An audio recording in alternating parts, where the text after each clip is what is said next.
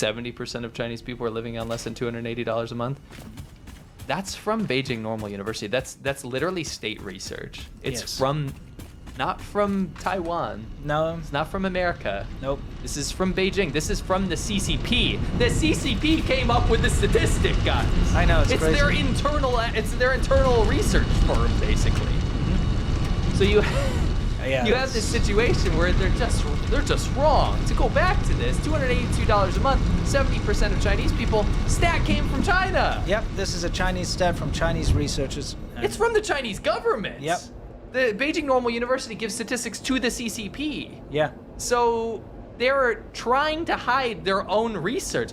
You know, we were talking about how Chinese censorship was getting so out of control. It's getting so bad that even reasonable research within China that the CCP endorses and funds is getting censored and pulled. Yeah, because if it doesn't line up with their narrative and what they want, then it's just not right. It's crazy. Yeah, it absolutely is. I have another problem. What's that? You remember this? Oh yeah, I remember this. China eradicates extreme poverty. 98.99 million Chinese in rural areas helped out of poverty from 2012 to 2020. Isn't it 800 million? I keep hearing that number, 800 million. That's 800 million Chinese people over the CCP's history were living out of this. Xi Jinping's history, the current leader of China, he lifted the rest out of, it's called extreme poverty. Sure. Extreme poverty is like like when you don't earn anything. I'll tell you in a second. I have an actual stat, but it's basically equivalent to the U.S.'s standard of poverty would be China's standard of extreme poverty. It's just what they call like the lowest level, right? Okay. The poverty line. We can poverty call line, it. yeah. This was on CGTN, Chinese state media. Remember, it says happening now. Farewell to poverty. So basically, the leader of China got up in front of a podium and said, "There's no more poverty." And what actually happened, we covered in the past, was he just made it illegal to say that there's poverty anymore. That's right. Yeah. What is the poverty line, by the way? So the poverty line in China is $282 per year. Yeah. Per year. Per year. Do you That's guys hear that? Poverty line. Yeah. So when Xi Jinping was like, "There's no one in poverty anymore," that means if someone's earning $283 per year, they're not in poverty anymore. You know, they've been lifted out of extreme. Yeah. poverty. So that extreme poverty is $282 per year. So when he says that that's been eradicated, by the way, it probably hasn't. No. But that's like such an outlandish figure. Yeah, I just had to put that figure out there celebrate. because just think about that, guys. Take $282 and just in your mind, try and think about how you could survive a year on that. Okay? Because if you try to divide it by however many days are in the year, you're talking less than $1 value per day. You know? Yes, you absolutely are. I actually broke it down a little. Oh, you did? I wanted to compare it to the U.S.'s figure because if China's going to play with the big boys all the time, be like, yo, we're better than the U.S. and we have a higher standard of living and the U.S. sucks and everyone's dying. 12% of Americans live in poverty, right? So we looked at that original figure that China was throwing around with that Beijing Normal University statistic that 70% of people are living on less than $200-something per month, right? Yeah. The poverty rate in the U.S. is 12% of Americans are living on less than $1,240 per month, right? This is not even in the same realm. We can't even have the same conversation. No. These are not the same problems, right? Yeah. It's not even close. No, that's not close. You look at even just like per person GDP is like 16,000. Like if you average the whole country of China and then adjust it, right? For how much stuff costs, it's like $16,000 per year. Yeah. Right. America's 70 or 80,000, right? It's not the same conversation. No, it's not the same. So China likes to pretend like that it is. Yeah, I still can't get over the whole $282 a year. That's the extreme poverty line. Yeah. So yeah, remember, 70% of people are living on $282 per month or less. Yeah. And then to go to the next slide, break it down even further. The extreme poverty line in China that Xi Jinping said was eradicated is $24 per month. Yeah. $24 per month. It's very difficult to survive on that, but if you visited the rural parts of China, you see people that definitely survive on that. Oh yeah, I know it sounds you see- crazy, but there are people we saw. You know, there's people that don't have electricity and running water. No, they just live off the land. Yeah. So you know, Don't you need to live spend much. you live off the land. The only spending you do is to get if you have to buy seeds or whatever. And I guess Or when the local officials come to hose you down and freaking, we ran into that a lot. Local officials come and get extortion from people. They do all sorts of nonsense, but you know, people have to literally pass a donkey around. Yeah. You know, in the rural areas and Yeah. rent donkeys from Yeah. each other to do the plowing and things. You know, and for a number of days. It's poverty. Just before we get into that, I just wanted to read a couple things. Okay, There's a go couple for it. good quotes. 'Cause Okay, you want to this read some quotes? This got some backlash.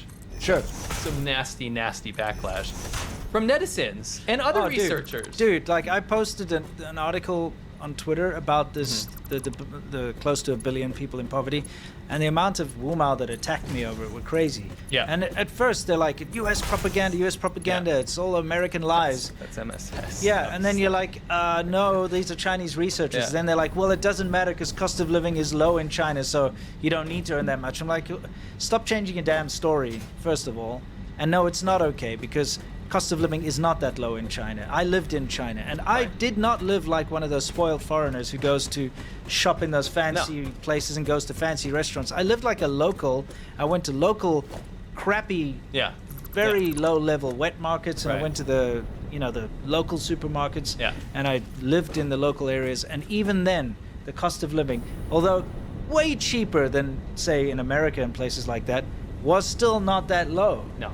You know? Now, what I want to say is that from the other side of things, the backlash I'm talking about is not from Wumao. It's from people that think this is ridiculous that this was censored. Yeah. The average Chinese person is mad that this was pulled. Yeah. They're not trying to cover it up. You're talking about like the state apparatus to shut down the conversation. Yeah, they're trying to shut down the conversation. So this is what this one guy said, Ji Feng said, is data used by Li Keqiang all come from survey data of Beijing Normal University. As long as the article is downloaded, most of what it says is true. 3 years after the epidemic, the economic downturn has become a common problem for everyone. Yeah. This is not a person that hates China. This is a Chinese person that's like, why is this a problem, right? Yeah. My personal experience, my niece lives in Chongqing. Now, her monthly salary after graduating from college, this is a college graduate, professional. And Chongqing, Cyber City 3,000 years ahead. Wealthy city, is now only 2,000 yuan per month. And the rent goes up to 1,000 yuan. So her father has to pay her 1,000 to 2,000 yuan every month just to stay afloat, right? Yeah. But the internship, when it's over, you'll be unemployed and the economy is out of control. Everyone knows it, right? This person, I thought this was interesting. This person said the economy is the second largest in the world. And this is something that's hard to understand, as China's got the second largest economy in the world, but people think that that makes it a rich country. But just because your economy of your country is big doesn't mean you have more money. Yeah, you it's understand? because of the factories and creating everything for the rest of the world. Yes, and the sheer vastness of the population. Right. And everything that's being done. Yeah, when you divide it by the population, it's a poor country, Yeah. right? You can't just say, oh, it's not the same, right? It's like America only has 300 pretty million easy. people. If you've got a family household, they got a big wheel of cheese. Yeah. And there's 3 family members. They got a lot of cheese. Yeah. But you take a big wheel of cheese that's double that size, you put it in a household with 50 people, it's double that. All of a sudden, you can say, our house has more cheese than your house, but the people inside don't. No, exactly. Well said. The economy is the second largest in the world. As a result, the average monthly income of 964 million people is less than 2,000 yuan. How can we increase consumption and stimulate economic growth? Everyone knows the effective demand is insufficient and social confidence is not high. The reason is simple. There is no money. And that is something that the government is so desperate to try to hide right now. Yeah. Because it's this kind of situation where China knows that if enough people kind of get wind of this, then more confidence is lost.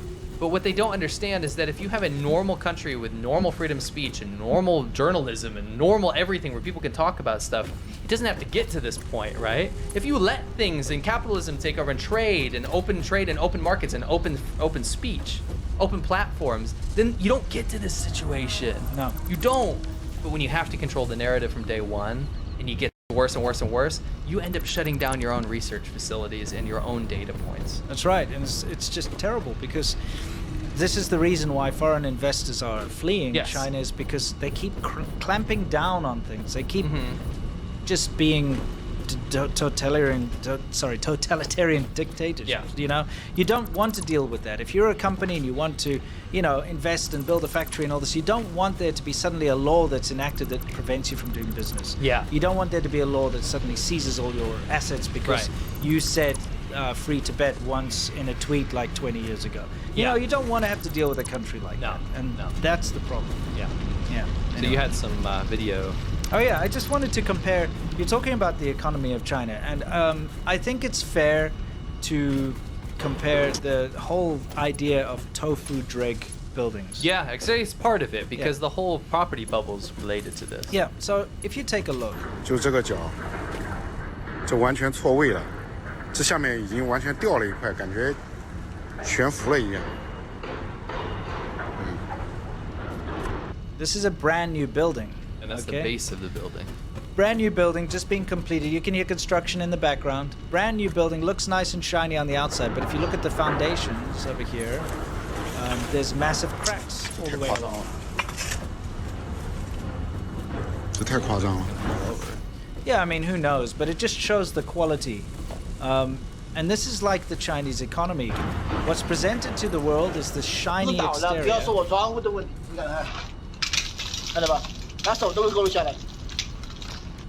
But if you could peel away the wall, for instance, and look at the actual construction quality underneath, this is what happens. Shortcuts are taken. Yeah. You know, it's a lie. And this is just a great analogy for the 这 Chinese 什么开发 economy. I 商 mean, 做 look 的 at 房 this 子嘛 stuff.？ 人家花个 Look at 几百 how 万的房 soft 子 that is. 做个豆腐渣工程，你看，这是墙，拿手勾都可以勾得下来，这是墙。 Yeah, this is a guy who's obviously paid his hundreds of thousands of RMB, his millions of RMB, whatever it is, to get this apartment, and it's just nearing completion. He goes to inspect it, and he finds out that everything's crumbling. Don't pick at it, says RC Ross. Yeah, don't pick at it; it might just fall down. But I mean, that's the Chinese economy for you there. You know, the government has to go out there and warn people not to badmouth Yeah. it, and that's the facade. You know, you have to only say good things. You're only allowed to show the cities at night, by the way, because the sky looks crap during the day I with think- all the lights on. I think it's so counterintuitive for the government to try and send these private messages to be like, don't talk about this. Like, that's so. What does that not show you that there's some alarm bells? Yeah. 是吧？这是房子，你说要不要举报他？你们大家说，要不要举 These are 报他 just？ normal people. That's your freaking Being house. facetious, but like, Yeah. it's a serious problem. Thought I'd throw this in there.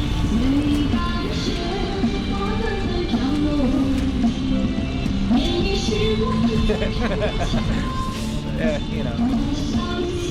That's a good application. So I wanted to bring something a bit more personal into all of this, okay?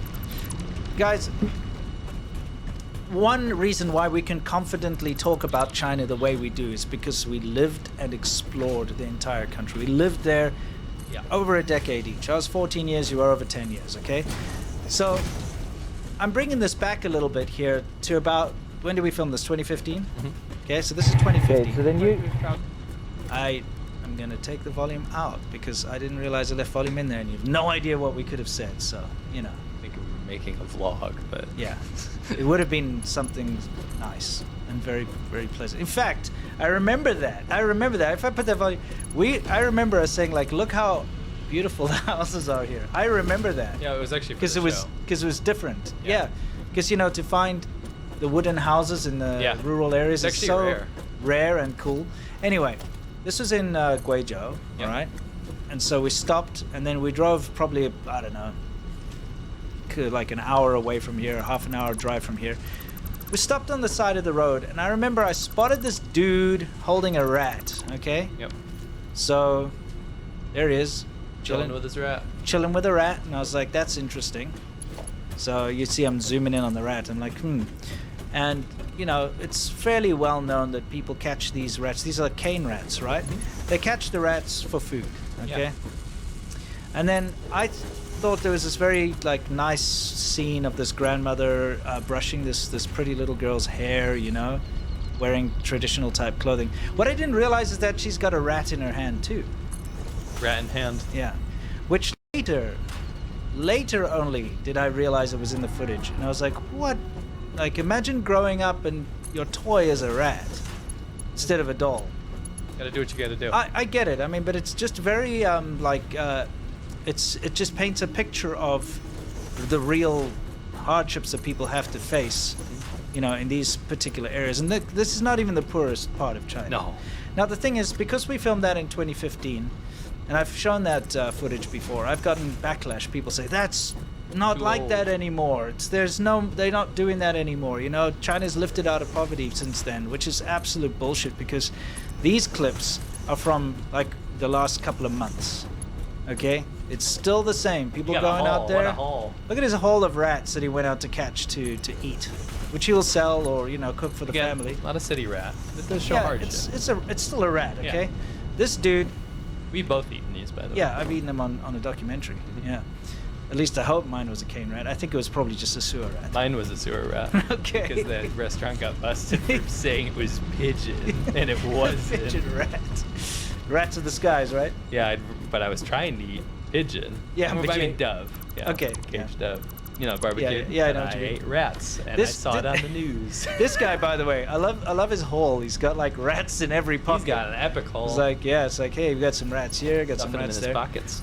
Literally, this is a new freaking clip, okay, from this year out of China. Probably from like a couple of weeks ago. So the idea that, again, just bringing a personal back in, the idea that the scenery that we saw, and don't forget, we didn't leave China that long ago, but the idea that this poverty has suddenly disappeared is bullshit. Yeah. It's still there. Yeah. It's the same. Yeah, I don't. But it's been shut down. You can't talk about it. You just can't talk about it. You can't show it. Yeah. Anyway, I guess it's time for Wu Mao Corner. Is it? believe Because so. I see there's a blank space. So that's what that means. that means it's Wu Mao Corner, guys. That's what that means. Oh, however, before we do Wu Mao Corner, before we get into the actually, this kind of ties in with Wu Mao Corner. I'll be honest with you. Is that? Our Monday show. Oh yeah, that's right. Let's show you what you missed, guys. Get it out of here. This is pretty hilarious. By the way, before he starts.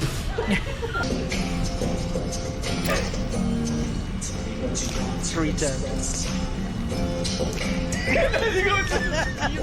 You gotta add mud. You gotta add water. What is this? This is like supposed to be a TED Talk, right? Yeah. Or you die. Trust. I like how everyone's emotional. You have to try or you die trying. Crowd gets okay.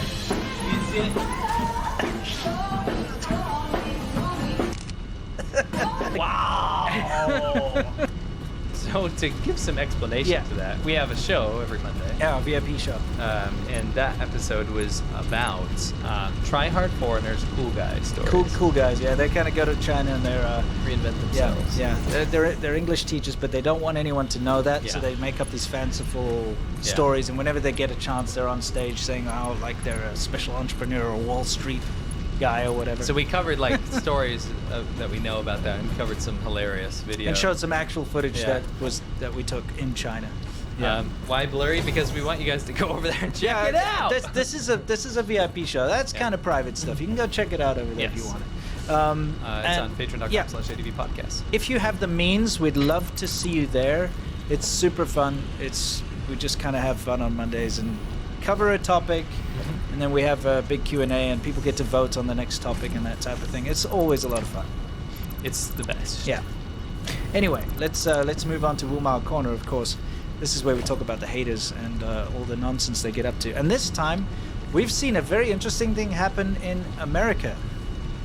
In Florida, of all places. What do you know? What is going on here? This is your story.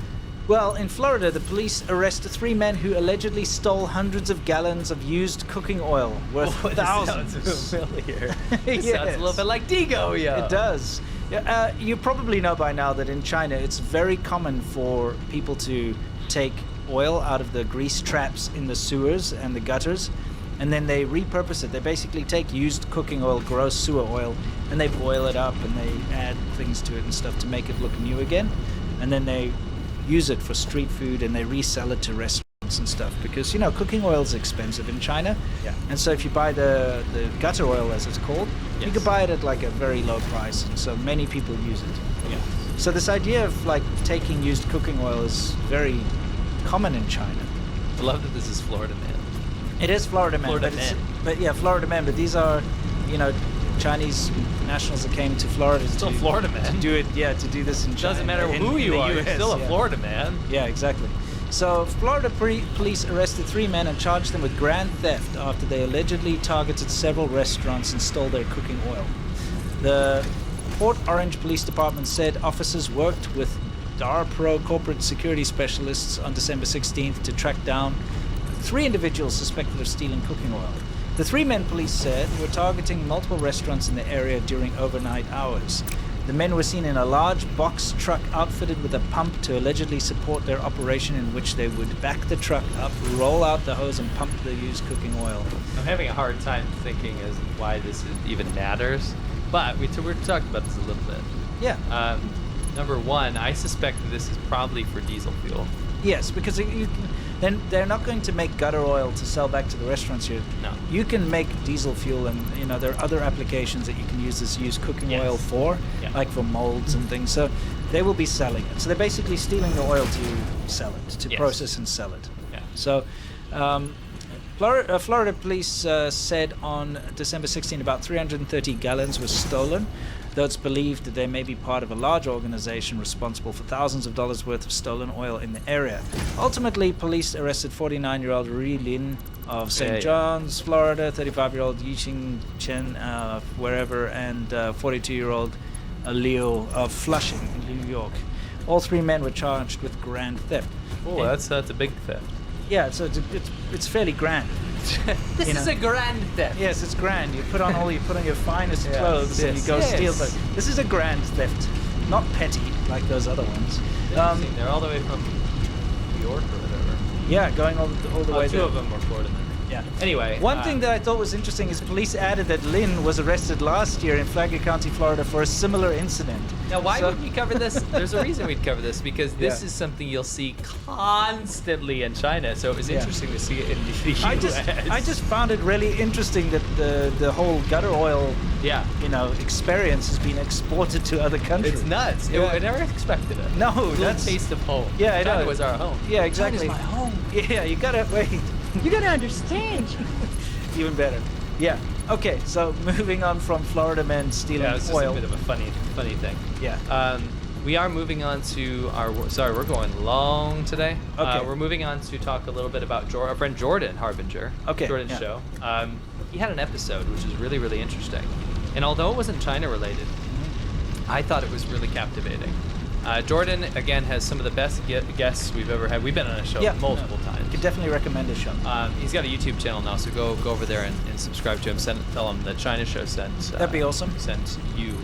But basically, he talked to this guy named Oliver Stone about nuclear. What's possible? It's not the movie director, obviously. No.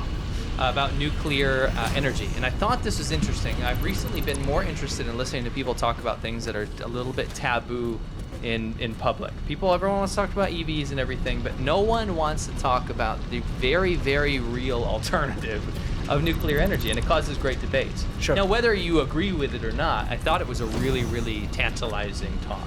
Sure. It was, I think a lot of people are scared to even kind of buck the system a little bit these days. You know what I mean? Okay, Does that make sure. sense? He talked about the history of nuclear energy and the political factors that have influenced its usage. So obviously politics have had a huge play in what we find acceptable. Right.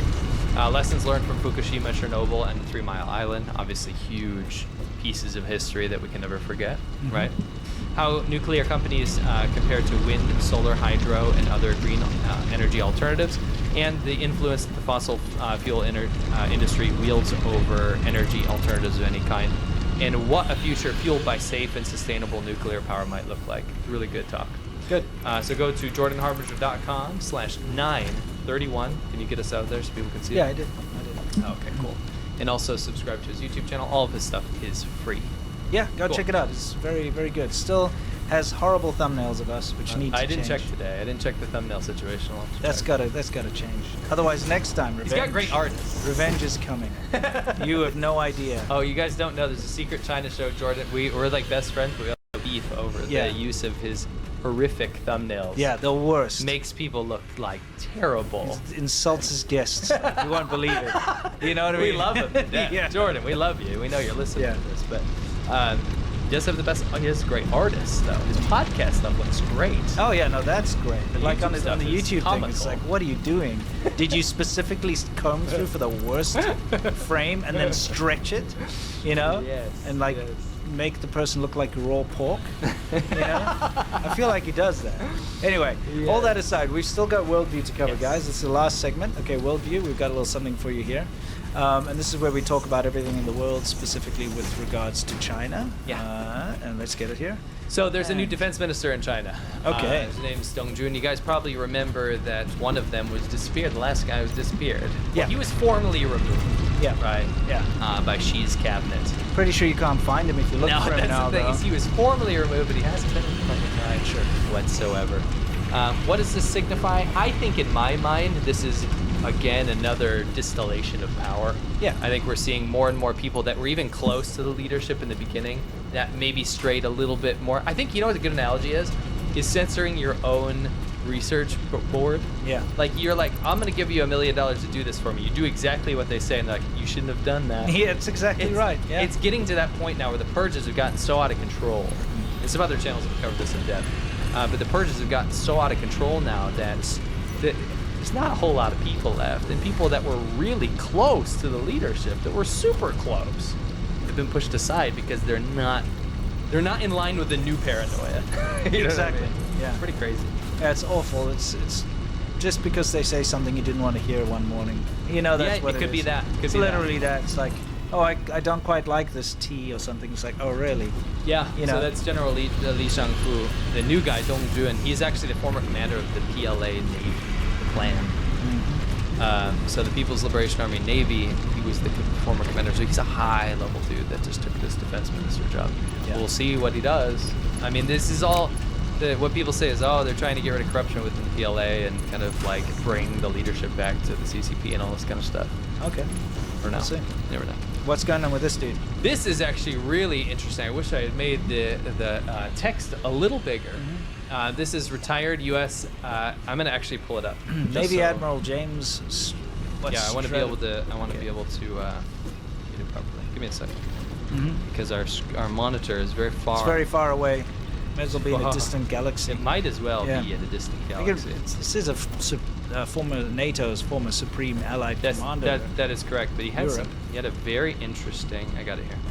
As- Retired U.S. Navy Admiral James Stavridis. Yes, what NATO's, it is. Yeah. Sounds like like a disease or something you get. Like literally, doesn't it sound like if you go scratch yourself on a That's piece not a of very metal? nice thing to say. I'm sorry, but that's You just want like NATO's former Supreme Allied Commander after you? No, I'm just saying. Look at this guy's decorated to hell. I know, but you scrape yourself on a rusty fence. As, oh shit! You better watch out. You might get That's Stavridis. tetanus. But it sounds like one of those things. You know what I'm saying? This. Let me I'm say sorry, it again. but yeah. Former Supreme Allied Yeah. Commander. It's a supremely bad condition. Thankfully, he's on our side, I think. Yeah. He's in the part of NATO, Yeah, right? yeah, Part of exactly. the Western allies. Has said that China will not be ready for a potential war with the U.S. for about 10 years. Now, this is interesting details. Stavridis, stop, Yes, yeah. made the Ah, remarks. shit! I got Stavridis. Good luck. We're never going to interview with Better him, get I a Stavridis guess. shot. You know. Way to like shoot down any potential person we could actually interview. He would have been fascinating to talk to. I think we could discuss the origins of his surname. I think we could do that in private.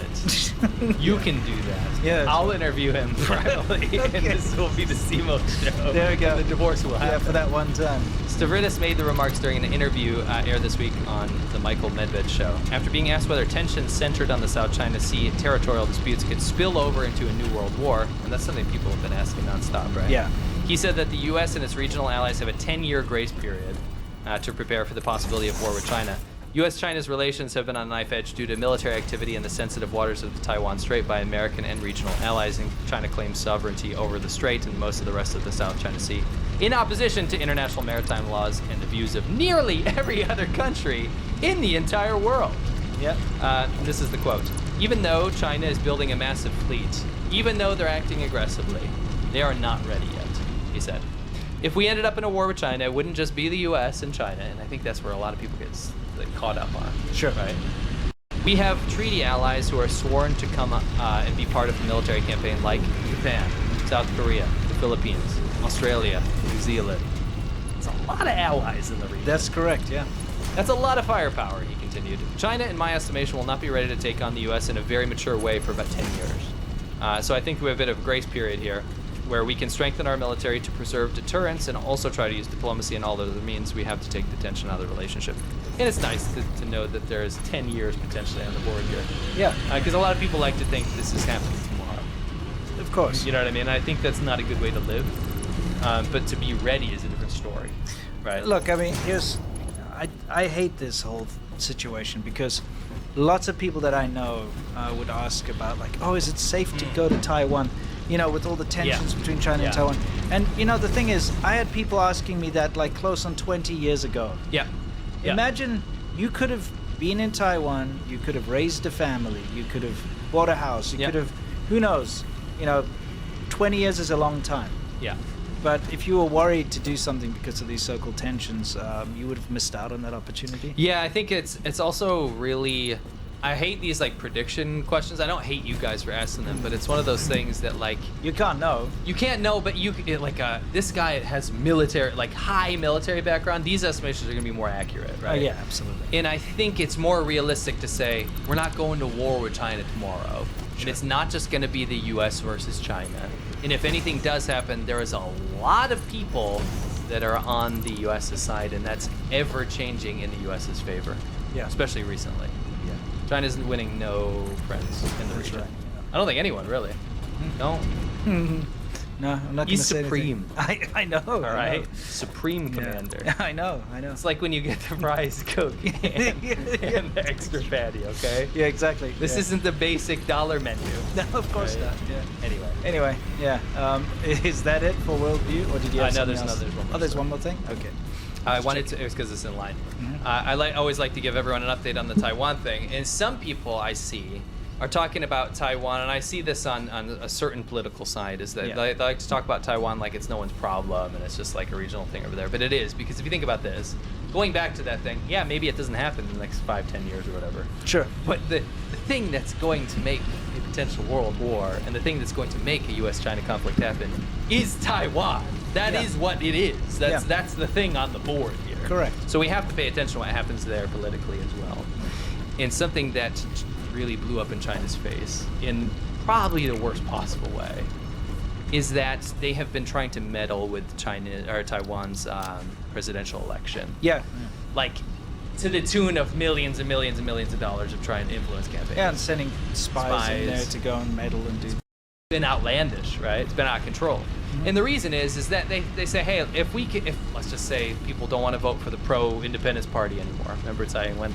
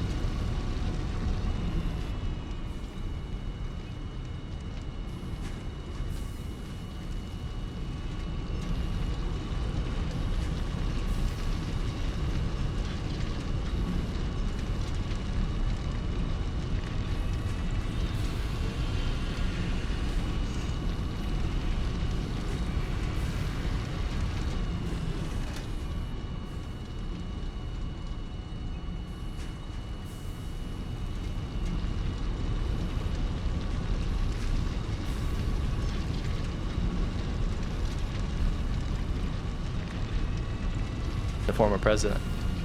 Maybe people get tired of that and they want some more economic growth, even though Taiwan's economy is doing super well. Very Stock well. markets are up. Yep. But let's just say people want more growth and they want less of this political tension with China. We can maybe potentially influence an electoral campaign. Sure. We can influence at least maybe even the next. We can plant the seeds for the next few elections, right? To where people are going to have elect someone that's more sympathetic to China. Maybe we can get reunification, or I should just say unification. Never Yes. been part of China. It's never been a part. Maybe we can get unification through peaceful means by just throwing elections there, right?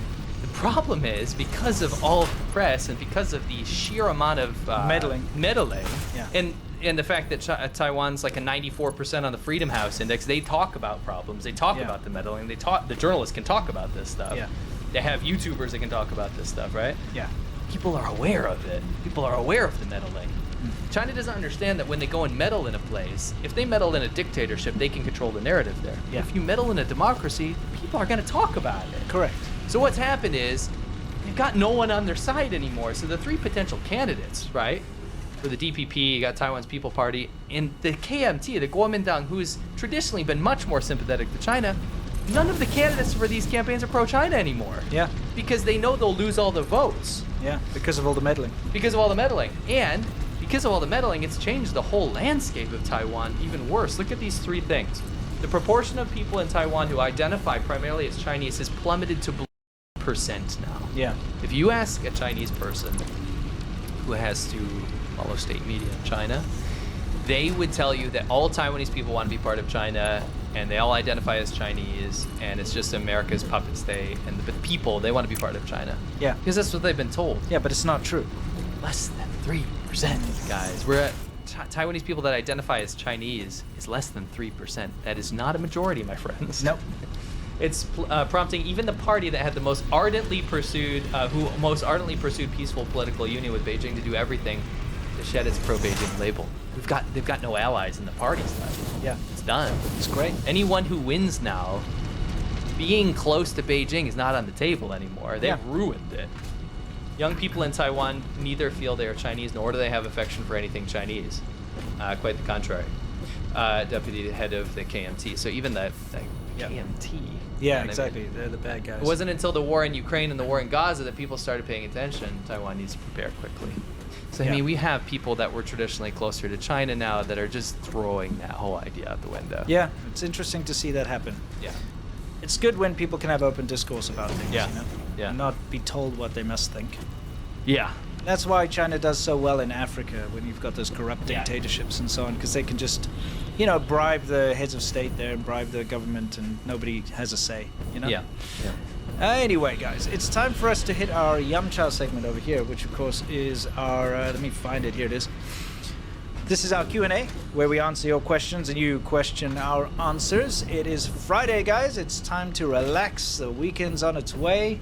And hopefully, unlike me, you don't have to work tonight because I have a video to finish for you guys. But, hopefully you guys get to chill and have a fantastic weekend. So let's roll the weekend in slowly with some answering of Super Chats. What do we got? Sounds good. Oh, yeah, says gave 20 China Show memberships. Oh, wow. Oh, yeah, thank you very That's much for epic. doing that. Oh, and by the way, if you're not here live now or on the weekend, we do cut this out of the show. So sayonara, stay awesome. We'll see you guys next time. Yeah. And Harry Tick as well. Thank you for the memberships. Well, 1203 says this Yum Cha segment of the China Show is endorsed and sponsored by Okay. the Honorable Magician. It's not true, by the way. That's not true. I withdraw that. Thank you very much. Thank you very much. I withdraw. Honorable Matisa. He says, for president in 2024, to hell with them. Yes, exactly. I'd love to have. Oh, no. News update. It seems like Willie Matija withdrew from his vice president candidacy. He did. Therefore, he will no longer sponsor this Yum Cha segment of the China Show. He withdrew that. Yeah, he did. He already did. Probably threw in a home, though. Yeah, he probably did this. Honorable Matisa. Some deep lore with that. Oh, yeah. one. If you guys are new, I don't envy you.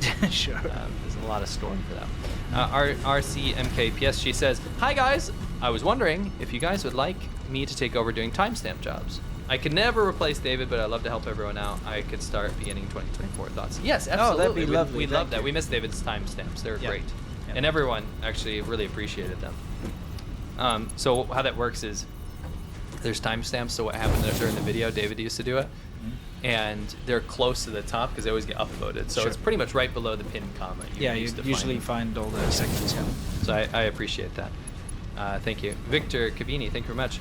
Turd Ferguson, Happy New Year, guys. Let's hope 2024 is wow so good. Oh, yeah, indeed. Wrong one. Barbecue massage.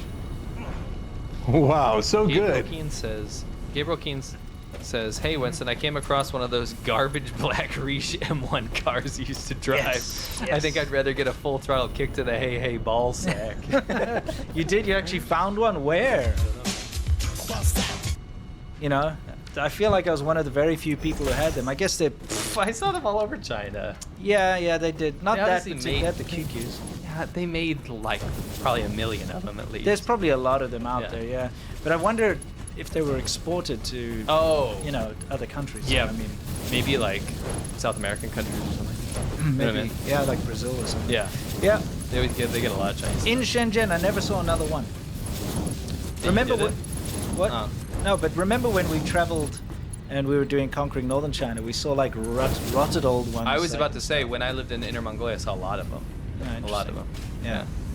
Laszlo, longtime listener, first-time caller. So happy to have you guys bringing us insights into China. So sad that China went down the toilet. It's preposterous.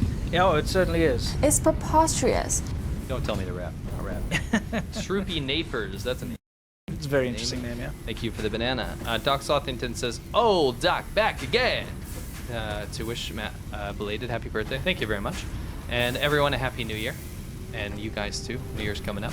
Oh yeah. It's been a great year for the China show, filled with powerful lore. Yes. It's been chock full of lore. It's been fun. This has got to be, out of all shows, live shows on YouTube, has the most inside jokes. Pretty sure. Yeah, I'd say maybe. It's up there. Yeah. Here's to a great 2024, and can I please get a hand from all the hoes in the chat? Yep. Don't forget to join us for Shaban Ho if you have the means, and even if you just join the Patreon on the lowest tier, you can still see the Royal Rumble that we had. It's so much fun. Yes, it's great. Paul Wright, this is not a super chat, but I just wanted to shout out because he said he's a fish and he's Hitler. He's... Oh yes, he is. Starfish Hitler. Starfish One of Hitler. the most interesting characters that has ever lived. Yes. Hopefully he's dead now. Yeah, swimming in a tide pool somewhere. Who knows? Yeah. Jay Bone, apparently China are slowly leaving Volvo here in Sweden, so I think we'll be seeing a lot of Volvo cars on the same kind of disposable trucks. Yeah, actually, you know what? There's a big problem right now in, was it Colombia? Or some country where they dumped all of the EVs that they had manufactured and forced them to buy them, and then they couldn't sell them. Yeah. So they're just rotting there. So they've exported those rot fields to other countries now. Yeah, you know that it's a big problem. A lot of the Chinese EVs, especially the first couple of generations of Chinese EVs, are useless. Yes. They're yes. very bad for the environment, very badly put together, and even if they work perfectly, they only get like 100-kilometer range or something. Just love after you played that soundbite. Hitler, Starfish Hitler in the chat says yes. Okay.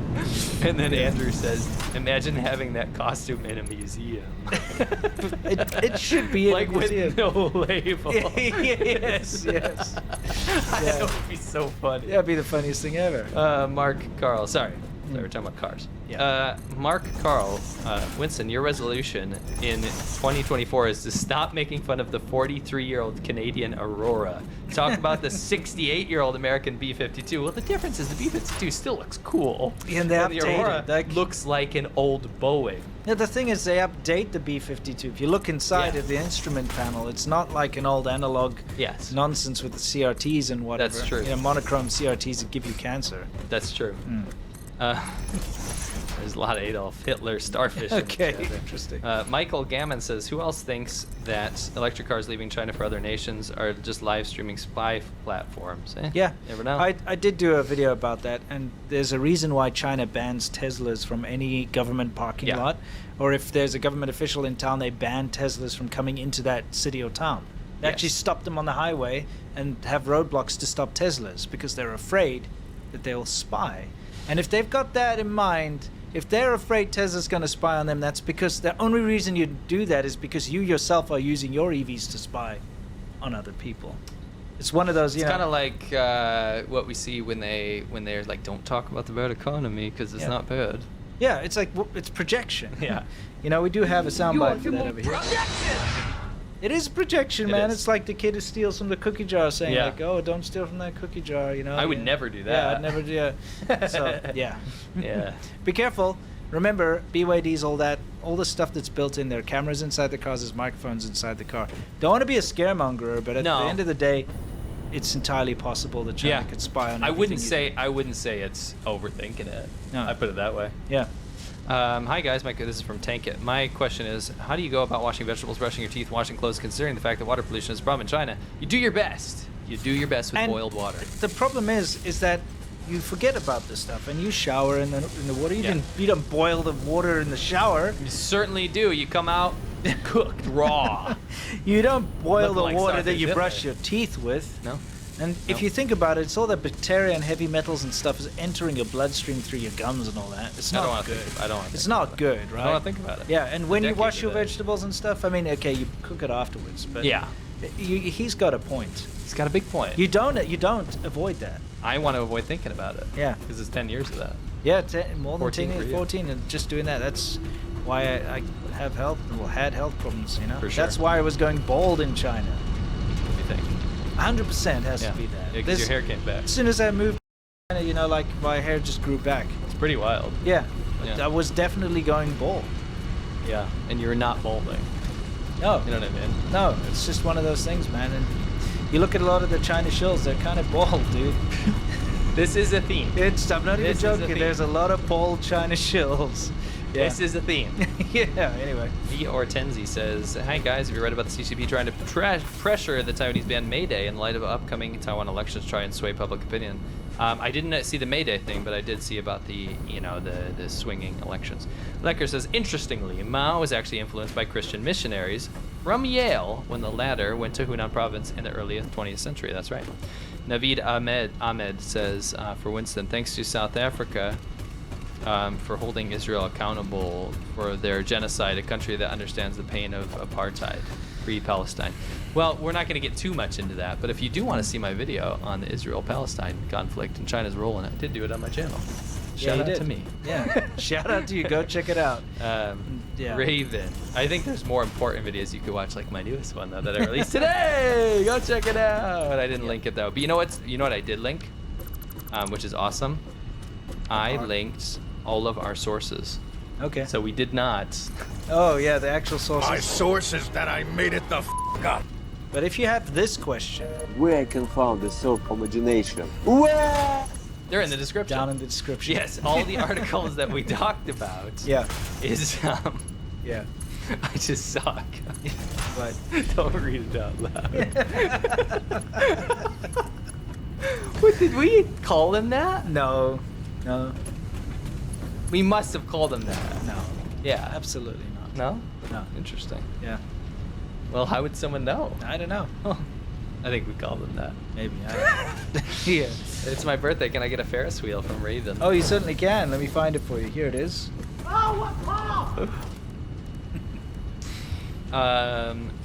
Philip Plus says, hey guys, I've heard that losing your job over the age of 35 in China can mean the end of your career because Chinese businessmen don't them. Why is this? Hire them. Oh, hire them, I guess they meant. Why is this? Older people have expertise that young people don't.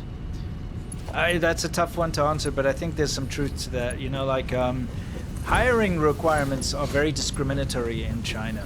And it's unlike most of the rest of the developed world. You can specify. And this was something that was very hard for people to swallow, foreigners who went to China. But when you apply for a job, you must include a photo of yourself. Okay? Yeah. It's important. And the job application, they can state that you must weigh a certain amount, you must be a certain height, you must have certain characteristics. And anywhere else in the world, they'd be like, what the hell? This is discrimination. But in China, that's just the way it is. Yeah. So, Some things never change. Yeah, exactly. I do think that you know, they would want to hire younger people for certain roles, like sales, or whatever. You know, like they want a pretty girl to, you know, sell cosmetics or whatever. By the way, I was talking about the Tupac version, not that Sting piece of shit. Of course you were. You were. You know you were. It's Tony Watson, my name. Tony Watson, my name Clue. Oh, my name Clue.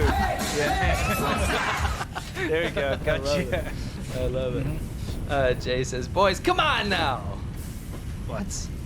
I don't even know what that means. All right. I don't know what that means. I'm sorry. MN says, here late, but finally managed to catch you guys live. Keep fighting the good fight and stay safe. Thank you very much. Thank you. Appreciate it. What? I'm just trying to catch up. You know how it snaps. Yeah. Cardboard Bunker says, hope you had a great Christmas, gentlemen. Thank you. We did. May I have Hope some you did frog too. watering, please? You certainly can. Yeah, that was such a bad movie. What? The frog piss movie. Oh, I'll never That forget was so it. bad. Rao7 Tree says, a nation made of cardboard, sand, sugarcane, steel. Q Programmer says, you guys know if they wanted anything to do with Vietnam, any plannings on what's next with Taiwan? Thanks so much. U.S. is courting Vietnam a lot more now. So is China. China is too. I think Vietnam's government aligns with the ideals of the Chinese government's leadership more. I think Vietnam knows that it's more valuable to be closer to the U.S. in a geopolitical contest because of what China's claims in South China Sea are. I think Taiwan is safe for the time being and for the near future. And I think we covered Taiwan pretty well. Sure.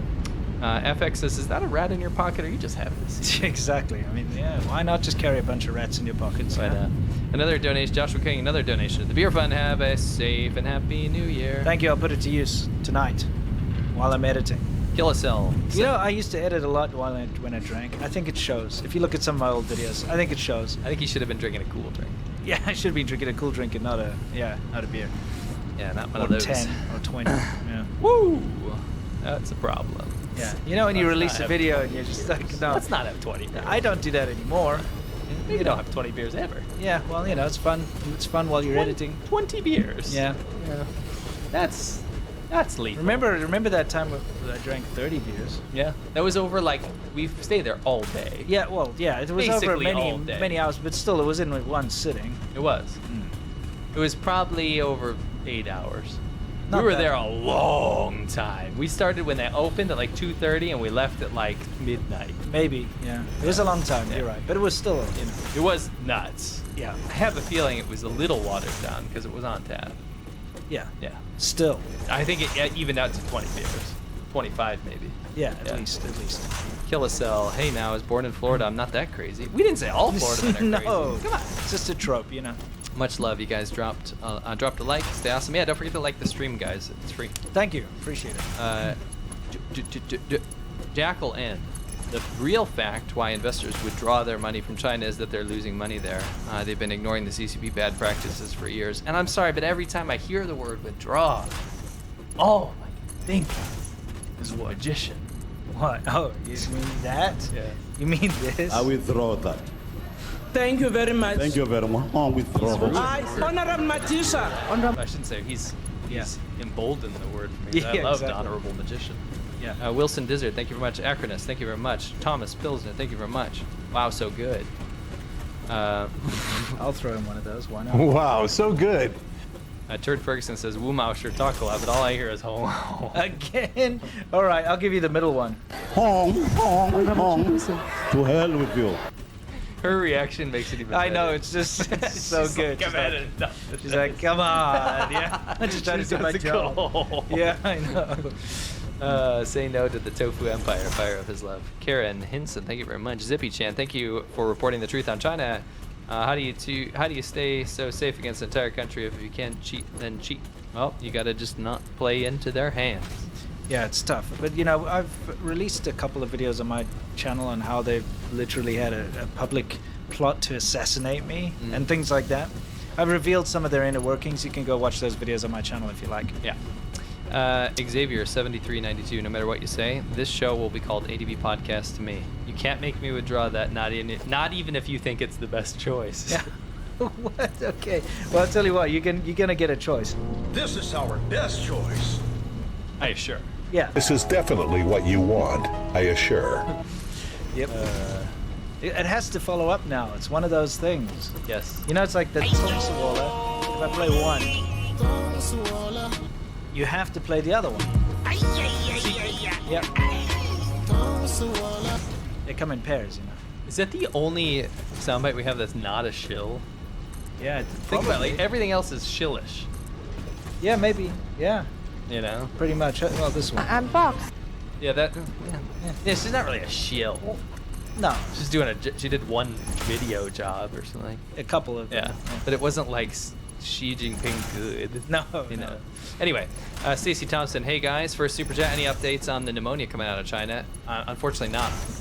My goddaughter had a lot of other children have been overwhelmed. A big hospital here. It sounds like what's happening in China. Yeah, it definitely got pretty crazy. It was insane, and it all happened at once. Yeah. And it's kind of all disappeared from the news all at Yeah. once too. And that's how it works in China. Is that there'll be a crackdown, for instance, and you Yeah. hear about it, and then it still continues. Yeah. But people stop talking about it. It stops getting publicized. So I would hazard a guess that it's still going on. Yes. But I mean, it could have slowed down. Yeah, It it's could have been a probably wave, right? has slowed down. Yes. Sci-Fi Wasabi, hey guys, can you release the dense setting up soundbite from Unboxing 2.0? So he's inquiring about one of our recent episodes of Xiaobanho. Again, patreon.com/ADV podcasts. You're definitely going to want to check it out. Yeah. There is a soundbite that Winston made for that one that is forever in my memory. Can we show it? I think I can find it. If I find, maybe we could just show a little bit of it. Bit of a spoiler. But only if we show a little bit. Okay? Let's see. Yeah, we'll just show a little bit. I think it's fair. Think of it as an advert for the Xiaobanho. Okay, all you right? guys got to join Xiaobanho if you can after you see this stuff. 这个是天幕，嗯然后这个是中杆，嗯起一个支撑的作 So 用， loud. 然后这个是风绳，风绳呢是一个就是固定。 Yeah, I'll get us out of here. 嗯这会儿是需要各一根绳， This is 嗯 very good. 需要是两根绳。哦这所有绳上都有一根扣，嗯这个扣的目的就是调节这个绳的长度和松紧性。嗯这个钉呢，这是地钉，嗯地钉上有一个口绑着这个绳，嗯然后斜45度嗯往下打钉。嗯嗯嗯嗯嗯哦嗯嗯嗯嗯嗯嗯，可以吗？ Okay. Dave Picasso says, Anyway, yeah. Yeah, that actually, it was edited, but it wasn't. No, the That first makes part. sense. The first part was they're setting up a tent. Yeah. This all got to do with Box 2.0. If you don't know what that is, you're gonna have to go see the episode. But the whole thing is they were being instructed on how to set up a tent, but they had these confirmation sounds with everything he said, and it was ridiculous. And we do that too, but Yeah. they did so many in succession, it sounded ridiculous. Yeah. So then I just put them together. Yeah. And it became a thing. Used it a few times. I'm not Now- gonna lie. Guys, don't make this weird. It's not like that. It's just funny because it's Yeah. repeated over and over again. Yeah. It's such a lazy response. Guys, you would only know if you watch Box 2. I'm not going to spoil anymore because that's quite the episode. It goes It's into fun. some very interesting things. Yes. So, and it's super fun. Yes. If you are part of the Xiaobanho tier, you'll be able to go watch it anytime Yes. you like. Sci-Fi Wasabi, hey guys, can you release? I just read that. Okay. Neurocash, do you even ride, bro? Yeah. Knees in the breeze. Knees in the breeze, brother. Self-made SM. Do you think we can get the Knees in the Breeze guy to come on the show and say I'd it? love I'd like to find out how his first motorcycle ride went. He's not far. Yeah. But we don't know where he lives. No. No. Yeah. What was his first I think ride? he lives in his van. Well, Well, he got a bike. No, he doesn't live in his van. He lives on his bike. Yeah, He's not riding right now. That's No. well, he might. He seems like the kind of guy. And tell me if Yeah. you know what I'm talking about. The kind of guy around here that wears cut-off sleeves in the winter, even though he's mad cold, but he won't admit he's Yeah. cold. He's Isn't kind of that like bad? one of those guys. Yes. Yes. No, you made it weird, Dan. You made it weird. Self-made SM. Yes. That's true. Yeah, I've been reading about that. Hontus Farmer, Happy New Year. Speaking of lore, do you have any soundbite from Julius Malema? It's fine if you don't, at least for now. Oh, at least for now. Oh, Hontus Farmer. I'm sure we can dig something. Oh, yeah. He's got that some guy quotes sucks of so notes. bad. Yeah. Koala 1203. Time to end 2023. The China Show with a wow, so good. Happy New Year, gents. Wow, so good. Stranger Angel. Can't wait to get my hoodie. Thanks for the Friday shows. Look forward to it each week. May I get a Subway Wonder Man? Oh, wow. We haven't had one of those in a while. Hey, do I look like a Subway Wonder Man? I wish I looked like Subway Wonder Man. He's a good looking guy. Sure. FX. I mean, not in that outfit. I was just going to say, the hard hat, is that what it does it for you? I'm just like... I was attracted to him. Okay. Yeah, it's the hard hat for me. Yeah, it's got to be the hard hat, right? Yeah. FX makes me irritate at the lack of long pig in this show. Why? Oh, you're absolutely I thought I was gonna right. get away with it. Oh, thank you. Thank you for the reminder. Yeah, we almost didn't have a long pig. I'm surprised. We have to make up for that. You know that? Makes me irritate No. at the mention of pig. Cool. You know, this is completely off topic. What? You know Beauty and the Beast? Yes, I do. What is the Beast? Is he like, I don't know, he's kind of like a cow looking thing, like a ox kind of a what is he? Yeah, I don't know. So he roars and stuff. He as a kid, I never thought about it. I was just like, he's just a beast, right? Right. But he looks like something. Yeah. So when I was looking at it, I was like, what actually is it? It must be some sort of animal. And it's obviously not just a generic monster, right? That'd be probably like green or something, right? Right. So I looked it up. Is he a bison? Yes. Oh, he's a bison? Yeah. Oh, okay. But it gets better than that. I'm gonna read it to you. Okay. All right. I just want to read this to you, okay? Mm-hmm. All right. Sorry. Okay, ready? Sure. The head structure is the horns of a buffalo. Head and horns of the buffalo. Right. Bison. The arms and the body are of a bear. Okay. The eyebrows are of a gorilla. The jaws and teeth and mane are of a lion. And the tusks are of a wild boar. And to cap it off, the legs and the tail are of a wolf. That's quite the chimera. Yeah, that's a big mixture of various wild animals. Now we know. You guys saying minotaur? No. A minotaur, I believe, is its own entity. Yeah, Minotaur's got big ass horns and hangs around in labyrinths, you know. Yeah. But no, I love that he's like a buffalo. Yes. Such like a not scary animal. Yeah, exactly. It's ridiculous. In King's Quest 6, you can take on the Minotaur. Oh, nice. Lots of minotaurs in the Isle of the Beast. It's actually called Isle of the Beast. Yeah. Is there a rose that loses its petals? No. Anyway, I don't know why I thought of that. Is it? It's actually not Isle of the Beast. I don't think it's the Isle of the... I know bisons are not buffalo, guys. Stop. Okay, but they're wicked similar. Let's be honest. It is. They got that color scheme. Yes, it's just stop being that guy. I'm that guy. Yeah, don't exactly. be me. Makeshift says, just a small gesture for two honest, hardworking guys talking facts. I almost moved to China 17 years ago till I met my wife. All-time favorite channel with the best sork of inspiration. Oh, excellent. Thank you. And I think you need a sork. Where I can find the sork imagination. Where? I like when you made that sound, but there's like a quick blip of his face for no reason, and it goes into it. I know. Actually, I wonder if he's been doing anything new. We should check it out. We should. Preciado says, described 9-dash line and how China disputes and invades seas that belong to other countries to friends over Christmas. Lots of converts. Thanks, guys. 888. That's excellent. awesome, dude. That's so good. That's brilliant. Brilliant. Stacy Thompson says, thank you. Happy New Year. Best wishes from my family to y'all's. And happy Thank you. New Year Same to you. too. Thank you so much, Stacy.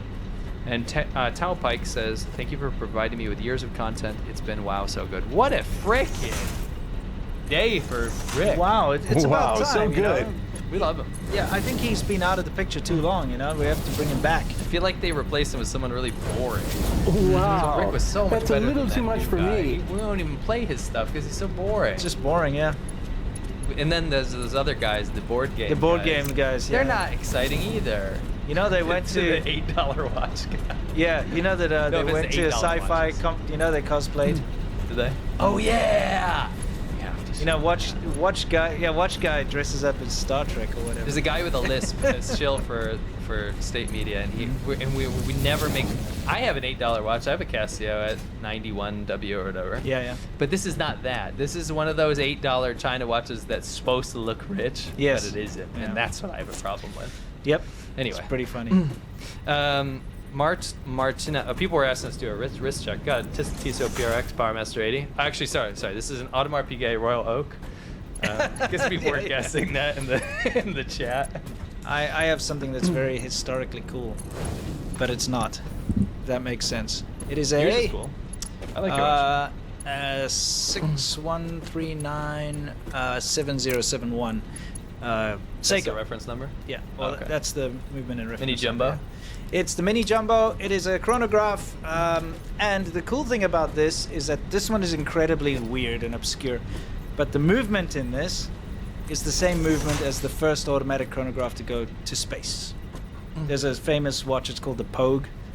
It's interesting because there's a lot of watches that have been to space. And this is the first automatic chronograph. Yes. And the blue. Well, no, yeah, but joking. yeah, exactly. Corvette people are they're always like it was made on this day, and yeah, but it's the first automatic chronograph movement to go to space. Yes. So it's one of those accolades that you can claim that's not really got anything to do with you. Correct.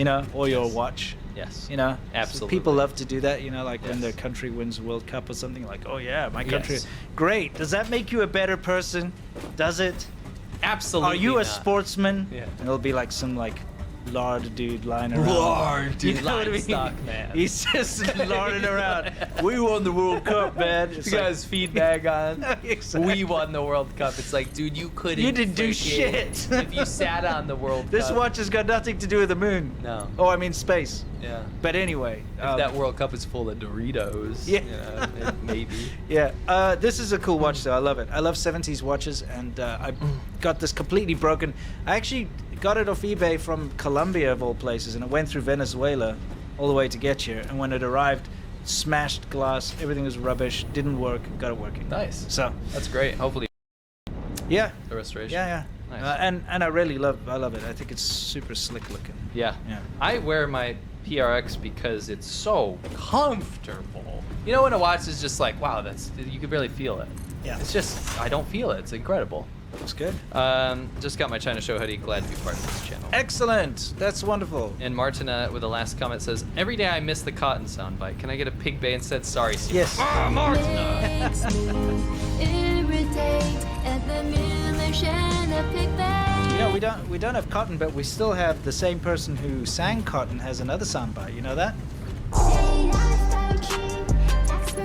Yeah, same person at least. Yeah, same person. That's true. Wow, it's been a good one, guys. Thank you very much for joining us. It's fantastic to have you here as part of this very important conversation we have every week. Hope you were entertained. Hope you enjoyed the content and learned something new. And we can't wait to see you next year. Yeah, it's going to be an amazing year. 2024. It's epic, right? Yes, I will be releasing a video. Like I said, I'm going to go home and finish editing and all that junk. Go check out mine. Thumbnail and title and everything and all the usual YouTube nonsense. And you'll probably see it tomorrow morning or Sunday morning. Go watch mine first, because...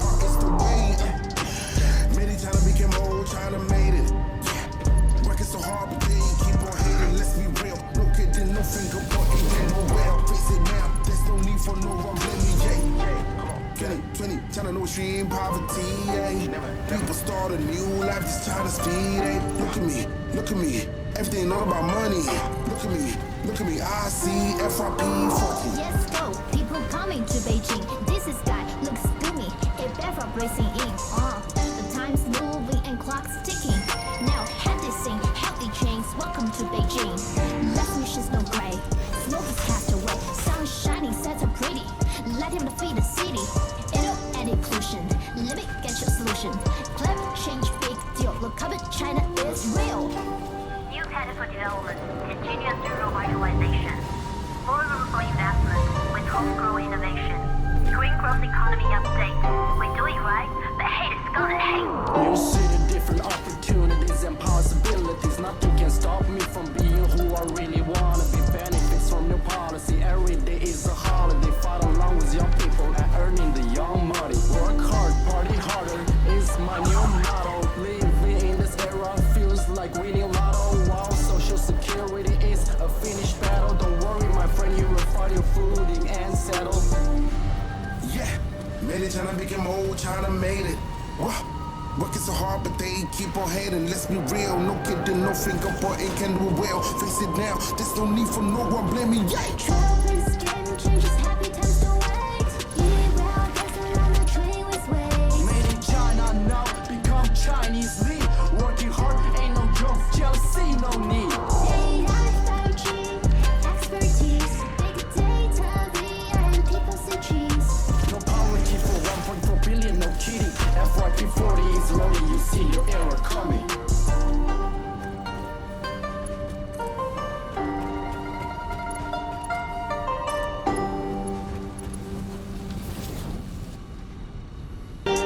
Expertise, game changes, happy times don't wait.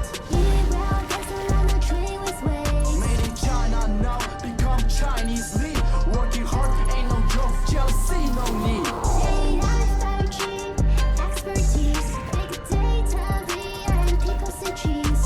No poverty for 1.4 billion, no kidding. FYP 40 is rolling, you see your era coming.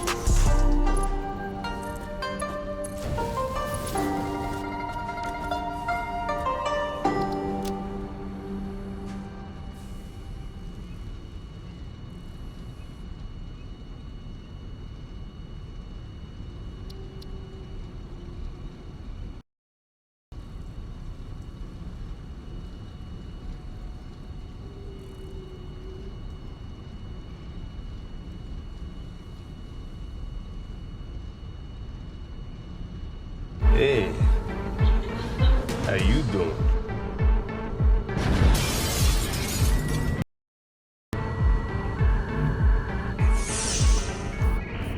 I've been watching China's foreign shills for several years now, so you could say that I'm somewhat of an expert in detecting exactly what makes them a shill for the Chinese Communist Party. So just in case you didn't already know, China's foreign shills are people that post videos or articles onto Western social media such as YouTube, Twitter, Facebook, etc., praising the Chinese Communist Party and pushing their propaganda.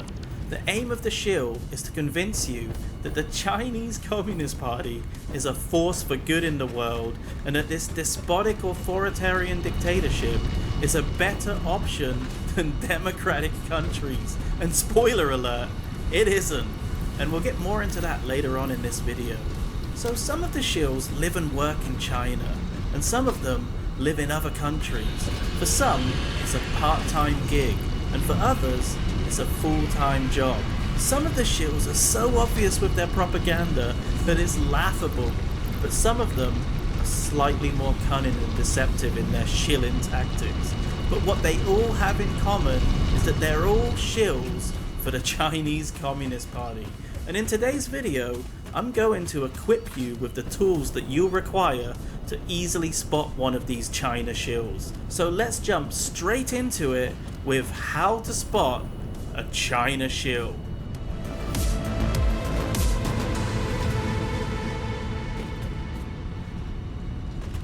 Number 1.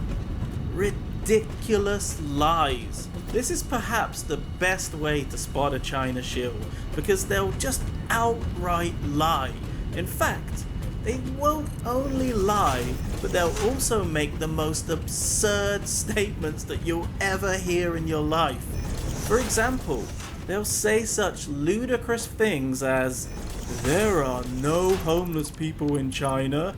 Just search for this on YouTube if you don't believe me, and you will find countless videos making this absurd claim. If you happen to be a glutton for punishment and watch one of the videos, then you're gonna be in for a serious treat. the shill presenting the video will literally walk up and down one area of one city in China, and usually they've pre-selected that area because it's the least likely place to have a homeless population, and the shill will walk up and down this street declaring there are no homeless people in China, see? Meanwhile, in China,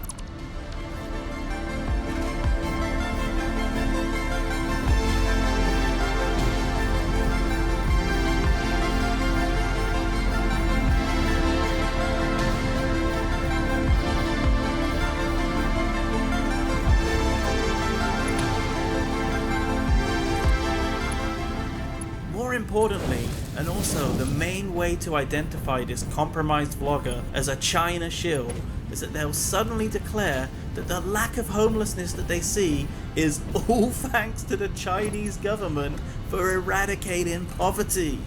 And their argument may be a little bit convincing, if not for the many videos that I see every single day of homeless or poor people living in China. Unless these videos that I see in China are computer-generated images made up by the West to smear China, then I'm pretty sure that, like all other countries on this planet, China also has homeless people, right? So to walk up and down one area of a city and claim that this is a true representation of a country of 1.4 billion people is laughable at best, and it almost beggars belief that somebody could be so ridiculous as to expect all of us to believe their stupid lies.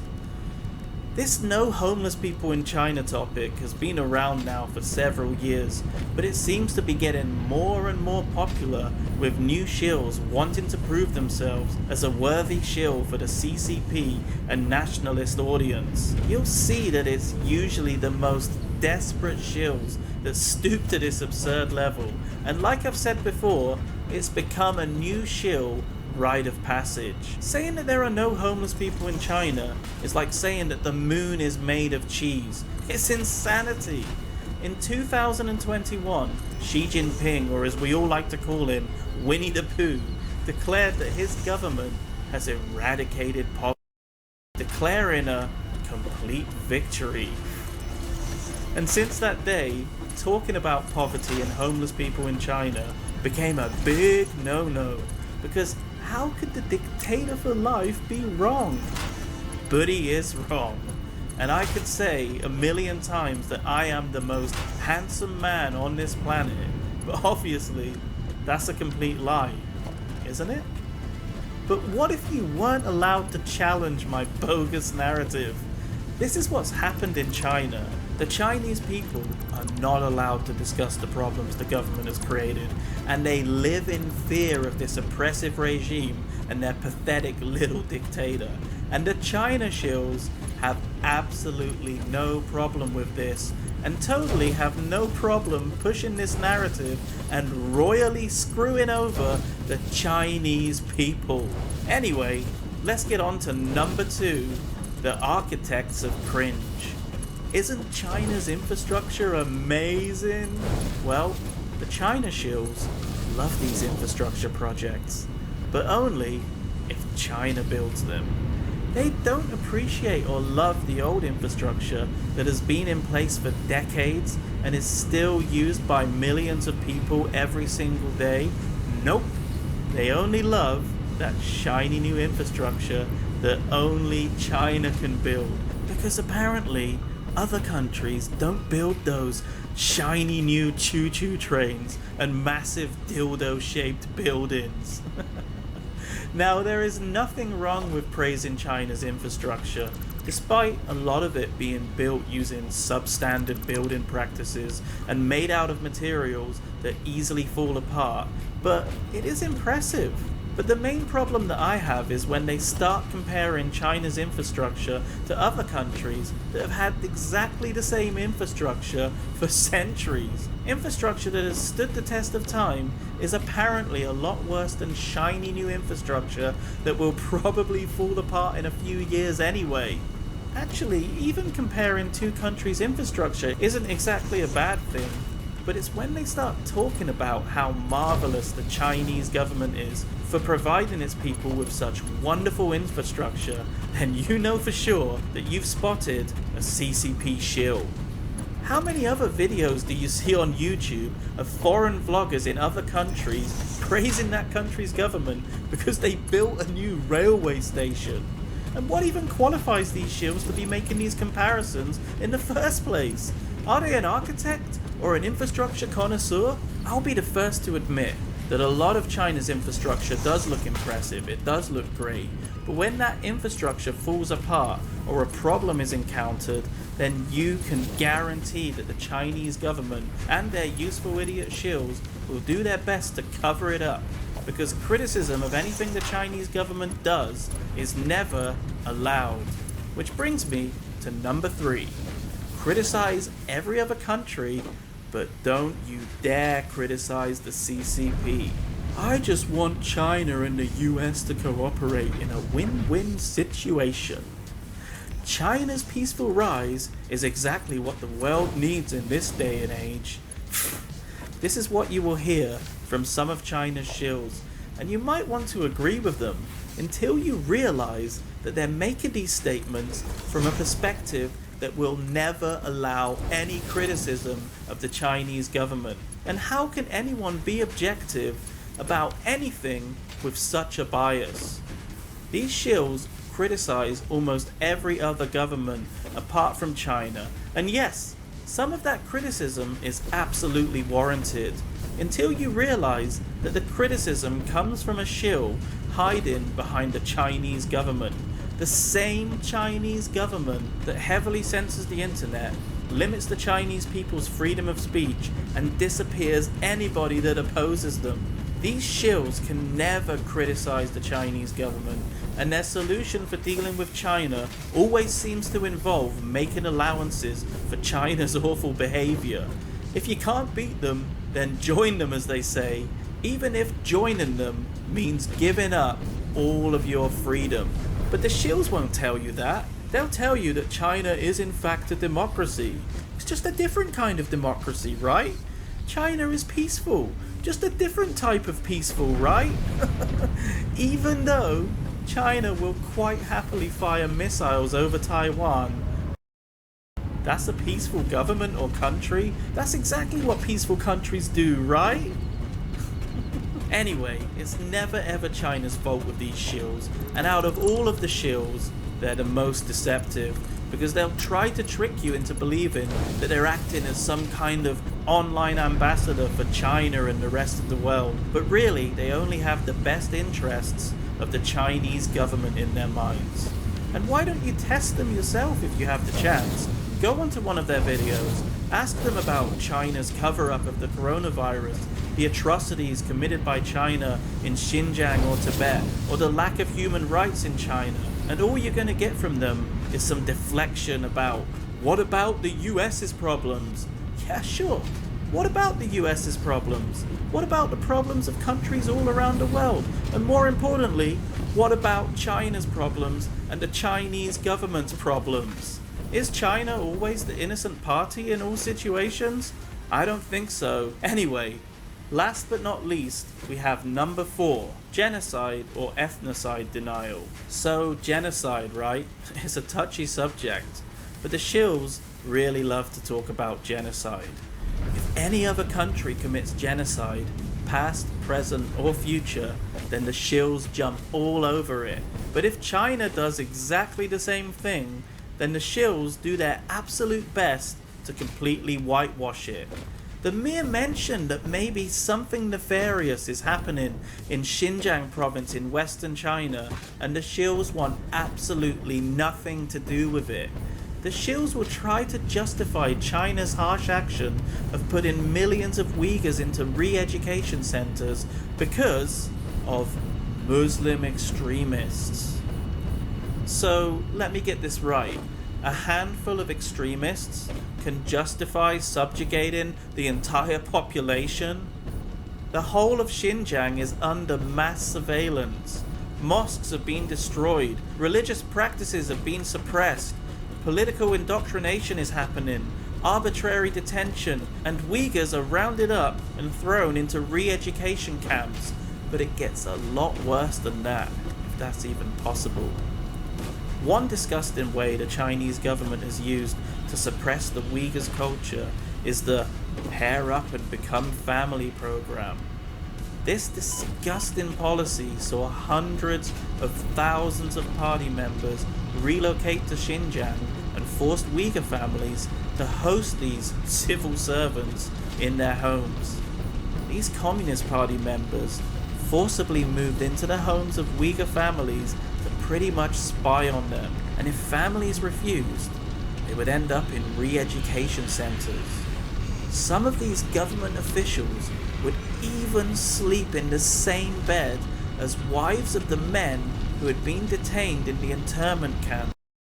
Disgusting, and the shills are okay with this, as long as they can have their little 15 minutes of China fame. If any other country took such extreme measures against so-called extremism, then the shills definitely wouldn't be supporting that country's genocide, and rightly so. But why the hell do these shills always give China a free pass? The shills truly are massive hypocrites when it comes to China. Anyway, that's about all I can stomach for the shills today, and hopefully, after watching today's video, you're now equipped with the knowledge on how to recognize a CCP shill on social media. And this is by no means an exhaustive list, and there are definitely other ways of identifying a CCP shill, so if there's anything I've missed, please let me know in the comments. So anyway, thanks for watching today's video. Don't forget to like, comment, and subscribe to this channel, and as usual, these shills have been busted.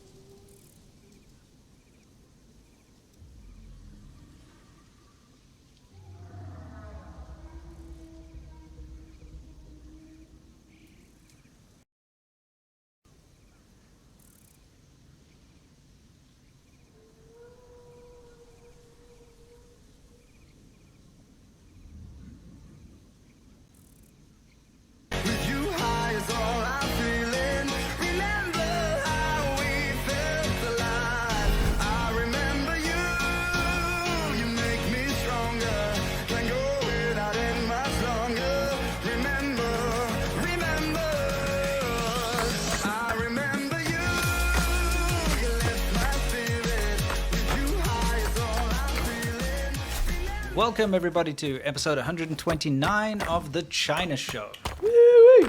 And yes, we haven't changed our intro from ADV Podcasts just yet. You know why? Why? Because we don't listen to you guys. No. Just make sure that we take all of your suggestions, throw them right in the garbage.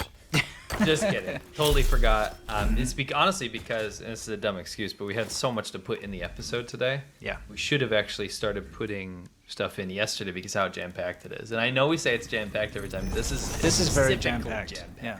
Now look, China's just done something which is probably going to change the world forever. Yeah. Okay, and the way the world deals with things, it's not clickbait, it's something pretty awful, and we're going to see it in the main section in the Soft Power Hour. But we have to start out with some funny things and some interesting things in What's New. Let's butter you up a little bit. Yeah, so anyway, in What's New, we talk about what's new with regards to China. And something that was floating around today on the internet, which we thought was kind of funny, I'll put in the background, is this. What do you think's going on here? This is in China, by the way. So, did you say this is or isn't? No, this is. Yeah, this is in China. So what do you think's happening here? Waterfall for China. I'm surprised the water's not like green with paint. Yeah, that happens occasionally. Yeah, but no, anyway. This is quite typical. You know, you go to a tourist spot, you do an Instagram selfie. This in particular was from Douyin, I think. Anyway, let's take a look at what's going on there. Wonderful. Whoop. Whoop. Is that a foreigner? Is that a Lawai? It's hard to tell. I think that might be a foreigner. You think it's a foreigner? It's really hard to tell. It might be. I mean, what you can see here is there's a guy walking on the waterfall behind, and he's reaching out to like touch the falling water, so to speak. Yeah, that's right. what you do, right? It looks like his arm is already broken. Well, either way, like he's hyperextended. Yeah, he's reaching out and loses his footing, and oh no! I just like the girl's reaction to that. It's yeah, great. it's pretty funny. Let's play it again. Yeah, we'll play it again. I love his. It's fairly graceful. You know that hurt his knee so bad. Oh yeah, you know it is. Bam. He's like, no. Oh, so-called waterfall. I tell you what, so-called waterfall. Yeah. There's a couple things to point out. Go ahead. Yeah, I think it's pretty embarrassing, by the way. No, go back. We gotta cover. Go to the original clip. Okay. Yeah, it's pretty. Why is it embarrassing? Well, I mean, you're in some like girl's Instagram moment forever now. Sure. Being an idiot. Oh, Douyin, yeah. Okay, go to the beginning before Right he falls. I want you to read. There's so many entendres here. Oh yeah, sharing Just read travel. that. At sharing travel registered trademark at trip in China. He tripped in China. He did trip in China. Oh, Yeah. You know what he can do from now on is he can pull this clip up from this girl's Douyin. And this will be my trip in China. I'm going to show you my trip in China. Yeah, that's the ultimate dad joke. Yes. You know what I mean? Waterfall diplomacy from Carrie. That is correct. Exactly. But yeah, it is from Douyin. It's got the Douyin ID down there. It's like, oh yeah, trip in China. Boom. All right. It's like China's funniest some videos. Yeah, exactly. Whoa! Just need some sound effects. Now, guys, a couple episodes ago, we introduced you all to the Laoban look. You all know the Laoban look, right? You got, just to revise this, a lot of people are new for different episodes, or you didn't see it. The Laoban look, a Laoban is a boss in China. You don't have to be a boss to be a Laoban, you can have the look. So a lot of these older men, or middle-aged to older men, they want to emulate the CCP. Yeah, sort of officials look, and the boss look. They want to look important, so their style is what? Yes, you got usually a shiny polo shirt. Yeah, some kind of a polo shirt, yeah. Muted color that looks like it's been through the wash 5,000 times, but it just comes like that. Yep. You get a dull blue, a dull green, a dull gray, a dull, Sometimes you get some stripes, uneven, like weird consistency. Depends, kind of like 80s, 90s looking wallpaper or something. Then you have it tucked into some dress pants. Yeah, but they got to be really high with a belt, with a gaudy belt buckle, like all the way up. Yeah, like belly button. Keys out. Yeah, like a keychain. Keychain, or you can have a cell phone holster if you're, more wealthy. Yeah, individual. Bluetooth. Fake leather shoes, like fake leather dress shoes, or leather sandals. Yes, with socks. Yes, with socks. Yeah. So let's take a look at this clip. Here's a handsome young man. Okay, we'll get out of there. I translated it. You put subtitles. Okay, so let's see what happens. 男人过了20岁就不能穿得像小孩子了，应该成熟稳重。 So for those of you listening, there's a handsome young man sitting in a doorway, and he's like, when a man turns 20 or a boy turns 20 years old, he has to grow up, he has to be mature, he has to dress like, You can't dress like a child. Yeah, you can't dress like a child anymore. So what is he going to do?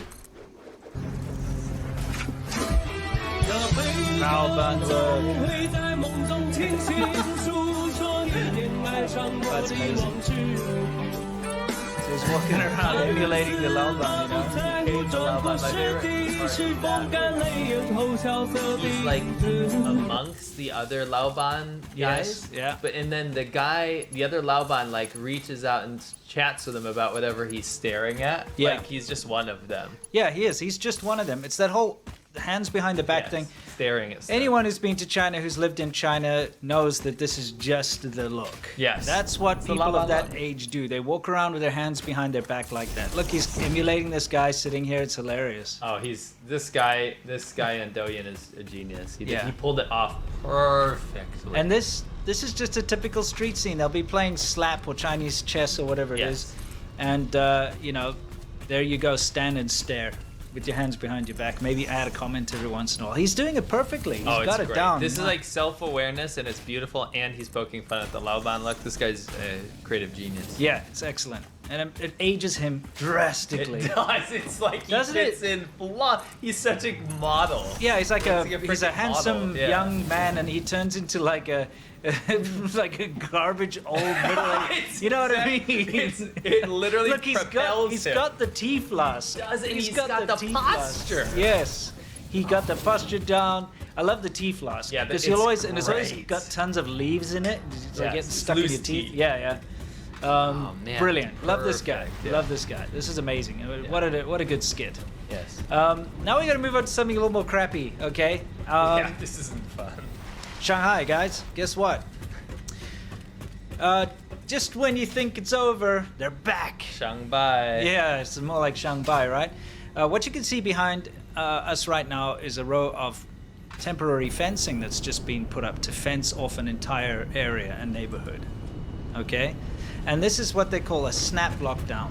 Okay? You know what I call this? What? Oh, there's no way this could happen again. You know what I mean? Yeah. So I got sent a couple of these pictures from people in Shanghai, and then now it's been making the rounds on some Shanghai WeChat groups, so it's leaked out into the common zeitgeist out there. But basically, last night, again, we started to see lockdowns happen where they're actually coming in with trucks, as you can see here from this video clip behind us here.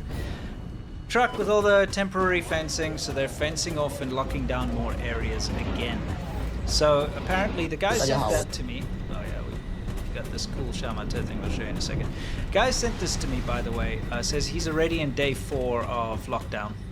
Again. Snap lockdown, so there's no prep. Yeah, so snap lockdown means you just basically get told on your phone that you're not allowed to leave your apartment, your code turns red or whatever, and you're screwed. So basically it's Locktober. Yeah, it's Locktober. I like that. Why is everything Rocktober, Trucktober, you know what I mean? Charge. Yeah, charge, yeah. Don't forget to pick up your Dodge Ram at Trucktober. Don't forget Truckvember. Yeah, exactly. Goes all the way to Got charge. like Movember. Yeah. What was that? There's always something to do with. No, not November. That's October, not. Yeah, but that's just November. There's no play on work. It is there. October and November. Yeah. Yeah, but it's always October anyway. Locktober. Yeah. So again, to You've the been people. feeling November pretty hard. Not, pretty harsh over here. It's not November yet, right? Oh yeah. It's not October. Yeah, exactly. Yeah. So anyway, guys, the whole point is, this is happening right now again in Shanghai. So a lot of us, including ourselves, have reached fatigue. Again, when it comes to these lockdowns, you hear about another lockdown in China, you're like, oh, well, whatever, right? Yeah. It's like we've heard that. That's old news. But it's not old news. It's new news. It's back again. And it's here for a second time. Part 2. This time it's personal. Okay? But quite seriously, this is a nonsense situation. And it's bizarre to me to see the kind of discourse that goes online. Yes. Is a lot of people try to defend this that are still in China. They'll be like, oh, that didn't happen in my area. Everything's fine. Yeah, not in your area next. Shanghai. Like yet. I mean, it's gonna be you next. You know what happened in Shanghai as well? What? Some of the people were like, well, at least we went through it. We finished it. Yes. That's the thing. And a lot of people that went to Shanghai, well, that were in Shanghai, that immediately, when they could leave, They did Shanghai. They went out of Shanghai, but then they got stuck in Sanya because there was a lockdown there. Yeah. And like now in Yunnan as well, they got locked down. It's a screw up, guys. Just so you know, it's ongoing. And it's something we want to remind you of because, like I said, everyone gets fatigued. Everyone forgets about it. And you're like, oh, whatever, those lockdowns, they're done, right? But they're not done. No. The zero COVID policy is ridiculous and it's affecting people's lives. And Tibet's still in lockdown. Yeah, of course. No one's talking about that. It's awful. And I see these people online saying like, oh, I'm looking for a job in Shanghai. Like, you know, they ask me questions like, what? How would I get there? I'm like, are you a moron? Are you regarded as dumb? Like seriously, yes. Yeah. Why would you go to Shanghai right now? Right. Unless you love the prospect of arbitrary detention. I love it. Yeah. Maybe some people are super into that. It's kind of like living on the edge. Am I gonna get locked down tomorrow? Yeah. Will it be a snap lockdown? Will they give me like 12 hours warning? Who knows? I think I can do it in 6 this time, guys. Yeah. Maybe it's like those survival, what do you call it? It's like preppers or whatever. But it'll be like urban survival. Yeah, urban preppers. Like make sure you got the, you know what I mean? It's like tin food. I've got enough. Like, come on, bring the lockdown. I've got a whole room full of tuna. You know? They get really pissed off when there's no lockdown. Yeah, they're like, when's the zombie apocalypse coming? You know, it's like those guys in the woods or whatever. Yeah. They got like storms of stuff. enough. Yeah, JK says maybe it's a kink. Yeah, I think it is a kink. The Shanghai lockdown kink. Anyway, so we just thought we'd show that to you because it sucks. But like, back to something funny. We've got a new Shamata clip, which, by the way, first time ever you will see translated here. We translated it this morning. Yeah, yes. So also, some context. Yes. This guy you're about to see. the first Shamata. He invented the style. Yes. And he's embraced it as like being the inventor now. Yeah, so let's take a look. We'll get ourselves out of there. Love it. Here it comes. Not this. No,大家好，我叫罗布辛，杀马特的创始人。今天我来带大家认识一款曾经风靡全球的一款发型——彩虹波波头。当然，我这一款是升级版，叫君临天下。这款发型的坏处就是，平常走在街上，再怎么低调，都会被异性爱慕的眼神给揪出，躲都躲不掉。没有，我玩的是感情，你玩的是秘密。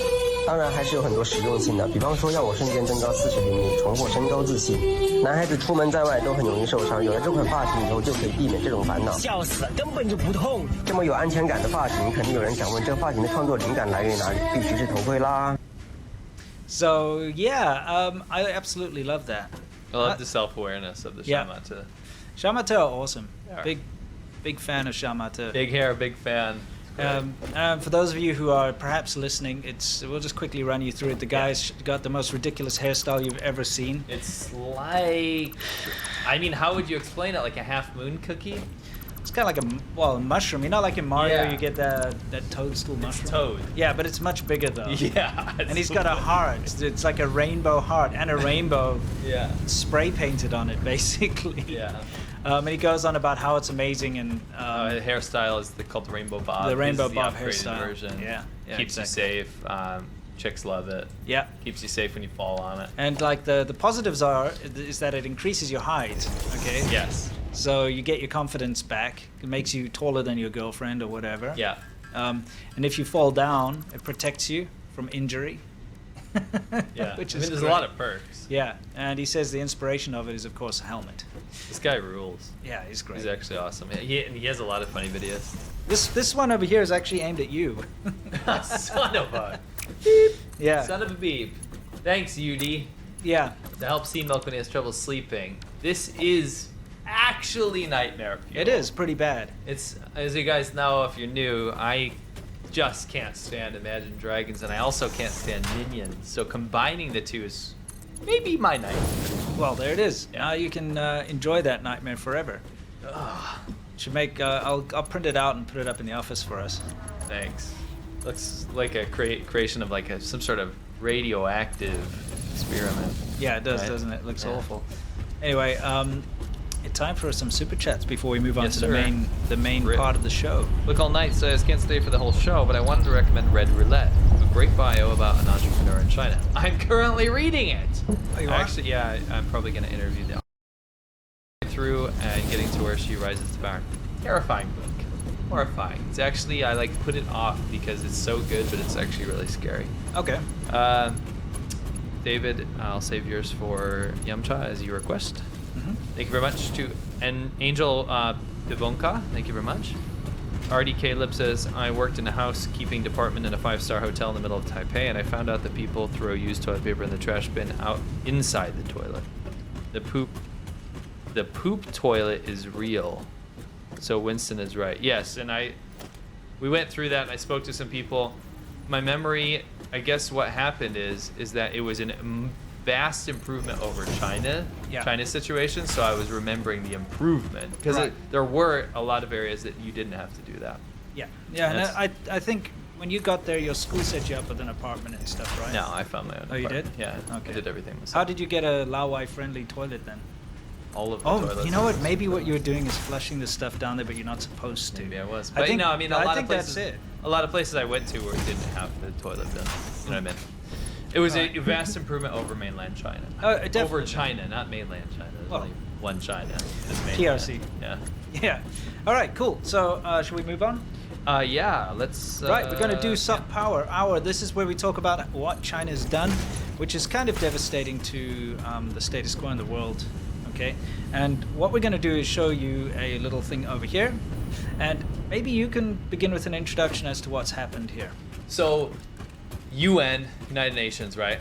They have a section called the UN Human Rights Council. And really their job is to make sure that all UN members, all the nations that come together to form the UN, are not breaking human rights violations to the point of being really a gross crime against humanity, right?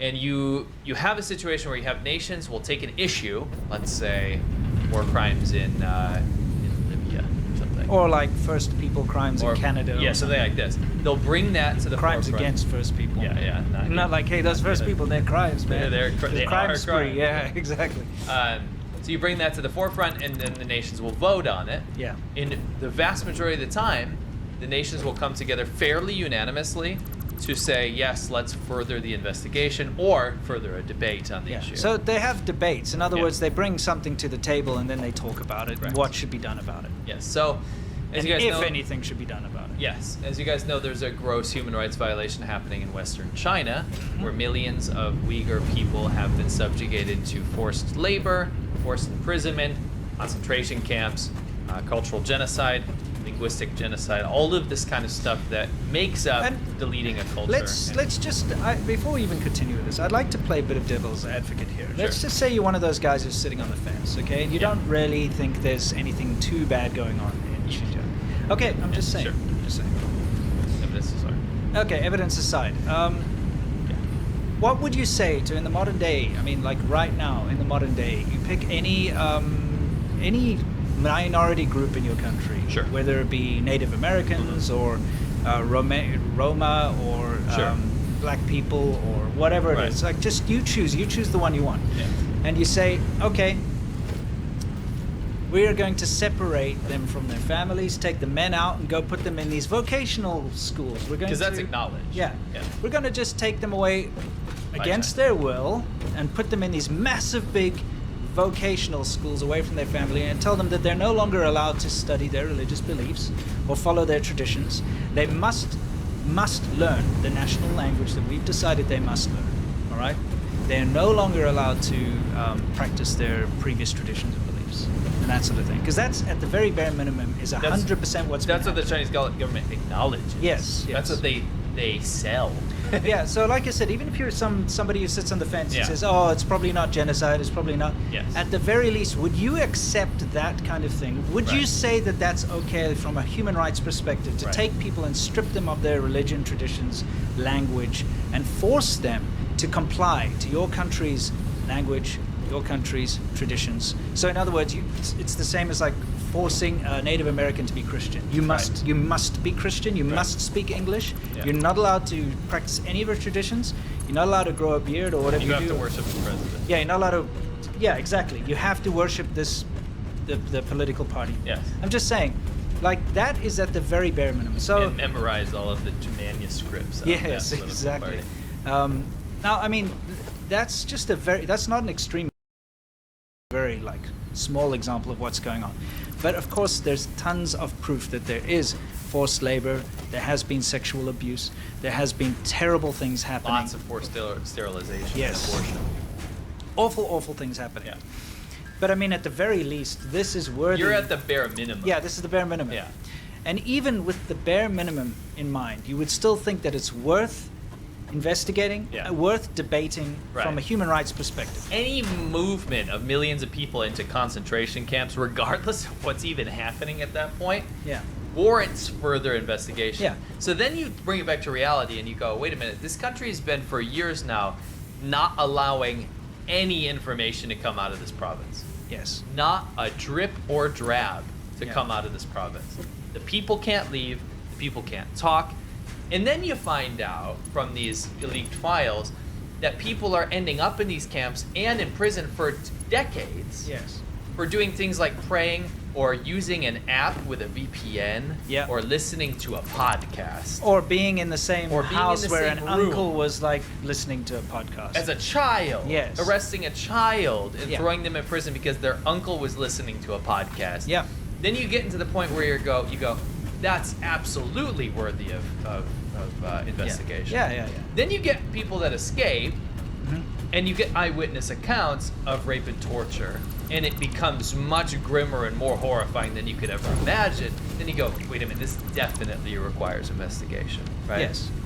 So the UN sends someone over on a government-sponsored trip. And by the way, the Chinese government stonewalls Yes. for a decade, Yeah. basically. But it does Right. not allow anyone to do any investigations, does not allow any independent news or Right. anything to look into the situation. And the only time they ever let anyone in is a UN, head of the UN to go on a guided tour. Yeah. And the head of the UN is also deeply indebted to China and is a big friend of China anyway. Right, And is about to... the human rights. Yeah, the human rights one. And is about to leave her post. Right. And so they bring her in at the last minute, and she releases this kind of weak-worded report 13 minutes or whatever before she actually quits, so that she's not forced to follow up on But it did insinuate. Yeah, it said that there's probably crimes against humanity happening here. That's the big one. Yeah. Right? So here's the deal. Even after all of the duress and kind of stonewalling that you mentioned, she still puts something out that says, yo, there's probably... Yeah, it's probably something bad. massive human rights abuse. So surely that warrants an investigation, and then that's what was voted on. Okay? Yeah, so it goes to vote, right? Yeah, and you get all the countries together and they say, listen, this human rights report says that there's probably terrible crimes against humanity happening here. Should we look into it further? Yeah. You know, what do you think happened? Well, maybe you could tell everyone what happened. Well, it's unprecedented. In the history of this organization in the UN, it's very rare that something gets voted against. It's only happened twice before, right? Yes. So 19 nations in the UN Human Rights Council voted no. There can't be any more debate about the human rights abuses of the Uyghurs in Xinjiang. Yeah, it's by like, the no, Chinese we're not government. going to debate it, we're not going to investigate it. Get out of here. This is where we stop it. Yeah. Right? 17 nations voted yes, this needs to be looked at. Right? And then 11 nations abstained. Which is... Now, it's cowardly, to be honest. Yeah, for sure. Now, whether they had their excuses or not, it's a different story, but it literally paints a precedent for the future. And let me tell you why. You could be absolutely heartless here, and you don't have to care about the Xinjiang situation at all. Let's say you just don't give a crap about the Xinjiang situation, right? You don't have to, because this still pertains to you. It's something we deeply care about, but let's say you don't care about it. This still pertains to you because what this does going forward is shows international diplomacy and relationships to China and has created a clear delineation between nations that support human life and nations that are opposed to human life because their human rights. Human rights, because their political dictatorships and political power and leadership is more important than the truth coming out of their nation. Their corruption is more important, and their money is more important than any prying eyes into seeing what kind of devious, dirty things are happening. Well, I mean, do you guys want some proof? That's why you watch us, right? Yeah. So we put together a compilation. C-Milk put it together this morning. We first wanted to just show you the U.S. representative, and what she had to say is kind of poignant. Okay, so let me just put the volume up so we can hear it too. Okay, listen to this quickly. Yeah. No country represented here today has a perfect human rights record. No country, no matter how powerful, should be excluded from council discussions.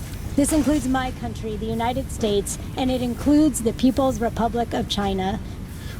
So, I mean, I think we can all agree with that, right? Yeah. Doesn't matter which country, if there are any kind of human rights abuses, they need to be looked at. That's why this council exists. Yeah, it's a human rights council. It's to look into human rights. And so if it's something going on in America, if it's something going on in Canada, if it's something going on in the UK, should be looked at.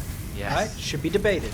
Yes. If somebody does a report and says there's credible crimes against humanity potentially happening here, then you vote on it. Yeah, you vote on it. That's what happened. Yes, this is the UK. What they had to say? They're here to discuss the most serious human rights violations and abuses wherever and by whomever they are committed. There can be no doubt about the gravity and the scale of what has been reported in Xinjiang warrants such a debate. Okay, agree with that. Absolutely. Wherever, whomever. Wholeheartedly. Here's what China had to say. Okay? Today, China is targeted. Tomorrow, any other developing country will be targeted. Targeted for what? Targeted to look at human rights abuses.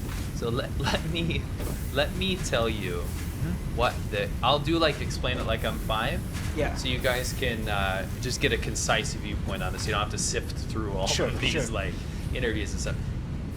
The general consensus of countries that care about human rights, which should be every country, right, is that no one is safe from the UN Human Rights Council's investigations or at least debate into potential human rights atrocities.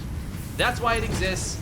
No one is exempt. You don't get to say, I'm the most powerful country in the world, and then just be like, okay, no one can investigate me. Yeah. That's not how this works. If you want to believe in this absolute nonsense idea that all of these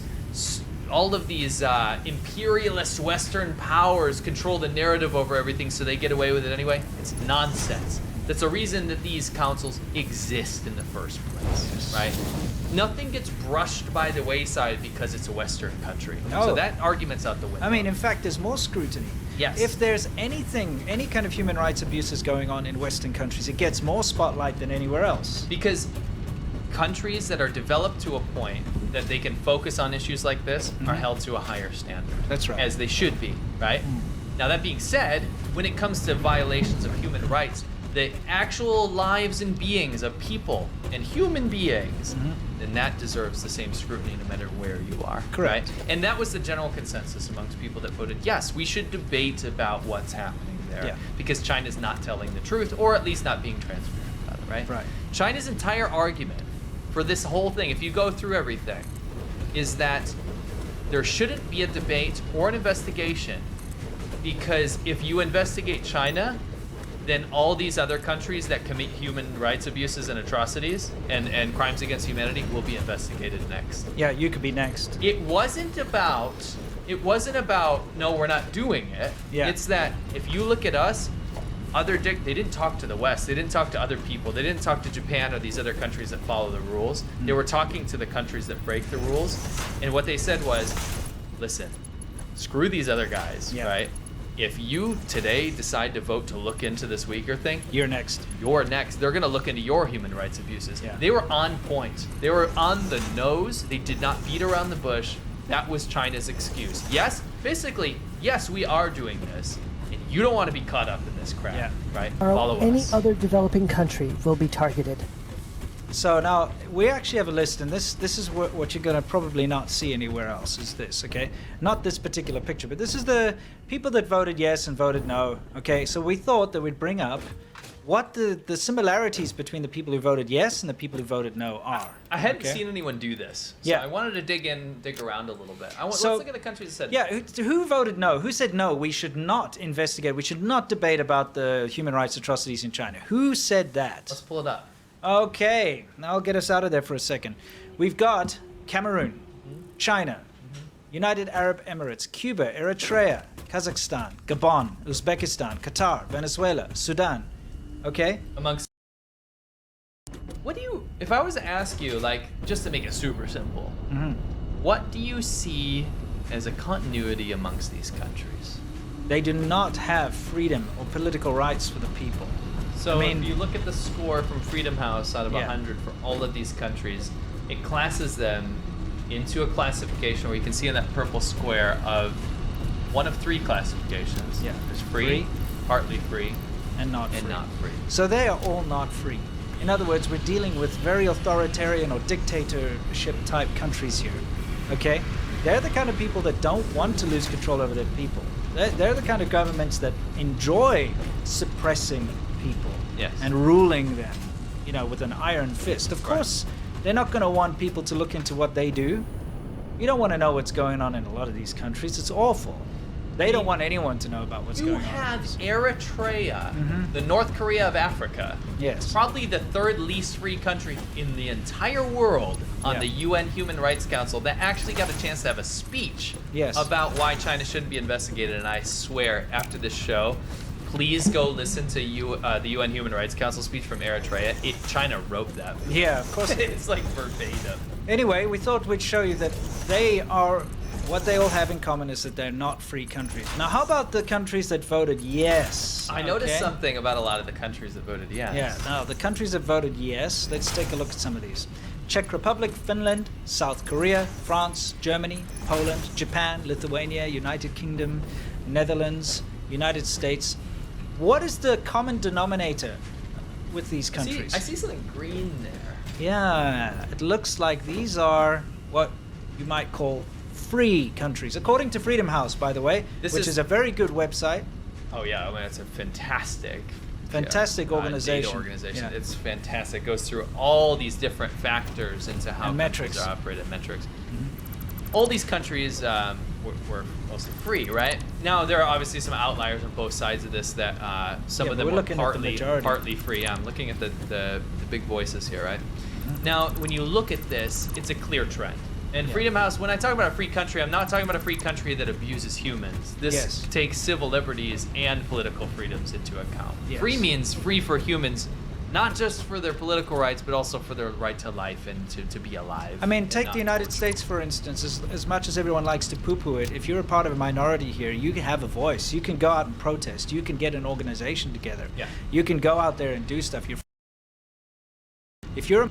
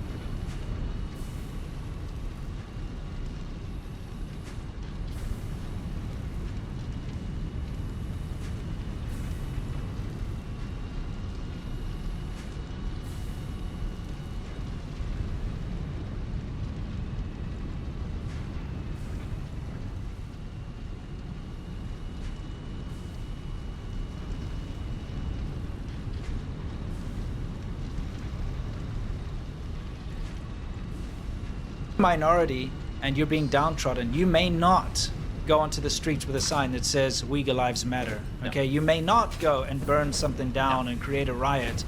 It's not possible. Before you even get off the ground, before you even walk out of your house, you'll be detained and arrested. Yes. Because they monitor everything you do. That's the difference. For anyone out there who's about to say, oh, but my USA, this and that, please, whataboutism is lame. Okay? Find a better. Yeah, exactly. This is just showing you that the Human Rights Council of the United Nations is now being steered by the dictators of the world. Yeah. I mean, the voices that were voted. Can you go back to the purple slide, please? Sure. We're talking about Sudan. Yeah. We're talking about countries that have genocides. They shouldn't even be on the Human Rights Council. Why are they there? They should be on the Human Rights Abuses Council. Yes. This is we abuse human rights. They support. They can debate against the Human Rights Council. You know, Yes. we're against Human Rights Council. Now this is going to get a little bit meta, but hear me out for a second. This is where I wanted to lead with this. You have the argument, and take yourself out of this. Take your bias or weight out of this. You have two parties, let's say the yes and the no groups, right? Yeah. And the yes group's argument is that let's further this so we can look into it, because we don't want anybody to get hurt, and we don't want the curtain to be closed, because then those people who don't have a voice will never have a voice forever. Sure. Right. So let's keep the curtain open and try to see what's going on. And the no camp is that no, let's not look into it because we don't want to look bad. Yeah. The argument is fundamentally flawed from the beginning. Yes. The debate is wrong to be voted on, because it's not like this is why abortion's bad, this is why abortion should be accepted. Yeah. Both of those have legitimate arguments where you can actually talk about different points. Yes. The point for the no group on this was that no, we shouldn't look into it, not because it's happening. Yeah. It's no because we don't want you to see it. Yes. That's crazy. Yeah, no, because we don't want you to look at our country next. like that's wild. Yeah. And the reason that Winston and I were talking about why this is such a big deal, the thumbnail and the title of this video is not meant to be sensational, because this is the moment where going forward we look at the difference between a world that wants to keep focusing on human rights and keep all humans are equal. Yeah. I think everyone should, fundamentally believe that people and human beings are equal, right? At least deserve equal treatment. At least deserve equal treatment. Yeah. But now we're going down a path where China has drawn a line and created a sect of the world that doesn't believe that. Yeah. And not only doesn't believe that behind closed doors, but believes that legally, from a legal standpoint in the UN. Yeah. And that's a dark, dark path. The whole point of organizations like the United Nations is to ensure that human rights abuses don't exist, or at least aren't carried out as often as they would be otherwise, right? Yeah. That's the whole point. And what is the point of a Human Rights Council that has bad actors on it, like actual countries that are doing human rights atrocities? Why do they get a say?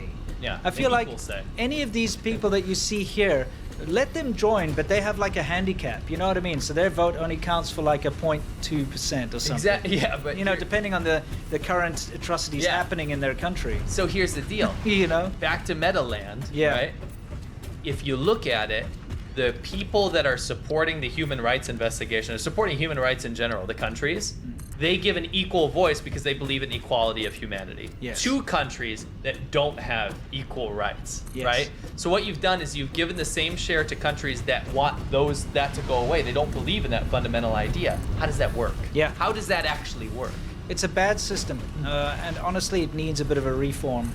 This is looking very much like the Treaty of Versailles. It's looking like the old times where things are just falling apart. This is not a good thing. No, it's a bad direction. Yeah. So we need to move on from this awful situation, because we all know that this is a farce. Anyone who's got any common sense would be able to see that what's going on with the United Nations is just a joke. All right, it is. It's become a joke. Yeah, in the Human Rights Council. But as far as I'm concerned, that's probably the most important part of the United Nations. If you're talking about human beings' lives, and freedoms. Yeah, I mean, it's now being run by China and its subordinates. Yes. Why is China on the Human Rights Council in the first place? Guys, it's not that long ago that Mao Zedong destroyed the country and let everyone starve to death and did awful things to the people. not that long ago. Tibet, Xinjiang, what they've done to Hong Kong, what they've done to Mongolia. minorities, Mongolia. Everything that's going on in China right now, as far as I'm concerned, disqualifies China from being on the Human Rights Council in the first place. I mean, I guess you could use the time, this is devil's advocate, you can use the time-honored tradition of Western powers trying to include China in its current political state on things in hopes that it's going to make it liberalized. And what they've done is propel China in its current political state into backwards reform. Yes. Into going back to strongman pariah state, like strongman politics, God complex emperor status, closing itself off, but bringing it to the economic status of where it can actually destroy the world. Yeah, because it can just buy off all the countries that, you know, would otherwise disagree with it. Yes. Yeah? Yes. Anyway, kind of a bleak thing, and let's hope that there's some kind of action that's taken in the future against this.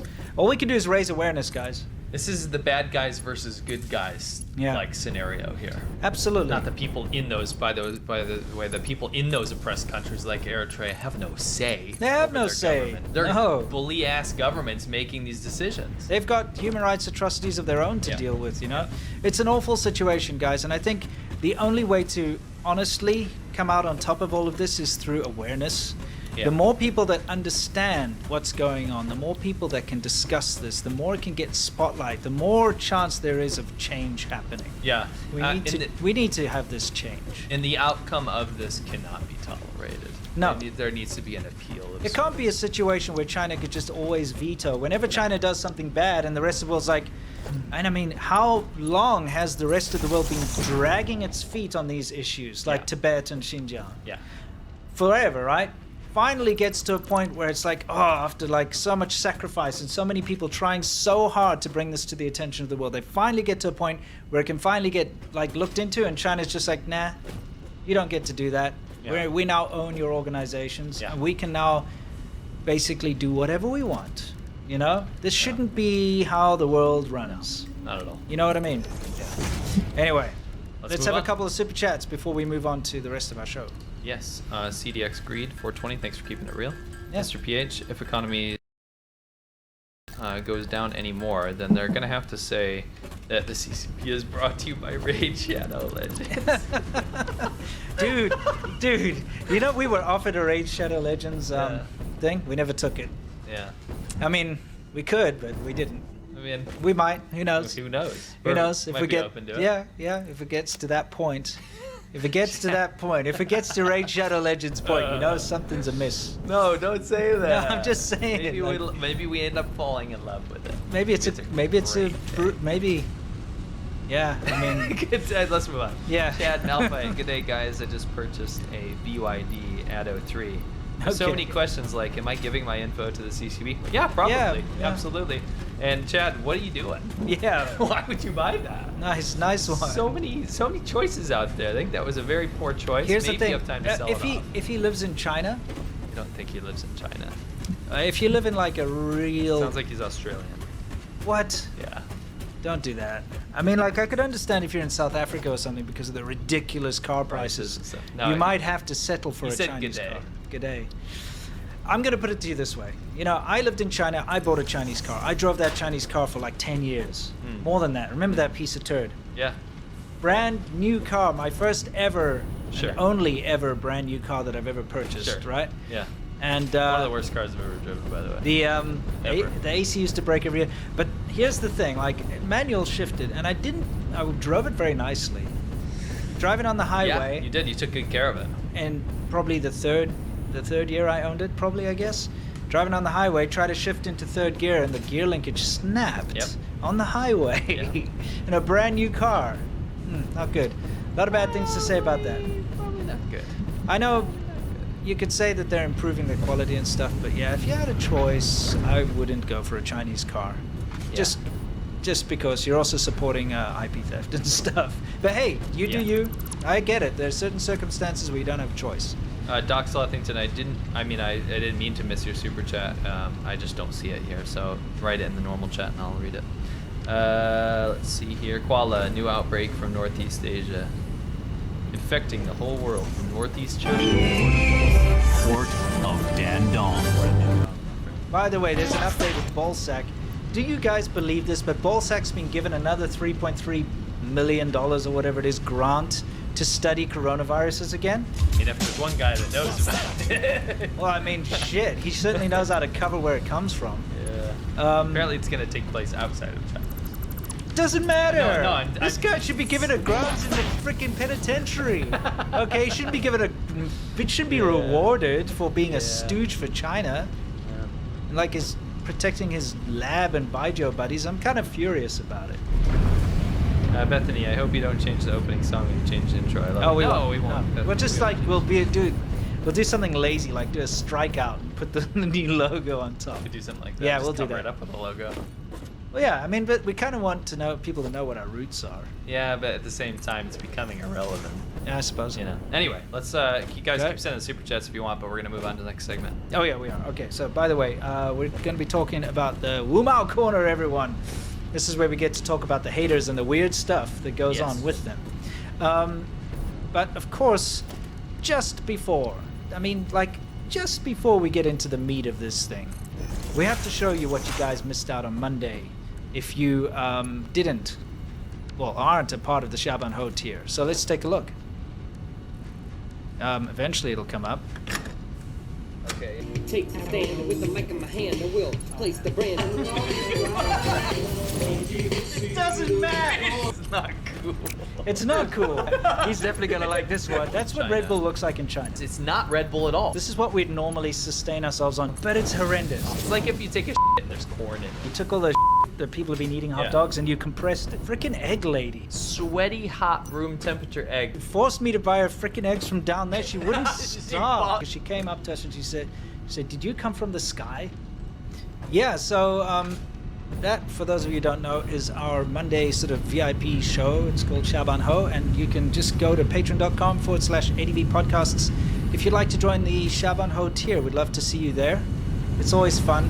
And it's not like this show. This show that we do here is all about the current news. Yeah. We try to keep you up to date. We tackle the important stuff, and of course, everything. You watching it, you know what it's about. Shaban Ho, we kind of dig through some of our older pictures and stories and talk about that. And what we're into. It's more about, it's like us and the audience. Yeah, and last Monday we listened to this ridiculous Christian rap tape that I picked up in a thrift store in Arizona. Incredible. Yeah. Incredible. Yeah. We had a listening party. Yeah, it was fun. It was very fun. Everyone, we actually posted the lyrics on Patreon for people to follow. Yeah. And so they followed the lyrics as we jammed out. We also commentated on, and then we talked about, the last episode is how we talked about how one of the many instances where people would run into us and just didn't understand where or who we are. Yeah, some people thought we'd come from the sky. But yeah, you can watch it if you want to find out. It's fantastic. Remember that if you do go and join the Shaban Ho tier, you can watch all the previous episodes as well. Some people are confused. Run that again. You have. I just want to explain this. They're like, "What's happening? How to watch it?" Oh wait, how do you watch it? You go to patreon.com/ADV podcast and you join the Shaban Ho tier. Yeah. Shaban Ho is our Monday only show. Mm-hmm. It's awesome. You can watch it live or you can watch it in post. It's posted on there, so you can watch all the ones we've already done, the whole backlog. And it's just such a good time. We got to get Please join. that mug that says Shaban Ho tiers. Yes. But Shaban like Ho tiers. TIERS. Yes. Okay, yes. not. Yeah.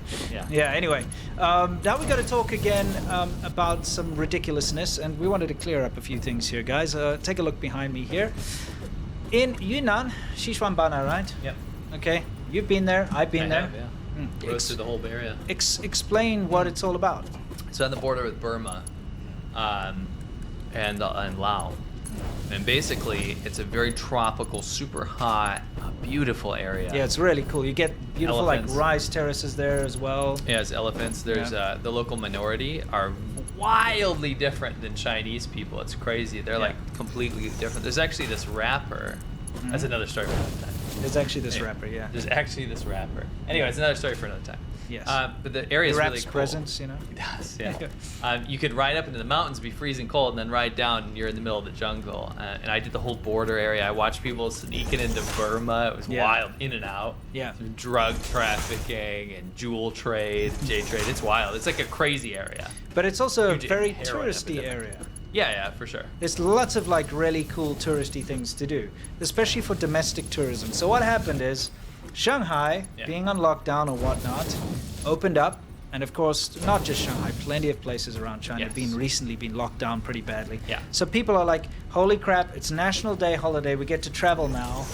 And a lot of them went to this area because, hey, it's a beautiful area, you want to go visit there. And guess what happened? Oh, by the way, real quick, Mm-hmm. it's wildly different than the rest of China. My taxi driver, when he showed up to the airport, was smoking a joint, marijuana, in China. Yeah. And he was a government taxi guy. So it's a little different than the rest of China. It is a little different. Anyway, so a lot of people went there for their holidays, and well, here they are at the train station. Yeah. And the armed police turned up, or I should say the armed Dabai turned up, and were like, okay, somebody tested positive, you guys are stuck here now, screw you all. Yeah. You had any plans to have fun on your holiday? No, it's quarantine time, bitches. Okay? And what made this a little different is the guns, okay? And this was floating around a lot on social media about the fact that they're armed. I want to point out that they're very badly trained, by the way. Okay. And I also wanted to point out the type of guns, because there was a lot of confusion. People are like, oh, machine guns. These are not machine guns, these are shotguns. How can people confuse that with a machine Well, gun? I mean, It if doesn't you look like a machine gun. if you look at this picture, right? If you were to give it a little glance. I guess quick. And you know, the reason why they were doing that is a lot of the tankies and stuff were saying, oh, they don't even have magazines in them. They're not even like loaded. This is a shotgun, biatch. Take a look. Okay, can you see? Can you see? Shotguns don't have magazines like assault rifles or like machine guns. Why would they have empty guns anyway? Yeah, you know they what I mean? wouldn't. It doesn't make sense. Okay, so I just want to go back to this clip over here. Okay, here. I zoomed in a little bit. Okay. These guys suck. Let's get into it. They've got like their managing director or whatever the hell you would call him over there. Like, you guys stand here. No, wait. No, stand there. Okay. Now you turn around. Okay. Face there. Yes. Okay. There we are. What kind of training do these guys have? What is this crap? Anyway, back to the guns. Don't 'cause it's- talk cry. Yeah. Oh yeah. Where is that? Don't talk tribe.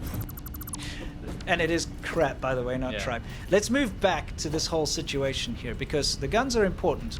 They're not machine guns, they are shotguns. And the reason why it's important to mention that they're shotguns is that is standard riot control gear the world over. Doesn't matter what country you're from. In South Africa, they load them up with rubber bullets. It's been like that since when I was a young kid in the 80s, and what they do is they suppress crowds by shooting the rubber bullets down into the ground just in front of the crowds. It bounces up and hits them. It's not lethal, and it keeps them like, you know, I don't know, it hurts like hell, and it gets them to stop being rioting and whatever. But if you look at the guy next to him, he's got a riot shield. So riot shields and shotguns, totally normal for a riot situation. And so what they've done here, you can see if you look at a shotgun, it's got a heat rail on the top there as well to dissipate heat. It's just a shotgun, definitely not a machine gun. And you don't want a machine gun in this situation because, especially if you've got an assault rifle with you know, like a 5.56 or whatever, it's got such penetration that it'll go through lots of people. If you do shoot it into a crowd, you'll kill multiple people. Yeah. But with a shotgun, even if it's got like a buckshot or something, which is lethal, it'll probably just kill one person and not the person behind. Scare everyone else. Yeah, exactly. But they possibly got non-lethal rounds or less than lethal rounds in them. Who knows? Sure. The fact of the matter is they were expecting a riot situation. Yes. And so they got out the riot gear. Yeah. And they sent in these riot police to Didn't have a riot. come to basically control their own populace because they were worried that when they locked them down again, Why especially... is everyone saying beanbag rounds? We don't know that. Yeah. Don't they have sidearms as well? No, they've got pepper spray and stuff there, probably, and some cuffs and things. Here's the thing: beanbag rounds could also be in shotguns too, but I don't know if they. We don't would know have- that. I'm just saying you can't make that claim. No, it could be. It could be anything. That's the thing. Shotguns are quite versatile. Yeah. It could be slugs. Yeah. You never know what's in You there. don't know. Yeah, and usually I know that in the States and other places, when they've got a less than lethal shotgun that's got beanbag rounds or whatever, it'll be orange. Have you noticed? They have like orange stock, and you know that's true. they differentiate Yeah. between the less than lethal and lethal These are, guns. oh yeah, somebody said these aren't beanbags because barrels are too narrow. Yeah, yeah, They're exactly. different guns, aren't they? Oh no, you can modify. I'm pretty sure you get B-bag rounds. You get all sorts of weird rounds. You get flare rounds and stuff for shotguns. I've seen all sorts of things. You can make homemade stuff. I knew a guy used to load them up with buckwheat or something. Oh, weird. So that if you shoot someone, the seeds go into their skin and then germinate later, and it's really itchy. You know, sadist. I don't know. You get people put salt and all sorts of things. Anyway, shotguns are very versatile. Is what I'm trying to say. Yeah. That guy was such a weirdo. Yeah, shit. Anyway, fact of the matter is, this is a riot control situation. And I guess they realize, hey, there's a bunch of tourists probably just come from being locked down somewhere else. They can finally get out. Yeah. And now we're going to go lock them down again. Let's make sure if there's a riot, we can suppress it. Yes. Okay, so I just wanted to clear up some confusion because it's not machine guns. Jan Jordan said, so Sinovac wasn't effective? No. Oh, yeah, did you hear about the Moderna thing, by the way? Yeah. You know, everybody knows Moderna and Pfizer were the two big ones in the States, the two big mRNA vaccines. And the reason why they didn't sell the vaccine in China and why people didn't get it basically was the Chinese government said, the only way we're going to let you sell it here is if you give us the formula, you give us the IP. That's what China does. They're like, you give us your secrets, you give us everything that you've worked and spent millions of billions of dollars of research on, you give that to us for free, and then we'll let you sell your vaccine. Yeah. They were like, no, because you know the Chinese government would have just made their own domestic one using their formula anyway and cut them out. Yeah. They were smart, but the Canadians gave their vaccine straight away. Like, no questions. Yeah, they were like, oh yeah, here's the formula. Let's win the world together. Yes. Just super worried about Canada. Yeah, me too. At least they've got the Aurora to protect them. Yeah, it's true. You know? Canada will go nowhere as long as they have their Aurora. Yes, the Aurora's there. Anyway, back to these guys. So, just wanted to tell you guys what was going on there. It's another awful situation. It's another one of these snap lockdowns. And it's just one of those things that you're going to have to get used to in China right now. The zero COVID crap's not going away. No. It's now becoming... I don't know why people... There's this weird fantasy, and I think it's actually amongst a lot of expats in China, that are even pretty critical of the CCP. But it's this bizarre fantasy that after the People's Congress thing in October, that somehow zero COVID is going to go away. Why would you think that is the ultimate best control the CCP has ever asked for, and people are just rolling over and accepting it? So what? It's like, dude, you know what a great analogy is? It's like the footage of people that are shouting at the Dabai holding the shotguns. Yeah. And it sounds like they're about to like erupt into protest or something. It sounds like it's anti-government, right? So they're shouting, "You can't shoot us all. What are you going to shoot us all?" You know, and it sounds like there's going to be a massive revolt. Sure. And American/Western logic goes after all this and be like, you know what? This government's bad. Nope. No. There will be no change. Those people will not rise up against the government. In fact, they might even celebrate the Beijing government. They might love Xi Jinping even more after this because they won't attribute that problem to him or the government. They will never put the blame of zero COVID on the CCP because the Chinese government has done this on purpose. It's by design to make it a local issue every time. Yeah, they'll blame the local police. Every time. So the people say, oh, you local police, you're so bad. They'll play the national anthem. Yeah. They'll hold the flag. They'll have their protests and they'll say, they'll have a Mao Zedong banner. Mao Zedong banner, a Xi Jinping banner. They'll say, we love China. We are Chinese. You Xi'an police are bad. Yunnan you police. Sichuan police are bad. You Shanghai police are bad. Yeah. You understand how this works now? Yeah, exactly. They'll be, those, whoever was in charge of that in Yunnan, you screwed up. You're a bad person. Yeah. Long live Xi Jinping. Yeah. Here's my Mao banner. Nothing will change. No, that's the problem. Nothing. The people caught up in that probably never ever criticized the government before. No. Convenience, and they won't criticize the government afterwards, as somebody I know once said. Anyway, let's take a look at the thing behind us. Actually, this is a lovely little exercise at a Chinese kindergarten. I mean, at least preschool. They look really young. How young do you think they are? 3 or 4? That much? Yeah. No, my kid's that tall, almost. Yeah, maybe 5, maybe 4 or 5. 4 or 5 year old. Let's take a look what's going on. Yeah, I'd say 5. Yeah, I love it when my 5-year-old daughter learns how to fire a mortar. You know what I mean? It's kind of dumb, isn't it? I just don't like the intent. Well, I've seen a lot worse. No, I just don't like the intent. I don't like the intent either. the thing is, like, both you and I taught young kids in China at some point in our careers, right? Yeah. We know how bad it is in the kindergartens and stuff. I mean, you get your patriotic crap in the morning. They have to do the flag raising ceremony every day and sing the national anthem. Yeah, I mean, you got that. That's whatever. I mean, that happens This is how they salute, by the way. Yeah. Get salute like this. They do. And they wear that red scarf or whatever. Being the young pioneers and stuff. Young pioneers. You know, all ripped off in the Soviet Union, by the way. of course it is. Like, remember, if China's doing something, they had to have gotten the idea from somewhere. This great treasure trove of all the Soviet propaganda that was copied by China. It's almost everything. Yeah. And it's like a side-by-side show at some point. It's very funny. It's kind of it's awful to see that China's real culture is no longer there. It's just all based on Soviet and Marx and all that crap. And anti-culture. By the way, everybody, if you haven't, please bookmark my video that I released this morning to go and watch later. It's about the cardboard police force in China. Yeah, it's funny. It's a good. And other people from like Poland and other places are like, oh, that happens in our country too. You see, China has to get the idea from somewhere. They're not going to just out of their mind like be like, you know what? This is a great idea. No, they look elsewhere and they're like, that's a good idea to copy. You know? Right. Unfortunately, that's the modern China. Of course, ancient China, different story. Beautiful culture, beautiful history. Lots of great things came from ancient China. Yeah. Anyway, let's move on from that nonsense, all right?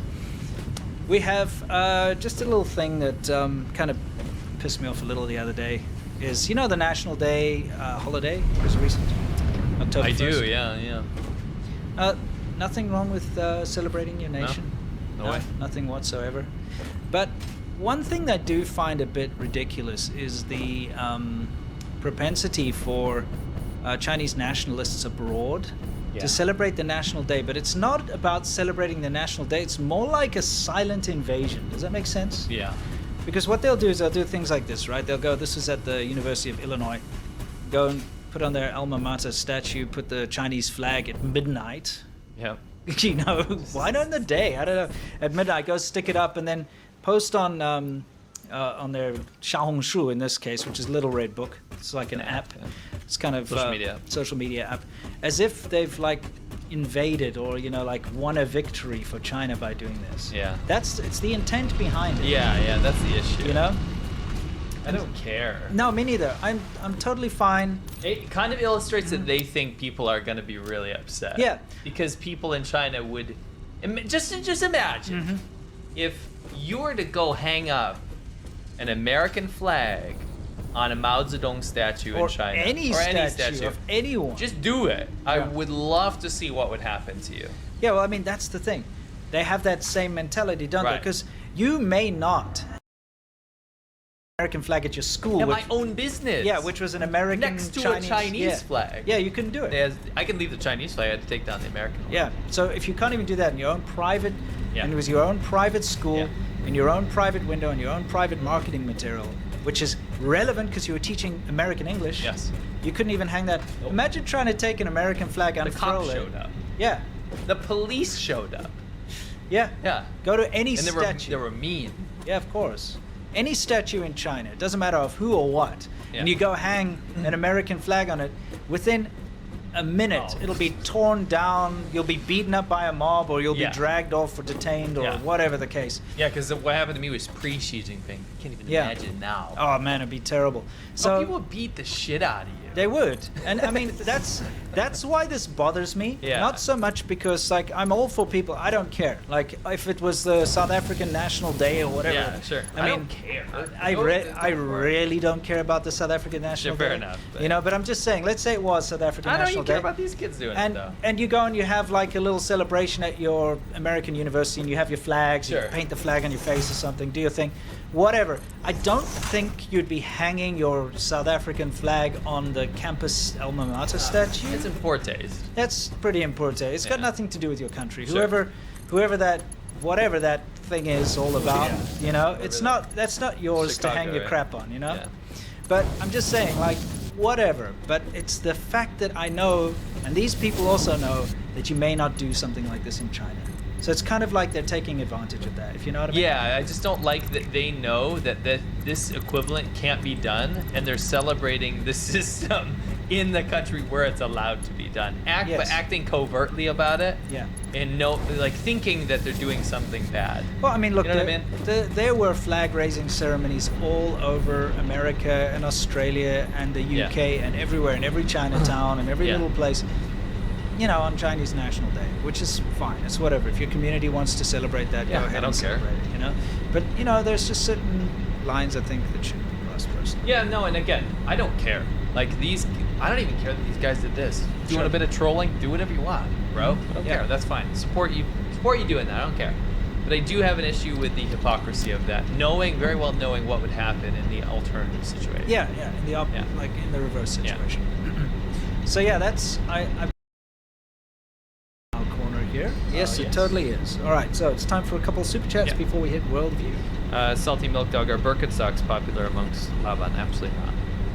Sean O'Sullivan, 30. That costs too much. Yes. 37 today in a row. What does that mean, Sean? Can I get a Dr. Peter? Oh, you certainly can. Yeah, it is like a Dr. Pepper. Dr. Ballsack. Little green ghoul. Do you think he watches our show? Oh, yeah. Huge fan. Yeah. That's probably his like ringtone now. Whenever someone sends him a message, it goes like "ballsack." You know what I mean? He embraced it. If I sent mine would too. Yeah, I get merch. He got $3 million, so it's no big. He's clearly won this. Dude's like, he's rolling in it. He's like, I got away with this, like fat stacks of cash. He's like lighting money on fire. He's like, got $3 million. He's like, I got $3 million to sue the shit out of these guys. Exactly. Yeah. Call me ballsack. I'll show you. I'll use this grant I'm gonna use government grants to sue these guys that made fun of a public figure. Yes, that's right. Little Green Ghoul, I understand China. Oh, good. Oh, you mean you gotta understand China. Missed last week due to a Benadryl complication. But back in health, better than ever. More soundboards, suit guy, mean, throw pie. Lecker says, I hear the CCP space agency is planning to explore Uranus with a probe. Okay. I think we should be ready for a colonoscopy with Chinese characters. Yeah, very possibly.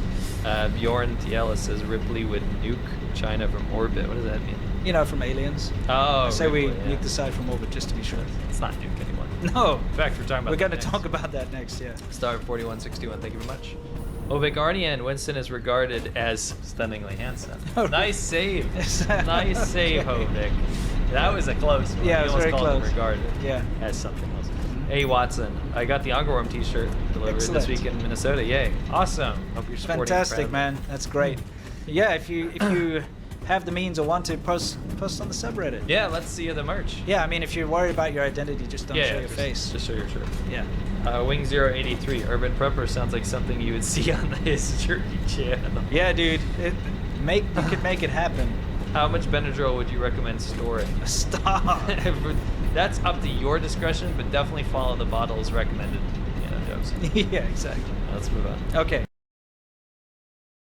Everything in the world, specifically with regards to China. So it's kind of like what's new, but a little different. Yeah. Okay. So what the do we world, got? And, usually related to other countries as well. Yes. So we've got the Global Times, which of course is China's state-affiliated barking dog media. Yes. And they always have these like state-affiliated, state-run. State-run. I shouldn't say affiliated. It is the state. Yeah. And they always have these ridiculous cartoons, which we still haven't done an episode on. Man, it's so good. Yeah, there's such rubbish that they put out. They've got cartoons of me, by the way. Yeah, Global Times made one of you. Yeah, they made a cartoon of me. Yeah. And they drew me in a suit trying to like entice Chinese girls with a rose. Remember that crap? Yeah. Like how off base was that? Yeah, you know that because I made video is about how you can. It's hilarious. I'll quickly give you a backstory. I made a video way back in the day, like probably 10, 11 years ago. Yes. Of me sitting at a table. I used to get a lot of questions. Are Chinese girls easy? Is it easy to date? So I made a video called "Are Chinese Girls Easy?" with a question mark, and in the video I said no. Right. Okay. But because of the title, some people lost their rag. Okay, and this particular writer for the thing made a huge article. So it actually pissed. The pen name kind of girl. Yeah. It's probably some dude. No, it was a girl. Oh, it was. Did remember? You check her down? Yeah, we looked into it, but it was ridiculous. Anyway, the fact of the matter is, because she wrote an article about me with this crappy artwork the Global Times drew of me, I then made a second video on the topic, which was way more successful than the first one. Yeah. And it proved my point because during the video, I had people approach me, girls approach me and talk to me and stuff. Right. And it really just made it worse for them. Much worse. It made my message stronger and their message like weaker. Yes. So it's kind of funny. But we'll get into that. What do we got going on here though? Let's talk about this. So, in a rare move, and I should say not rare move at all. Yeah.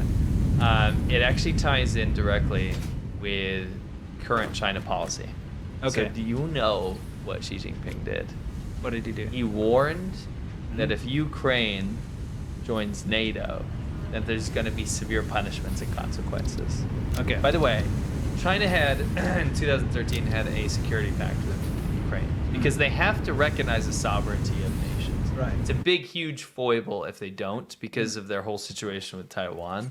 Yeah. So they're in a situation where they have to be like, yo, Russia, calm down a little bit. Like, Ukraine's a sovereign nation, right? They don't think Ukraine is not a sovereign nation. They have to regard it as a sovereign nation, right? But now they've really gotten in bed with Russia so badly at this point that they're kind of just revoking all of those agreements that they've made. Dude, any agreement China makes is not worth the paper it's written on. Just rip it up. Look at what they did with Hong Kong. Yeah. You know, look at what they do with everything. Oh, we're not going to do this. Oh, we're going to crack down on counterfeiters. Oh, we're going to do this and that. No, never. Yeah. Oh, we're going to protect the environment. Nope. Nonsense. Don't believe what the Chinese government says. It's lies. Yes, it is. So to make this simple, when you see policy like that come out, or statements come out of the leadership, you'll see filtered down like little suckling pigs, little leeches come out. And They do op-eds for state media to make it look like it's organic and not like state media. Yeah. This is directly in line with what Xi Jinping said, and this is from a guy named Franz. Franz Gale. I looked him up, right? Mm-hmm. He is. Let me just pull it up. I'm not. By the way, he's a public speaker. Posting his L's here. He is a troop safety whistleblower, by the way. For what? And he talked about. What is a troop safety whistleblower? He's a retired U.S. Marine Corps, right? Okay. And he blew the whistle on some really bad stuff that was happening in Iraq. Right. Which was great, right? Yeah, good for them. Good for him for doing that. The problem is when you look into it, he ended up doing things like this, right? So you have scorned U.S. military. We've heard this story many times, by the way. So they align themselves with China. They align themselves with the enemy. Yeah, right? or Russia. And by the way, I'm not saying enemy isn't Chinese people. I'm saying No, the Chinese the government is the government, state media, right? Yes. So you have this like whistleblower status. He gets a lot of scrutiny for it, and obviously people at the top are pissed off, all this kind of stuff, right? And then, I'm now an enemy of America, so I'm going to align myself with the enemy of China, right? Sure. Anything Long story short. Anything to attack the U.S. Yeah. So what does he say?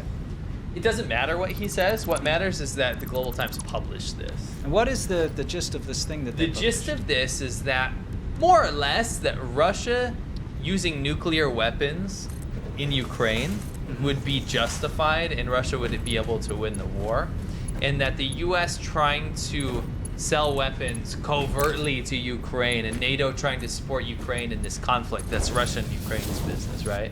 Yeah. Is ultimately doomed to failure because Russia could use weapons of mass destruction, and it would be okay if they did that, by the way. Number two, the only reason that the U.S. won the Cold War is because of mutual assured destruction. So in that two nations that have nuclear weapons, they're not going to ever use nukes on each other because they could both just wipe out the Earth, right? Yeah. They're both going to die in this scenario, so there's no point. Right. So it's kind of like deterrence through power, right? Yeah. So he's saying that that's bad. That's like a bad Western concept. Mutually assured destruction is a bad Western concept. What really we should look at here is why it's justified, because it's none of U.S. and NATO's business. So this is right in line with what Xi Jinping said and what the Chinese leadership said. And you can always see these little leech articles that come out. So what you're saying, what you're doing is you're just shining a spotlight on one of the many people that are working for the Chinese state to further their propaganda. Correct. Yeah. Just one. We've seen this a lot with a lot of Westerners, especially they're called tankies. Yeah. But people who love authoritarian states, who love oppression, who absolutely just want to see the end of the United States. That's their only goal in life. And they have now been aligning themselves with either Russia or China and or being... both. and very often both. Yeah.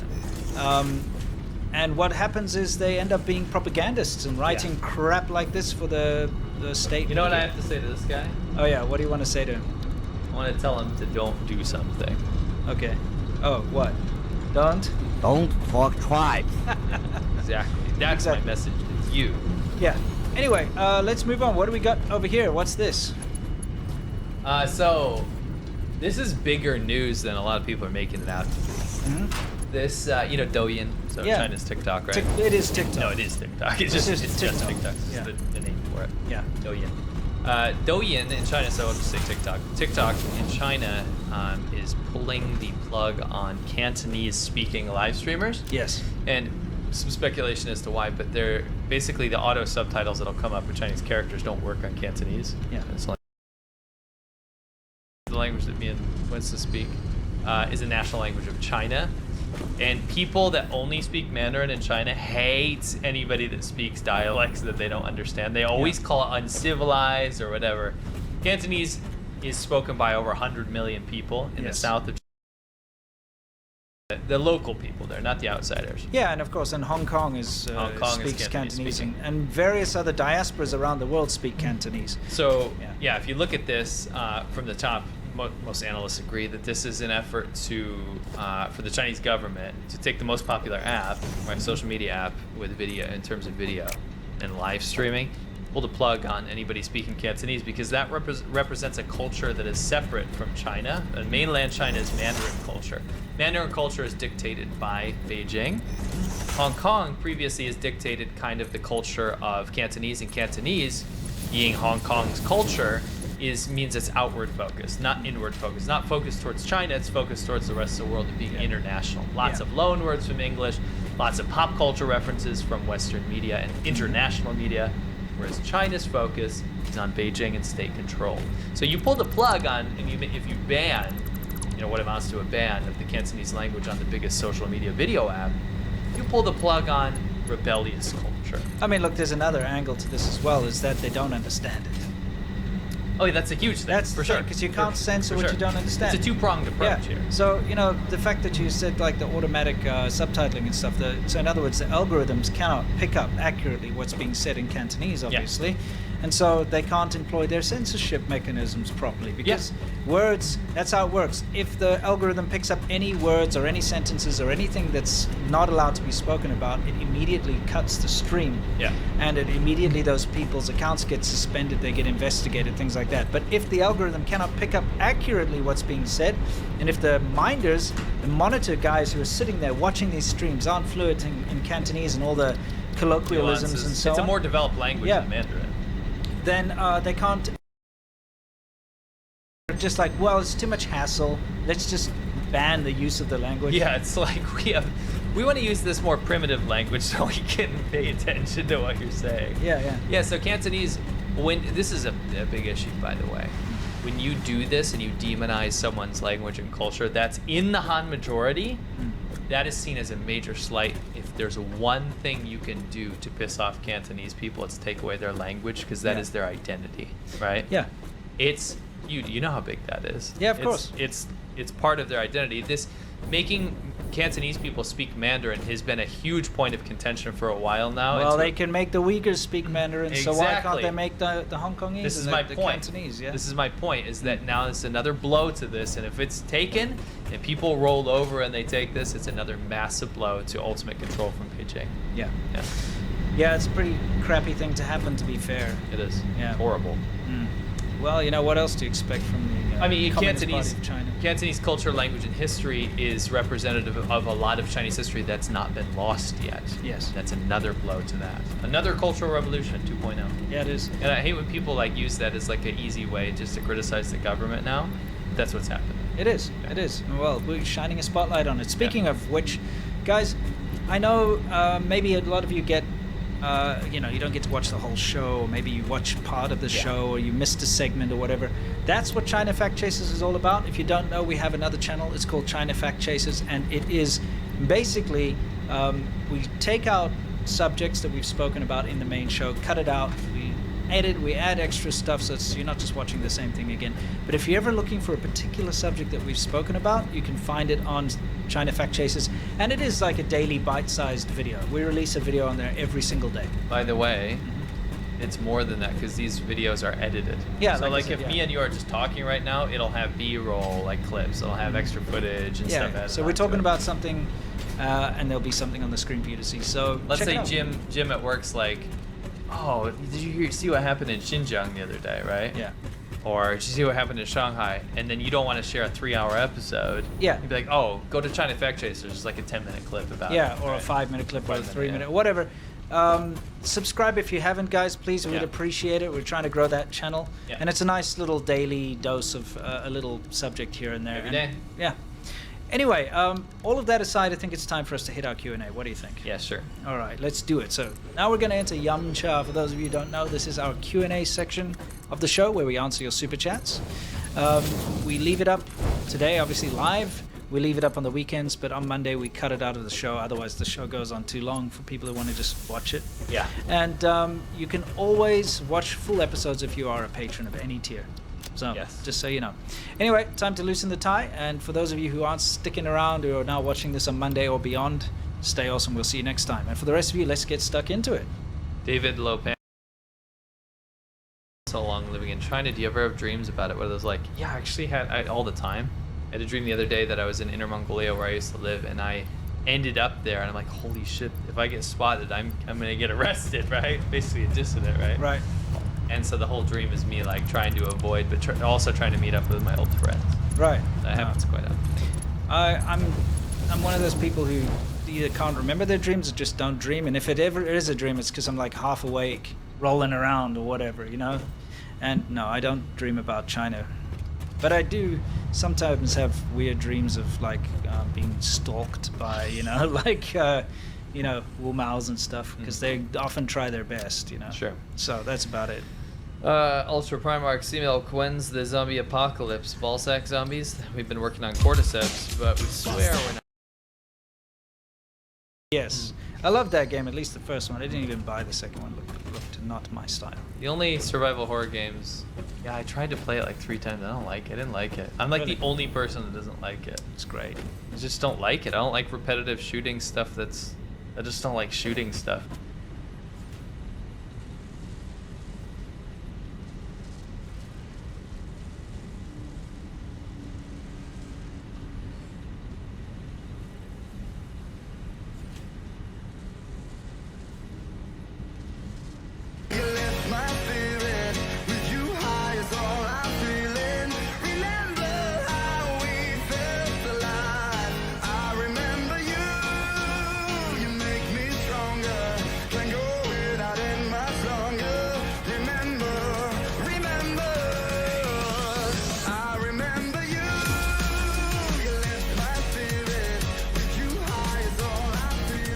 Welcome everybody to episode 128 of the China Show, formerly known as ADV Podcasts.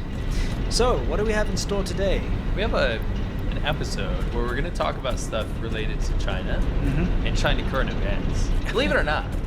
Things have gone a bit crazy, and China actually wants you to participate in this madness, which you'll see soon enough. Oh, we have a great, fantastic, interactive experience for you guys coming up. I think you guys are going to absolutely relish in this. Yes. We came up together, we came up with a really fun idea. Yeah, but anyway, that'll be Soft Power Hour. Let's just start out with what's new. We'll saunter right into it. This is where we talk about what's new in China and show you a couple of interesting little developments. One of them being the following. Yeah, maybe you can try to explain what's going on here. All our audio listeners, you got some people in the back of a big truck, you know, with a cage on the back of it. Sure. Assuming it is related to the zero COVID, they're probably trucking people to a quarantine facility. This is in, I can tell by the license plate, it says Yue, which means it is in Guangzhou. Yeah, which, by the way, you'd think this kind of pig truck farmer thing was happening in rural China. No, this is like the top like this is the capital of Guangdong province. It's one of the top 3 cities in all of China. Yeah, one of the top 4. Top 4, so. Yeah. So, you know, like Shenzhen is in Guangdong, but it's not the capital. Guangzhou, though, otherwise known as Canton. That's the capital, and you get people like in pig vans being driven around. Anyway, that's that. Now this is a positive story. Yeah.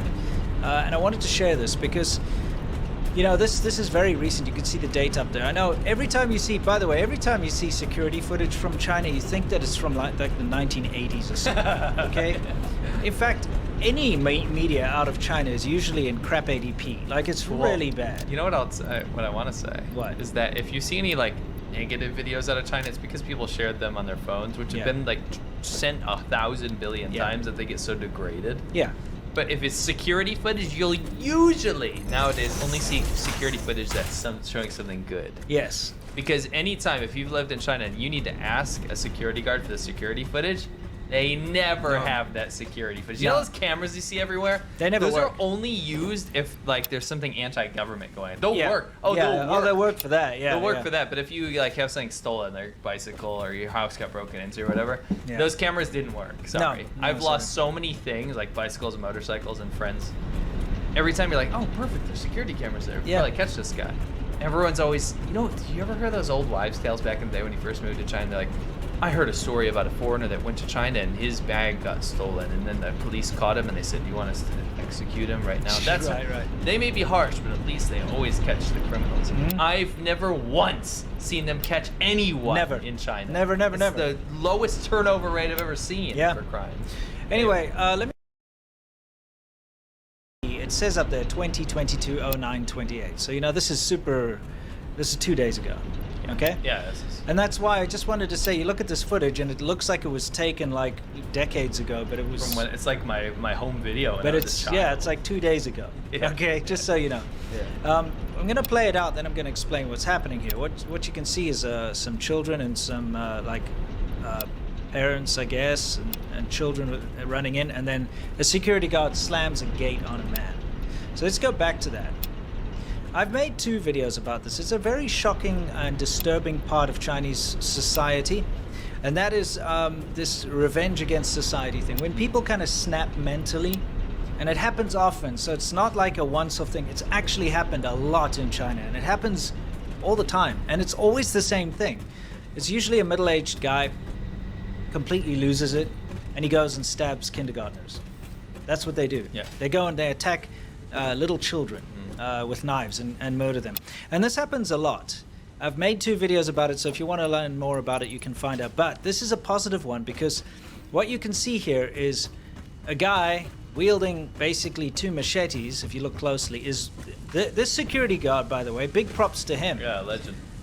He was quick thinking. He saw that this guy was coming. You can see the kids running in there. There's a parent with a kid. Just gets in just in time and blocks this man. Yeah. You can see him there he's got 2 massive knives, and he was coming to kill the children. So this is a positive outcome. I wanted to share this. It's not always doom and gloom. No, it's good. They're finally like figuring out how to deal with it, which is great. I mean, look, I remember when this became such a big issue that around Shenzhen at the kindergartens and the high schools and the middle schools, they started to post security guards with those big, it looks like a yoke, you know, like a big pole with a big U shape on it. Yes. And they would do trading, and that's like get around a perpetrator's neck to like pin them down. Works. Yeah, and keep them at arm's length. Yeah. Well, further than arm's length because they've got knives, right? So, I mean, the whole point of those things is to stop stabbers. Yes. So you get these kindergarten stabbers, and it's a huge issue in China. Yeah, it's an epidemic, really. Yeah, it really is. And so it's just good to see that this guy was, thwarted in his attempts. Yes. So big props to the security guard and great quick thinking. Yeah, absolutely. Loved it. And that was 2 days ago. So, all right, what else do we have in What's New? Like, that stupid guy's walking off. He's like, "Oh damn, I better go cut a watermelon instead." Yeah, that's what he did, and then hopefully that. I hope that he got nabbed. I think so. Yeah, I would hope so. I think so. Yeah. Anyway. So here, unless he had some great local connection. Yeah. Like, don't do that again. Yeah, they'll be like, next time we're not going to be able to help you. Yeah. Anyway, here we have a school. Yep. Where they're still mandating the masking even while eating, which we thought this is going around in the Chinese internet because people that have graduated from school were surprised to see that still this is going on. Yeah, so you have to eat with a mask on. Yeah, this is going around the Chinese internet. People were sharing it on Weibo and stuff, and they're like, what is this? Yeah. What is this? You know, Yeah. like everyone's tired of it. Yeah, it's of just course. ridiculous. It's become a defeatist attitude now. A lot of the Chinese people I've been speaking to, because, by the way, we didn't include the footage now, but did you see the footage in Shenzhen of the people queuing up? Yeah, that's crazy. It's absolutely insane now to get their COVID tests. Like, I thousands. think I mentally block out those lines now because I've seen it. But I so mean, yeah, they many had an times. aerial Yeah. shot, and it's just It was crazy. like madness, right? And so I was speaking to some of my friends who actually had to go stand in those lines, and they're like, you know, it's got to a point where they hate it, but it's rules are the rules. You know, it doesn't make any roll sense. over, but like, if you want to carry what are on you with gonna your do, life, change it? no, you can't. You know what I mean? You just have to do it. You know, it's inconvenient. It screws everyone's life up. That's but- why there's so many people fleeing Yeah. China. Yeah. If they have the means. Absolutely, yeah. Even the shills traveling around the world and stuff, they're like, freedom! Yeah. Let's do van life or whatever, you know? Anyway. So, let's see what's going on for our next clip. Our next clip it's a little bit of a throwback. We've spoken about shamata a lot on this channel, and those of you who don't know, it's a subculture in China, and it's usually the more poor rural kids move to an urban area, not necessarily a big city, but just an urban area. And they kind From of the countryside. Yeah, from the countryside. And they have their own weird identity. So it's like hairstyles, dress sense, and we've spoken a lot about the scooters, the scooters that they drive, but we've never been able to show you one. And motorcycles. Yeah. Yeah. And they love these what we call crayon exhausts. Yeah, you can picture, like, you know what an exhaust looks like on a motorcycle, Yeah, right? an You exhaust get like pipe, an yeah. after one, Like a an muffler, aftermarket yeah. one, right? Imagine if you swap that out with something that looks like a giant crayon, Yes. right? Like a Crayola crayon. Yeah, your kid draws a picture. It looks very similar to that because it's and the colors. and the color, and they're different colors, and they can cost. Correct me if I'm wrong, but I think they like got down to like under $5. Yeah, for one they're of those super things. cheap. Like made of It's nothing. made of just Made of air. garbage. Anyway, let's take a look at this guy. We'll get ourselves out of here so you can see him Oh, clearly. let me explain. Okay. This is a self-aware critique / explanation of what all the elements that make a shamata, which is Yeah. fantastic. Yeah, self-aware. Yeah. Let's take a look at him here. He's got the hair. Got the finger snip. There's the bleached hair, the dyed hair. Yeah. He's got the the you know, the shoes. shoes, the fake leather dress shoes that don't fit properly. Yep, that Great. you step on. You don't like. You step in the back folds. Yeah, down. yeah, exactly. He's got the jeans, the kind of acid wash jeans. Yeah, the tight shirts. Now you can see the beauty of his scooter behind Yes. him. Okay, you'll see more about it soon, but You like. see the crayon exhaust? Yes, you can see that he's not only got one exhaust on his scooter, but like at least 6. Yes. Let's take a look there.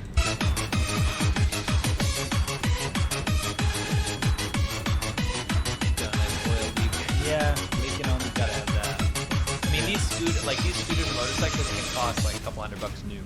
Yeah, okay. Oh, you so- gotta have the obnoxious bumper stickers Well, / license fake plates, license, yeah. license plates. Exactly. So how many exhausts do you think? I mean, let's count those. 6, 7, 8, 10. There's 10. It's got 10 exhaust pipes. Only one of them's real.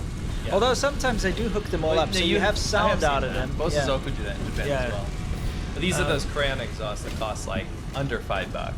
Yeah, and you're wondering what those colorful things on the back. Those are like little wing, like sissy bar type things you get on the Yeah. back of scooters. And he's just like put a whole bunch of them up there. So you They're can put his plastic license though, plate. and they're made to emulate the rear end of like a sports bike. Yeah. Yeah. Yeah, it's epic. You see how it's all like held together with those like That steel is pieces. so shamata. It's shamata. Yeah, we can finally show you their preferred form of transport. Yeah, either this or a cheap Chinese motorcycle. Yeah, With which this they exhaust. and they do the same exhausts on them. Yeah. Everything's the same. It's just a motorcycle. Yeah, exactly. Selfie with the strap on. Yeah, Yeah, and the finger snip. snip, and all the elements. Oh, those hands. Remember got those grips? Yeah, the grips, and also look at the Cowbell big grips. horn. And the But the horn's horn. not even connected, dude. But they do have the horns, and I've heard one of my friends who is basically a shamata. The Right. more I think about it, the more Yeah. I realize he was kind of a shamata Oh. without the hair, right? Okay. And he had one of these scooters, but it was like a 250. He was very proud of that, right? Wow, yeah, that's a 250cc. powerful scooter. Yeah, it was a CF Moto 250 one, but it was one of their older ones. Yeah. So it looked like a gray spaceship, but he had put one of those crayon type exhausts on it, and it Yeah. he had like speakers built in, like really Yeah, crap yeah, I've Chinese seen that, speakers. yeah. And he would ride around and play Backstreet Boys on it. Oh, nice. But the scooter was made to kind of look like a motorcycle, but it was just a scooter, right? Right. And he had this horn that had almost like a dial pad on it with Yeah. different sounds. So it would be like Gwen. And like not his voice, like built in. Yeah, It yeah. would be like boing boing boing, you know, Yeah, like all that these kind of kind of fart sounds. sound type Yeah, things. You that's know, it would play hilarious. like a little techno riff. Yeah. You know. It was Gwen great. means F off, by the Yeah, way. it's like roll away. Yeah. All right. So yeah, that's epic. Yeah, we play him out. Yeah, It's yeah. great. He's an epic Shamato over there.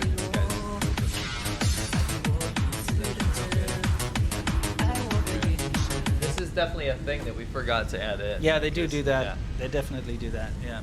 So that's kind of what's new. All right. Yeah. And before we move into our massive, soft power hour, which is the hilarious crap that's going on in China right now, perhaps we could answer a super chat or two. What do We you could think? do that, yeah. Thank you to Robert Lowry for joining the channel. Possible Person says, don't forget to smash the like button, y'all. Yeah. So yeah, appreciate it if you do that. Angry Dragon, thank you very much. Power Shift, what's both of your opinions on Xi creating a Putin situation where he's only surrounded by yes men and no longer getting accurate information? That's absolutely the situation we're in. Yeah, that's every dictator ends up like that. You know, it doesn't matter if it's Idi Amin or Pol Pot or whoever. Yeah, it's not a novel thing. No, it's just like it's normal, you know? Brian Kane says, I know why Sea Milk actually hates Imagine Dragons, because they have a song called Bones that reminds him of the scourges of the herd. I got this feeling, yeah, you know. I don't know, Brian. That's a good sick burn, and I'll take it. But I think it's more embarrassing that you know any other song other than those like three main. You were singing Imagine Dragons. Yeah, this but morning. one of the big three, and I was only singing it because you were I looking said- up Minions, Imagine Dragons compilations on YouTube this morning and watching them. And that sounds like you're making fun of me. But he was. Because I said audibly to you. Don't leave that part. no, out. sure. I said, I wonder if anyone made Minions Imagine Dragons compilations, because it's like my two least favorite things in the whole world. Sure. And sure enough, there's got to be 1,000 of them. Yeah, there's a lot of them out there. It's a common thing. Yeah. It bothered me to no end. Sure, yeah. But of course, it put it in my head. Yeah, And he's been singing Imagine Dragons all day. Son of a. Anyway, Yeah. thanks for keeping it real. From CDX Greed, and I'll do one more Koala 1203. Just here to wish every 50-cent Wumao nationalist watching this video a happy early so-called National Day. Nice. Hope the CCP will spend its 73rd anniversary of the PRC living in eternal fear. Yeah. Thank you very much. Excellent. So it's time for our soft power hour, everybody. This is how China tries to change your mind. And, well, specifically today we're going to talk about how China will be trying to use you to change other people's minds. Yes. So let's take a look. What do we have behind us over here, So, Sea Milk? This wasn't even going to be part of the show. Yeah. But I'll tell you why. I wanted to see, and this is something we do almost every day of the week. We want to see what Chinese state media is, how they're reporting on certain things. Everyone knows right now that the bogus referendums that Russia's doing in Ukraine, the annexation, is the top news in the whole world. Right. Maybe first or second only to the hurricane, right? Yes, like yes. for American, at least, American news. But if you go on any news outlet, they're talking about the annexation. So I'm like, I wonder how China's dealing with this. And there's a reason for that. It's very interesting to bring up this topic because China's very worried that the narrative will be broken on the Taiwan issue if Russia starts making shit up about Ukraine, right? Now, China makes shit up about Taiwan all the time. That's very, very normal. They claim Taiwan. They say, yeah, we'll be reunited, even though they were never united in the first place. No, exactly, right? yeah. And Russia does the same thing in Ukraine, right? Yeah. So it's kind of like brothers. But the problem is that China also recognizes Ukraine as a sovereign nation, as does most of the world, right? It's Sure. not like it's not a fake country. It's a real country in the UN. Yeah. Right? It's not a made-up thing, right? Yeah. So we're in a situation where China has to be like, well, you gotta kind of adhere to this territorial integrity, you know? Yeah, like yeah. we're not going to be breaking all the rules here, or Yeah. else Taiwan could kind of be like, hey, we're Yeah, our own exactly. thing, you know? So they have to tread really lightly. So I'm like, how are they handling this annexation thing? So I'm scrubbing the internet trying to figure it out. There's a little discussion in the Chinese language media, but there's not a whole lot on state media. Yeah. And so I pull up People's Daily, which is the most common. The People's Daily is like the top. go-to. Yeah, it's the that's go-to. the top news source, right? And I was just blown away at the sheer audacity that they have to pretty much only write. It looks like North Korea now. Yes. When we were in China, you could pull up the People's Daily, and of course it's bullshit propaganda, state apparatus stuff. but there was stuff about other things. Yes. Right? It's literally now just a thing about Xi Jinping at this Dude, point. okay, so for those of you who can't read Chinese, the very first words at the top of the page, right at the top there, is Xi Jinping. Yes. Okay? And it's like, talks about how great he is. You've got, okay, I mean, I'll play it out. We actually, when we recorded the screen thing, I'll get us out of here quickly. We took the cursor and hovered it over every instance of Xi Jinping's name. Yeah. Okay? Where is that cursor? It should be coming along any time now. One would think. Okay, because I'd like us all to count together how many times, just on the first page that comes up, that Xi Jinping's name is displayed. Okay, so we got 1. Okay, there it is at the top, 1. And we've got 2. Okay, 3, 4, 5, 6, 7, 8. Okay, 8. Yeah, just stop it there because that goes on to some other Yeah. crap. I Okay, but started like, recording. his name is mentioned 8 times on the first page that comes up. It's Yes. literally Go just. back to that, by the way. I want to look at some of these slides. Okay. Because this is, you got to imagine, it's the front page, right? If you open up the New York Times or something, right? You'd have a bunch of different things. Okay, yeah. Right. Oops. Okay, so now we got a slide that comes up here. And the first slide we see here. There's a is- Mao Tai ad, which is Yeah. crazy. That's Baijiu, by Yeah, the way. yeah. But yeah, the first slide here is Xi Jinping and other state leaders attend a ceremony of laying flower baskets to the people's heroes of Memorial Day of the Martyrs, right? He's not laying shit, by the way. He's like he's touching, Adjusting a he's banner. feeling a banner. He's like, Yeah. yes, this banner, it's made out of that same cheap crap we put all of our propaganda on. It's too small up there for him to read. What else do we got? Does it scroll through anymore? Well, we got this one over here. Oh, sorry, hang on. 1949 to 2022. Oh, nice. That's Xi Jinping and other party and state leaders attended the National Day reception. By the way, so these are the slides. This is not the articles linked on the side. If you read those different things on the side, it's also just Xi Jinping related stuff. This is extra Xi Jinping content that you're finding in the middle here as well. Okay, next. The flag flutters to greet the National Day. The street has had a strong festive atmosphere. Oh, what? They didn't mention Xi Jinping? I'm disappointed. They didn't get any Xi Jinpings. Anyway, all those on the side are all related to Xi Jinping. So yeah.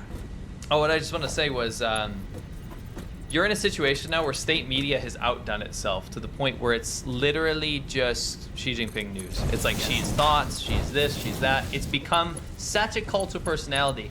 It looks like North Korea now. It is. I'm not making that up.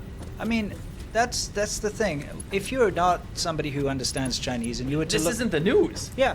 I mean, you would look at this and you would think, oh, there's probably a bunch of articles here about what's happening in China. No, it's literally Xi Jinping congratulated this. Xi Jinping brings in the this and that. Xi Jinping's thoughts on that. Xi Jinping decided to do this. Xi Jinping took a dump. Let's all go and like praise him. Yeah. It's ridiculous. He's on the freaking banner.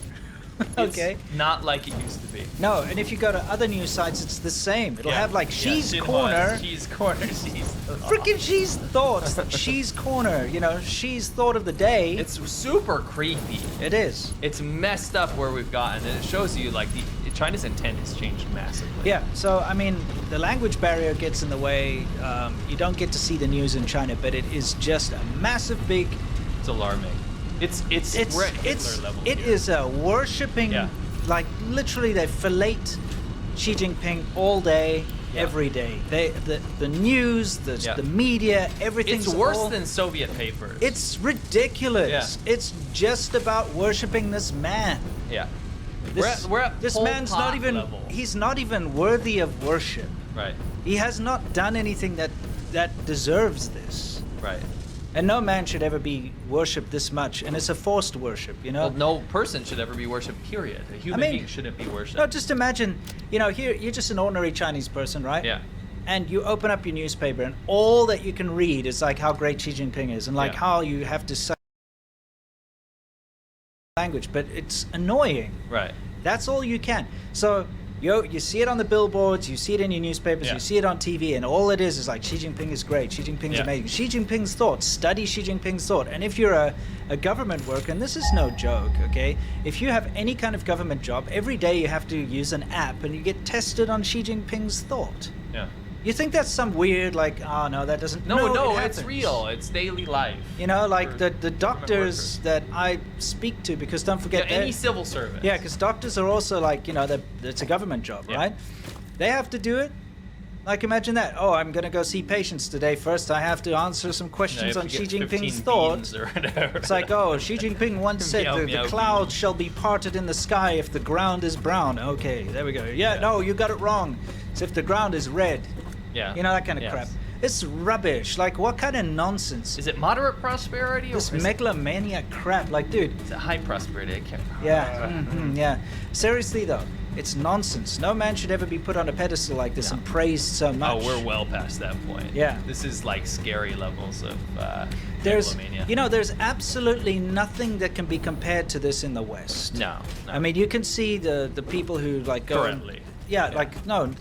not currently, absolutely not. Maybe like Mussolini Mussolini back and in the Hitler, day, for sure. Hitler back in the day. This is approaching. I mean, No, it's honestly, past it's that. yeah, not they haven't achieved the genocide levels. No, but not that. But the I'm saying worship, yeah. the worship. Yeah. Like, we haven't seen this in the West for a very, very long time. Yeah. You know. Yeah, this is wild.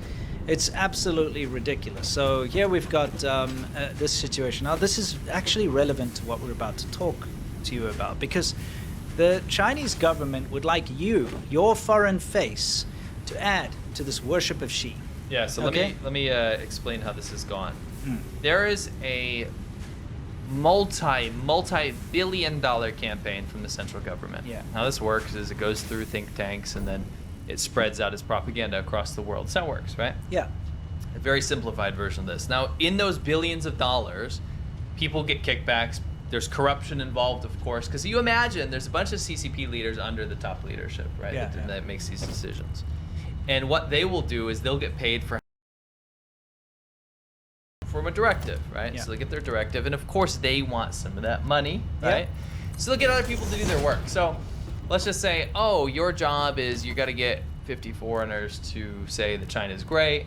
You go and just outsource that. Be like, we're gonna have a competition, and then you'll be able to go on a TV show on state media, and we'll propel your career to the top. It's gonna be great. What an opportunity for you. Well, let's Right. bring up the competition, and then we'll explain why it's relevant to this. Yes. Okay, so never mind all this news junk. Here comes this new competition. Here it is. Let's wait for it. It's coming. Okay, it's called Who We Are. China's Amazing Decade. My Story. Okay. The past 10 years have been an amazing decade for China, as it has experienced spectacular growth economically, socially, and in many other ways. Foreigners who have lived in the country or have had any other dealings with the country anytime from 2012 to 2022 must have some amazing stories to tell. Now, here's the important part. What's so important about these dates, 2012 to 2022? Let me just rack my brain here. 2012, that was when Xi Jinping took office. Oh, that's very interesting. Yeah. Xi Jinping's whole legacy Yes. from 2012 until now. So what they're saying is, look what Xi Jinping has done for the country. This is how they're going to frame it. Yes. They're like, Xi Jinping's tenure or whatever, the time that he's been there, he's been doing his job as being a dictator, okay? 2012 to 2022 has actually seen China develop a lot of issues. It's seen like the whole world has gotten a much more negative opinion of China. Yes. He's kind of run China into the ground, forced the zero COVID policy, kind of allowed COVID to happen and spread in the first place. The Uyghur genocide. Xinjiang crackdowns, freedom of speech gone, international relations cut out, wolf Hong warrior Kong. diplomacy, Hong Kong. Every bad thing has been in this time period. Yes. Every bad thing that's happened in China has been under the leadership of Xi Jinping. And that's the thing, though. What they want is they want foreigners now to praise Xi Jinping. See how they already put the words in your mouth? They're like, oh, China has experienced spectacular growth economically, socially, and in other ways. Foreigners who have lived, in the country or had any other dealings with China from 2012 to 2022, it has to be during Xi Jinping's reign of terror, right? must have some amazing stories to tell. Yeah. Be they about study, work, or any other endeavor. China Daily and Bank of China, in collaboration with China Services Information Platform, whatever.com. I know what that is. That is Okay. it's almost a fake website put on by China Daily to say that it explains the government's policies so that you can directly interact with them. And you can be part of their progressive and like good government that like listens to the people. Right. It's just bullshit. It's Yes. like a horrible like my first webpage. Okay, they said, are pleased to announce that they are hosting a storytelling contest from August 9th to October 16th, open to any non-Chinese who have had dealings with China over the past 10 years. Entrants are not required to be in China at present. That's because most people can't be in China right now because of the stupid visa and zero COVID like crap that's going on. We look forward to receiving your submissions.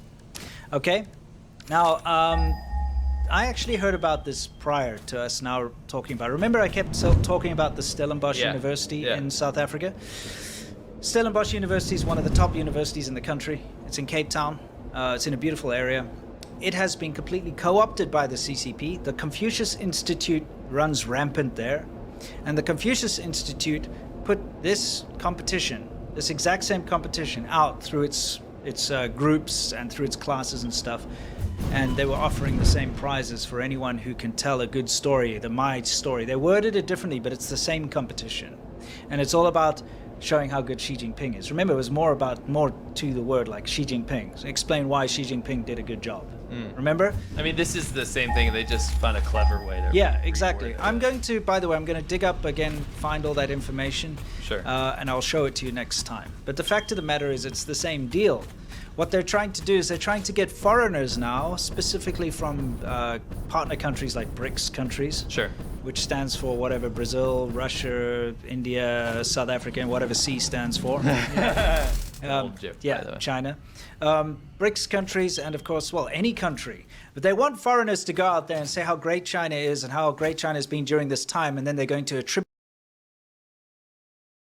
Xi Jinping is so great that these foreigners even agree that China's amazing. China's gotten so great from 2012 to 2022 that they're exporting their propaganda to make it outsourced so you guys can make They it more actually have to bribe people. So here, share your China story. Yes. Win How sad is prizes. this? How sad. Yeah. China's amazing decade, my story. We're seeking submissions in 3 categories. Articles, photos may be included, photography, videos, and language study, and language strictly. Sorry, it's very small text of it. Strictly English only. So that's another thing. It must be in English.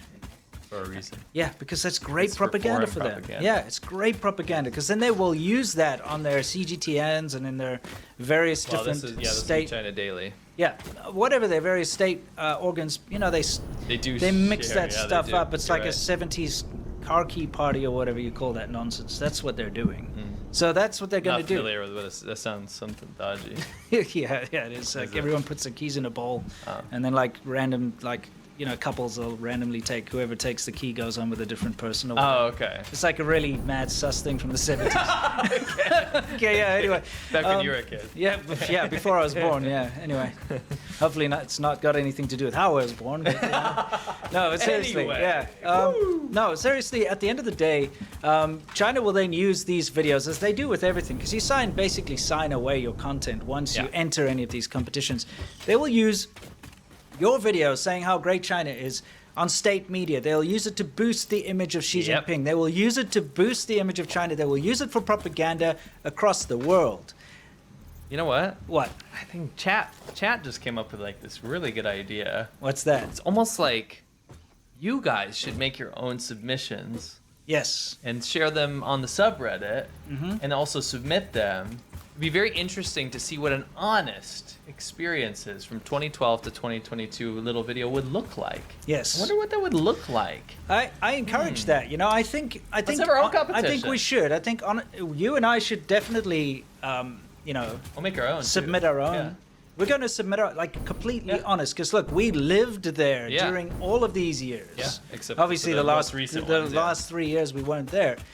But every other year during this time, we were in China. We saw it decline rapidly. We got invaded by we'll police. just be honest. Yeah, we'll be completely honest. We've seen like freedoms get taken away. We've seen society basically become worse. So not only us, but it would be interesting to see what you guys could come up with too. Yeah. It'd be very interesting to see, because a lot of you seem very interested. I love that idea. If you guys want to put together, it can be tongue-in-cheek, it can be video or whatever you audio, want. whatever, put it on the subreddit. You make up your own thing. Next week, we'll pick a couple of winners and we'll put them up here on our show. Yeah, so thanks to China Daily for the idea. Yeah, excellent. We'll check on the subreddit. Yeah, that sounds like a good idea. And look, we got to do our homework too. We have to make videos. We will. And we'll show it to you guys. We will. We'll show it to you next week. We'll be part of the submission. Yeah, we'll be part of this, and we will actually submit to the competition. Of course, and we you guys see. can submit to this competition as well. Yeah, it's up to you. Absolutely. But I just want to again say that this is not a new thing. They've been trying to do this for a very long time. Okay. Yeah. They want foreigners to boost the image of Xi Jinping. It's not even China at this point. No, it's not. It's Xi Jinping. Yeah. Because now suddenly Xi Jinping is the one that's being attributed for everything great that China's ever done. Well, here's the deal. Every leader in China needs to have a legacy. Yeah. Everyone has had a legacy, like something that they've done and that they're known for, right? Well, what did Hu Jintao do? Hu Jintao continued the reform and opening, so that's a positive thing that was attributed in the economy. He had the highest period of economic growth. Yeah, I'd say for me, that's my favorite years in China was Hu Jintao era because he didn't do anything. Exactly. He continued. I think the Jiang Zemin policies were the best for the best time to watch China be like, holy shit, like things are crazy now. All these businesses are opening up and all that kind of stuff. And then the Hu Jintao era just did more of that, right? So there's a legacy. Economic growth was his, right? Yeah. But there's no legacy now for the current leadership. Now, you see how dangerous this is? Yeah. Because there has to be a legacy. Every leader has to do something, right? Yeah. Deng Xiaoping, Mao Zedong just destroyed the country. Okay, yeah, but destroyed he made the culture. New China. Yeah, right? but so he's known for that. But then you got Deng Xiaoping. His big thing was to open up to the West and allow capitalism in and allow Chinese people to actually finally work hard and embrace capitalism. Right. And very few of them. Yeah. Certain areas. Exactly, but he allowed them to lift themselves out of poverty and actually allowed them to do something. And then Jiang Zemin, he cracked down on the Falun Gong. He was known for that, but also the Yes. Of China, right? And then economic growth exploded under Hu Jintao. Yes. Because the markets were now maturing. Xi Jinping, his big moment has been zero COVID. Zero COVID, and that's why it's a bad thing. That's why he's not let up on it because everyone needs their big moment, right? And he was like, "This is going to be mine. Yes, I'm going to." That's going to be my moment. He thought, hey, I can leverage this as my big moment because this destroyed the world. Yeah. Meanwhile, it morphed into something not that deadly, and then the rest of the world's like, I'm over this. Yeah. And then they're like, oh shit, this isn't really a positive thing anymore. People are laughing at this or feeling bad. Yeah. But he's like, screw it, I'm sticking to it. Right. Anyway, now we're going to talk to you a little bit about how this is not. Shout out Hong Kong thing. 97. Oh yeah, for sure. So he knew. What is this about the connection not private, by the way? Oh, just look at the website. English.gov.cn. This is one of the links on here. Oh, it's one of the links. Yeah, when you go to the form submission thing. Yeah.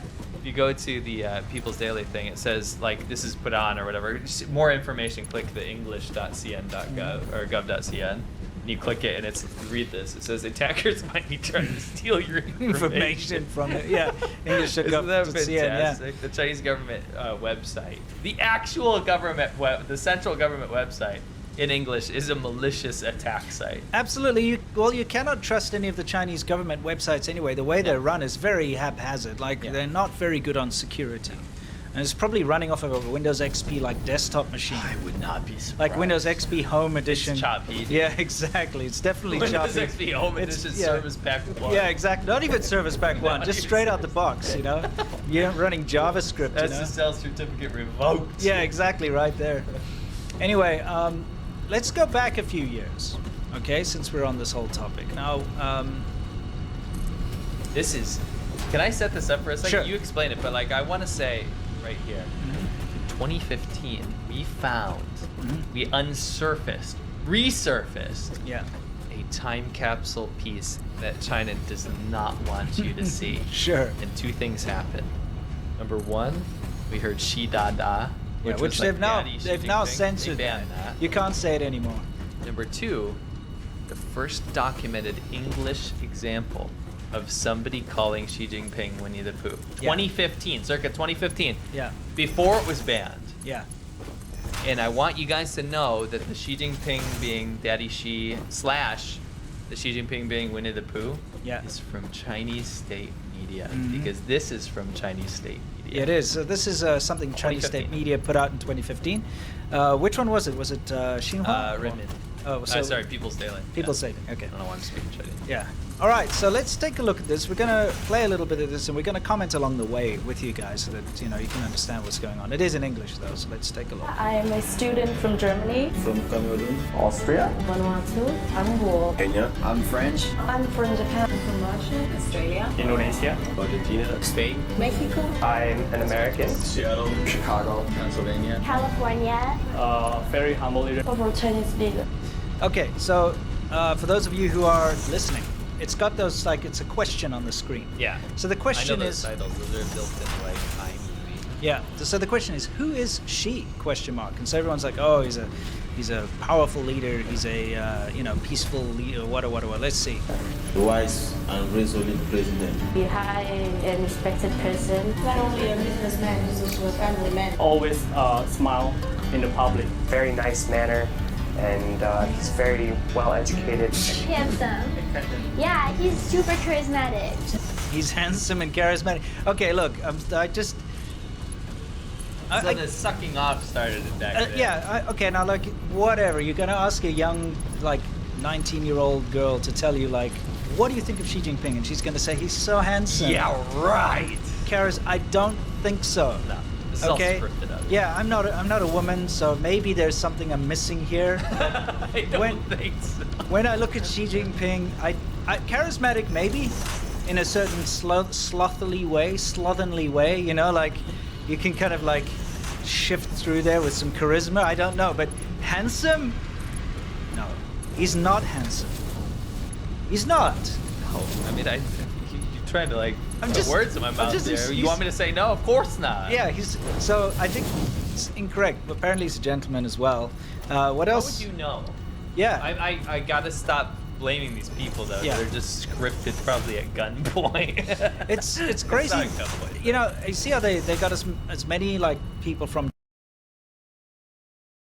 Majority of the people are still from America. Yeah. You know what I mean? They have multiple people from America, but they have they only have one person. They want from America each other. to say it. Yeah, exactly. Anyway, let's Say continue. it, say it. Yeah. Nice gentleman. His face was a little bit cute. Like everybody. Yeah, I mean, now I trust his opinion on men. To be honest. Here's the deal. What? Stop. What? Stop. I would though. Yeah. I think he looks like he has good taste. But but he didn't say that he was handsome though. I actually like his outfit. That's pretty cool. He didn't say he's handsome though. Yeah. Now listen. This guy, what he just said would be outlawed now. Yeah, you can't say that. You can't say he's cute. You can't say all this kind of stuff. You know, it sounds weird. What? Because that sounds like it's a positive thing. Yes. But that's banned because that's just see that says Xi Dada in the corner? We didn't put that there. State media put that there. Yeah. That is outlawed. It's illegal you can't say it anymore. Yeah. Yeah. Anyway, everybody looks at him and they just like him. Sure they do. They just like him. They also refer to him as Winnie the Pooh. Yes! Rewind! Yeah, This is the first instance, guys. This is the relic, right? Yeah, on state media. On state media in England. Yeah, let's take a look. Him and they just like him. They also refer to him as Winnie the Pooh, which I think is really funny. Go back to that poor guy. I want to know. I want to find. I want to not find. I'm not stalker. No. But I want to know how you're doing, bro, because you started a shitstorm, man. Yeah. Wow. Well, I mean, it had been passed around in social media prior to him saying it. Yeah. He's the first person to go say it. And it's on social media on the platform. You understand that the significance is much different. Yeah. You going on Weibo, posting a picture of Winnie the Pooh next to him is different than a dude on state media in English, an American dude saying that to the Chinese audience. Yeah. That's wild. Yeah, it is kind of wild. Yeah, it's awesome. Refer to him as Winnie the Pooh, which I think is really funny. That's a very friendly image. Popular with the people in China. He has a strong international reputation. Yeah, he does have a strong international reputation, but you know what? I don't think it's a positive one anymore. Well, he didn't lie. No. That's true. Yeah. Yeah. Yeah, he does. All right. So what else they got to say? A lot of my classmates really. Oh. Now, like, first of all, remember the first question was like, who is she, right? Yes. Now it's like, do you know she Dada? Do you know what I like about this guy though? What? He says the Winnie the Pooh thing pre-ban, so it's not necessarily considered a bad thing. Then became wildly illegal. Yeah. But this, because you know what, it's Winnie the Pooh is not illegal. It's comparing Xi Jinping to Winnie the Pooh that's illegal, and he did exactly that. Yeah, he did. Number two, it says, "Do you know she Dada?" Right? Yeah. And he's, instead of saying, "Yeah, I really like him," he says, "A lot of my classmates really like him." I think this guy knows what he's doing. I think he might do. Yeah. Anyway, let's see. I like a lot of this my guy. class, really like him. They refer to him as Si Dada. I think it's a term of affection. I read in English news that he was called Uncle C, and I think C Dada has the same meaning. He's not just a a script. That's Yeah, such a absolutely script. is. Let's see what else. leader, but he's like part of your family. What are you talking about, bro? He's like a part of your family. Yeah. I certainly hope not. You can see what they were trying to do here. They were trying to like humanize him a bit more, Yes, or something yes. along those lines. Well, it was a cult of personality and like nice.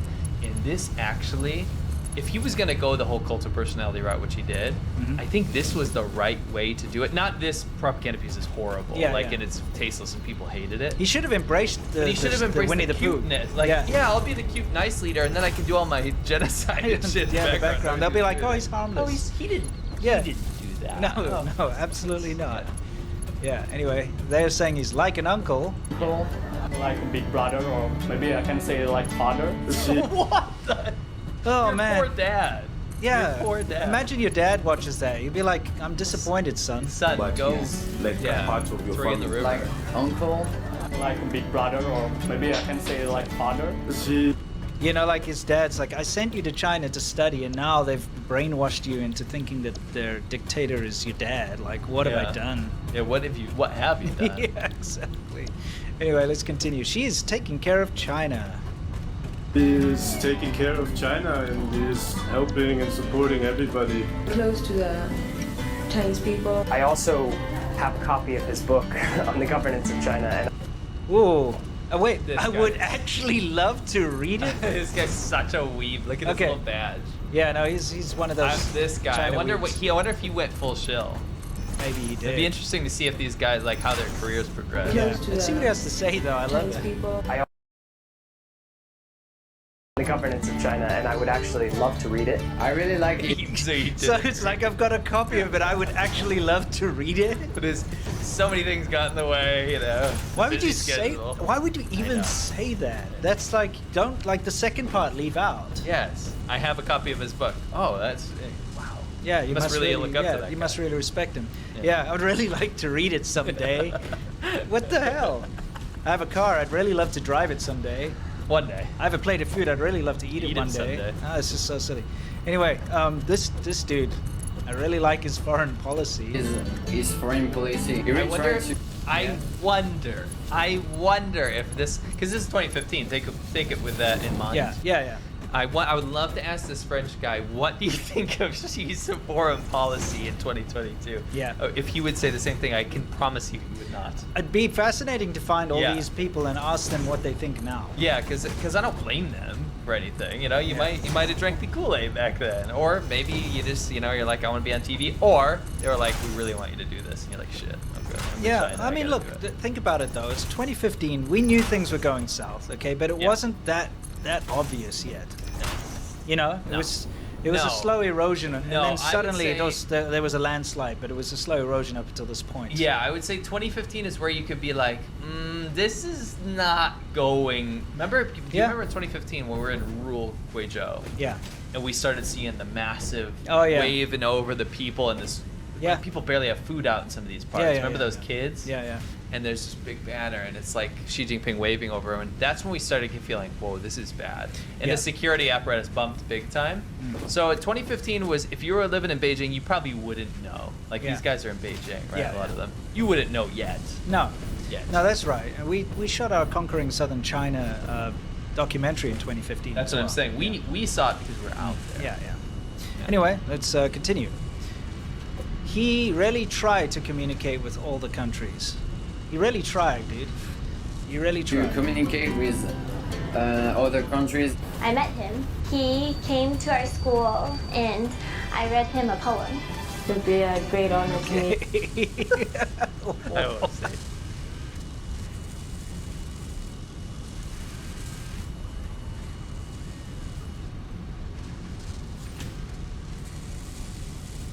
Yeah, I like this. It's okay. Anyway, the next question is, the next question that comes along. If you meet Shi Dada ?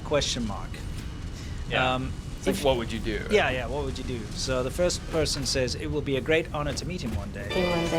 If I would have the chance to meet him personally, I would be very happy and I wouldn't feel very nervous. It would be really honored if we can play in. Yeah, it does. No. Yeah. It's like, I would be over here. Yeah, exactly. Give him a... Oh, you'll get a projection right there. Let's get back to the video. So, yeah. What? I'd be very honored if we could play a match. Oh yeah, remember he plays soccer. He's football. pretty good at it, bro. Yeah. Much one day. I would love to shake his hand and speak with him. I want to know that guy. I want to know if he's changed. Oh my. Wow. Korean chick. Yeah, the Korean's like, if my future husband is like him, I will be happy. Wow. Yeah, let's rewind that. Wow. Yeah. We can play a match one day. I would love to shake his hand and speak with him. 未来的丈夫也像他一样的话，我会幸福。 Yeah, she spoke in Chinese. She's obviously like learning Chinese at a university or something here. I would like a president like this. A president like this. The U.S. and China can be... Oh, okay. What do you want to say? Okay, so the next question that comes along is what can we call this guy? We can call him like Zhonghua Tom or something. Yeah. Zhonghua Tom. Yeah, Zhonghua Tim. Zhonghua Tim. No, he could be a Tim. Yeah. Anyway, let's get back to it. The U.S. So what do you want to say? What do you want? Yeah, this guy's got the U.S.-China flag lapel pin. By the way, if you're gonna wear a suit, just a pro tip: don't wear like a lumberjack shirt underneath. You know what I mean? It's his only color. It's his only colored shirt. Don't do that. It's not good. Okay. Anyway. And China can be good friends for 10,000 years. This guy. 10,000 years. This guy.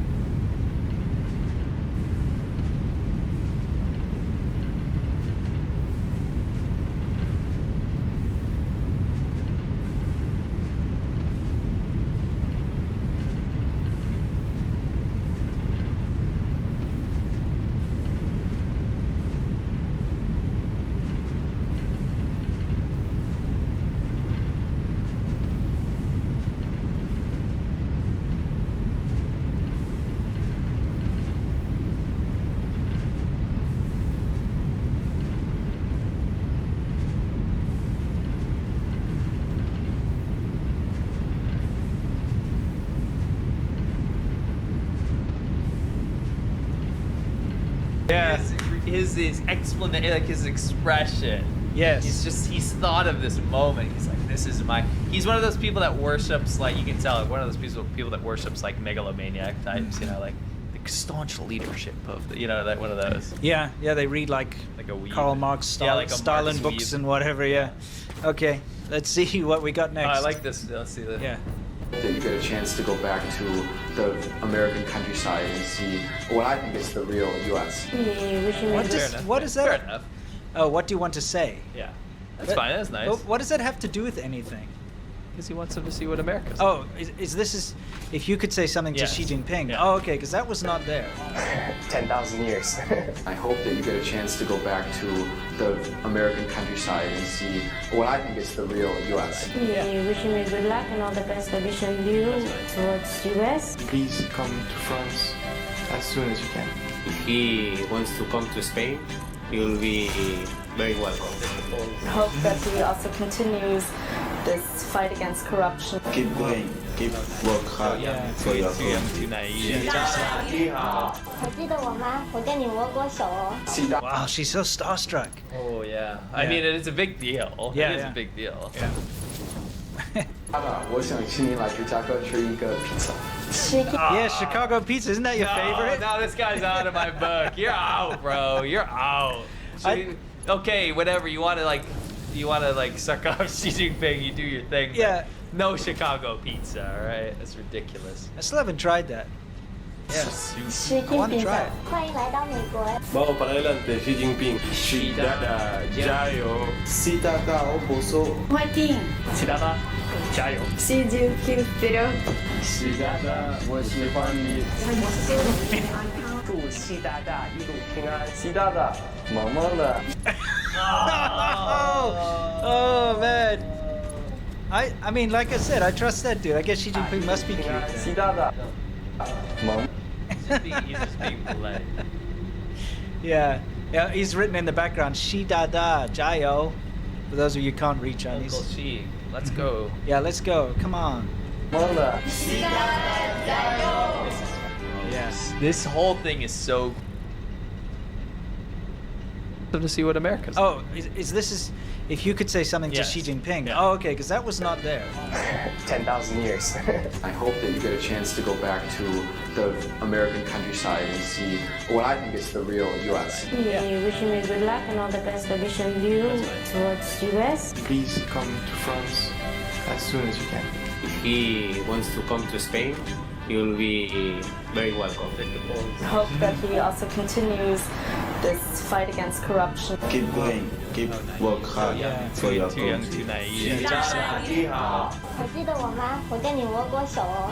Wow, she's so starstruck. Oh yeah. I mean, it's a big deal. Yeah, it is yeah. a big deal. Yeah. 爸爸，我想请你来芝加哥吃一个披萨。 Yeah, Chicago pizza. Isn't that your favorite? No, this guy's out of my book. You're out, bro. You're out. Okay, whatever. You want to suck off Xi pizza, all right? That's ridiculous. I still haven't tried that. Yeah. Xi I want to Jinping try it. 欢迎来到美国。 Vamos para adelante, Xi Jinping. Xi Dada, Jayo. Xi Dada, Oboso. 欢迎习大大，加油！ Xi Jinping, Peter. 习大大，我喜欢你。祝习大大一路平安。习大大，萌萌的。 Oh man. I mean, like I said, I trust that dude. I guess Xi Jinping must be cute. 习大大，萌。 He's just being polite. Yeah. Yeah, he's written in the background, Shi Dada, Jayo. For those of you who can't read Chinese. Uncle Xi, let's go. Yeah, let's go. Come on. 萌的。 Yes. This whole thing is so gross. Yeah, let's not play their names. Let me get that out of here. Like, that's unfair. You never know. They could have made a No, for mistake. sure. No, we're not going after these people. No. It's mad gross. But Yeah. again, this is 2015, and there's a reason we brought this up, right? We can clown all we want, troll all we want. The reason we brought this up is to show kind of the beginnings of this dictator worship, to get foreigners outsourcing propaganda, right? Yeah, To get so them that to was say it. actually put on by the People's Daily, like you said. Yeah. Okay. Yeah, so it started back then. Now this new competition is basically the same thing, but like just more intense. Yeah. We're going to talk about our favorite media. Just rip through it super quick. Remember CGTN, the media challengers? Yeah. I'll just play the beginning so you guys can remember. And also, you might be curious as to know like what happened to media challengers. Yeah, so it was a multi-million-dollar campaign from the central government down to the media stations to get foreigners to suck off China. It was literally to recruit Yes. foreigners as propagandists Yes. for the Communist Party of Yes. China. And I'd like to think that we had a lot to do with it, you guys and us together on this show, in putting a stop to this. And the Times. Yeah. And New York Times and a bunch of other outlets as well. Yes, It's because, great. you know, they've made such a massive push, and they were trying to recruit people from all over the world to do basically shill work. Yes. And it's something that we're very familiar with, and we'd dealt with a lot of these shills in the past, and we noticed that all of the shills were trying to promote and were a part of this media challenges thing. And so we brought as much attention to it as possible, and it kind of forced them to abandon the project. Yeah, we don't have to go all the way into it. We just want to remind people they set up this huge thing. They had a studio. Like, Let's take a look. We'll do it quick. But yeah, it was supposed to be this global thing. We'll talk over it. It's this huge global thing where they're going to be like, our presenters here in Beijing are going to be connected to the world. This is going to be their CNN Take moment. that volume down a bit there so we can talk. Yeah. Their CNN, their BBC moment, right? Yeah. This is what's going to make us truly international, and it's all it is Chinese propaganda. Yeah, to conquer the world. It's quite the ambition, eh? Yeah. So you imagine, this was big. I mean, they got foreign correspondents. They started to do recruitment campaigns. There was recruitment in the U.S. In South Africa. Yeah, which we were super. They built. Look at this studio. They had this massive event. They had celebrities. I like what this woman says right here. Let's just play it quickly so you can see what she says. This is their live launch, which like 6 people watched. By the way. Yeah. Let's take a look. Hello， 大家晚上好，下午好，中午好，上午好。我们是在北京，欢迎各位来到 CGTN 全球主持人、记者、网红招募行动启动仪式。欢迎大家 So ladies and gentlemen, hello and welcome to the launch event of CGTN Media Challenges Talent Campaign. Hello, I'm Zoyun. I'm 纪晓君，我是纪晓君 and you are tall tonight. I'm so sorry for being tall and pretty. I'm sorry. And this I mean, it's like I like the arrogance of it. Isn't that a bit narcissistic? I'm so sorry for being tall and pretty. You know, who says that? I don't know. Anyway, the point is, they had this huge campaign, by the way, and they live streamed this on YouTube. Yeah, I'll just take this down, the volume down. So this is a great example of getting millions and millions of dollars for something, and then the money kind of ending up elsewhere because no one watched this. No. This is like deep lore shit now. Some of the shills that we're familiar with were promoting it on their channels. They were promoting it for CGTN. It was going to be the next big thing. Yeah, there's even corruption in the recruitment, like because it was like a competition, but there were people that were like new people in it that were like getting propelled to the top of the ranks. And they'd fly you to Beijing and you become a correspondent for them, the propagandists. And the whole idea was to entrap influencers and bring them into, like we said, become propagandists for the Chinese Communist Party. Yes. So this is see here is kind of a funny pushback because after it got kind of a bit of a spotlight from people like us and from newspapers and so on. Liu Xing, who's the host of a big CGTN program, actually went out there to try and defend herself and distance herself from this whole So here's the deal. This smear article came out from the Times in the UK. And obviously we talked about it. And she, the state media presenter, ended up in the promotion materials for media challengers. Yeah. And so people were like, dude, this is just state media. Just state it's just the media. government. She's in the government, right? Yeah. So the government is in the campaign for the competition. Yeah. How fair is that? You know, it's just state media. It's so listen to her explanation. Yeah, let's take a look at her explanation. So funny. Welcome to Headline Buster, brought to you by The Point with me, Liu Xin. In this episode, we dissect stories that are making headlines around the world and talk to our guests to compensate for the missing pieces of the puzzle. So join me in real time by sending us your comments or questions via the CGTN page on Twitter, Facebook, YouTube or Weibo. If you're watching this live on the CGTN application, email me It's supposed to be called The Point, but she doesn't get to it. alex@cgtn.com. Let me know what you think. We air the Headline Buster segment on Friday. We're just advertising it. 11 I'm a.m. sorry. Beijing Should've time, cut this at the Beijing beginning. time. So Anyway, do let's get in see. touch and we just might read out your comments. Oh, we gotta just stop talk that. over it. It's just, go ahead. I'm just gonna like take that down because their copyright struck us for playing their this music song. last time. It's the most irritating earworm ever. You might remember it if you're a long-time viewer if of you're the a long show. time. Yeah, we'll jam it goes in the on, it goes background. on now, so. Take a look. There's Liu Xin in the promotional material right there. There she is. Okay. Look at the AR setup. Look at this like video toaster ass shit. Yeah, no, this is worse than video toaster. Let's see what she says. Looking Okay. at nothing, by the way. Yeah, it's a green screen. Anyway, let's see what she has to say. Today, we're looking at a topic that's close to home, CGTN, this network's Media Challenges campaign. What is it? What does it want to achieve? And how is it being covered by some media? I'm not involved in the organization of the event, despite making a cameo appearance in the Media Challenges theme song's music video. So I went to take a look at the... Like, what is that? What is that? I'm not involved. I'm not involved, despite being in the promotional material of it. I'm just not involved. Yes. See how sneaky and cunning Chinese state media is? It's Yeah. all just a bunch of lies. So anyway, Yeah. I want to cut through this because it's been too long. But the reason we're bringing this up is that this was a whole huge campaign in the same vein. Yes. Of outsourcing the propaganda, right? Yeah. And you know, we probably had something to do with shutting it down because they thought it was a waste. And it's been exposed. Big, huge outlets like the Times and stuff, New York Times, all these different outlets exposed it, right? And then they were like, well, it's not going to work as propaganda anymore if everyone knows where it's coming from. Yeah, right? exactly. So the last thing that they did, was this last video where they're like, yeah, I can't wait. Like, get ready for the media challengers. Get ready to see what we've done. Yeah. And I put just a little like sign-off video of them. You're not there. It's after this. After the point.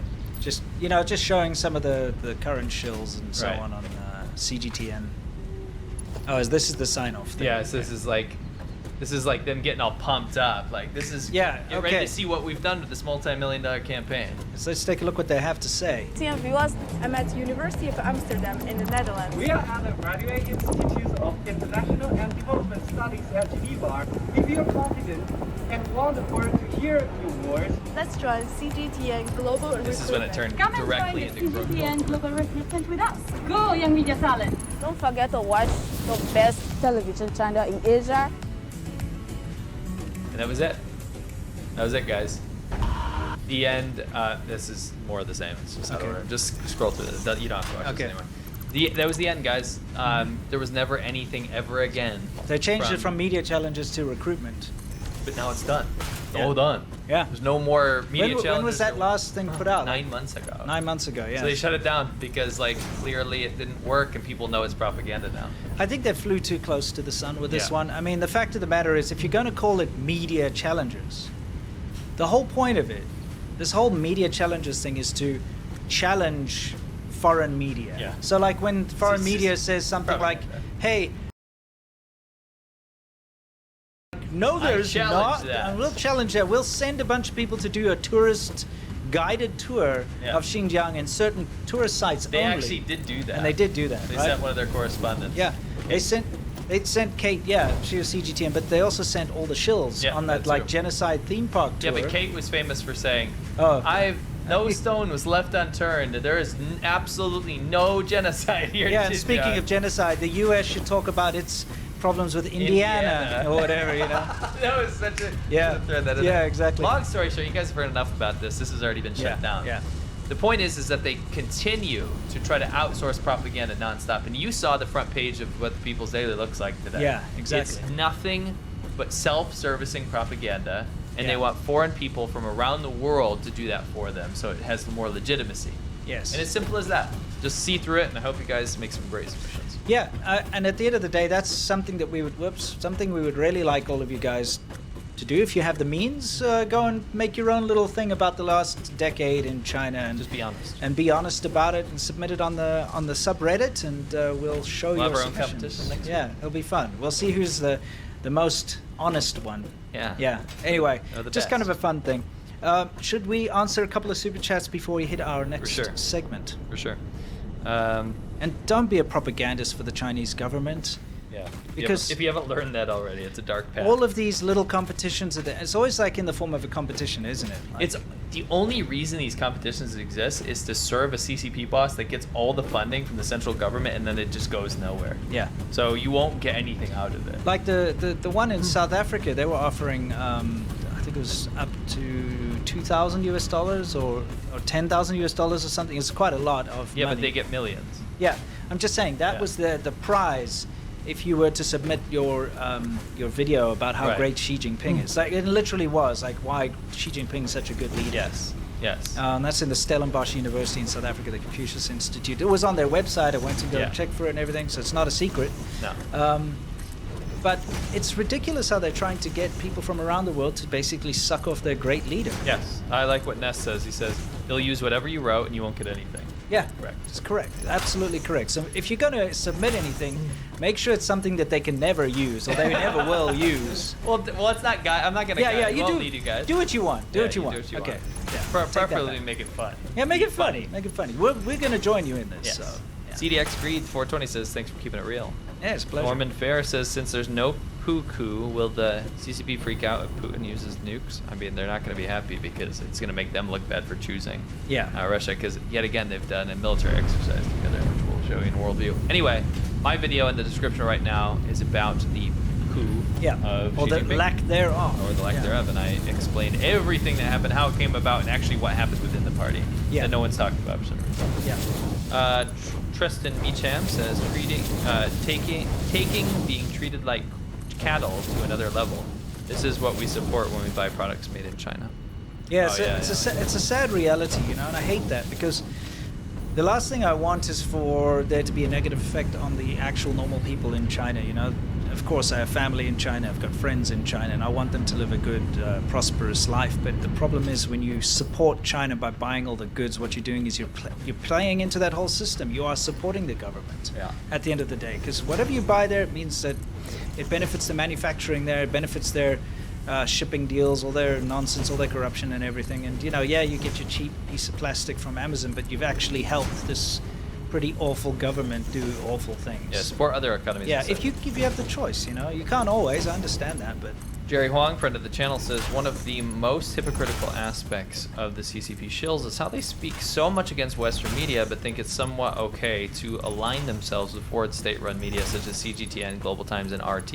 Yeah. Exactly. It makes absolutely no sense. It's like, if they were given an opportunity to be a correspondent for New York Times or something, they would jump at it. But they're the enemy of that because they support authoritarian regimes. If you can go out there and say Western media lies and Western media is like biased, why are you not going out there and saying Chinese media lies? Chinese media, state media. It's not even like private media, because all media does. Yeah. Okay, you've got to be balanced, but you'll find that they'll constantly criticize Western media and so on, but never once criticize Chinese state media. Chinese state media doesn't follow journalistic integrity. It doesn't follow any of the rules, and it serves one man's purpose. There's a great difference between that and whatever you're talking about in the West. Yeah. So great point, Jerry. David Lopan says, y'all get fresh buzz cuts for your promotion at HQ. Shh. Let's move on. We will. We're going to move on now to our Wumao corner, everybody, where we talk about haters and so on. We've actually got some funny stuff for you this time around. We thought it'd be pretty hilarious. But of course, before we head off directly into our Wumao corner, we thought we'd give you all just a glimpse of what you perhaps have been missing on Monday if you're not part of the Shaban Ho VIP Club. We have a show every Monday. Yes, called we do. Shaban Ho, and if you guys want to join, it's on the Shaban Ho tier of Patreon. Patreon.com/ADP podcasts. Yeah.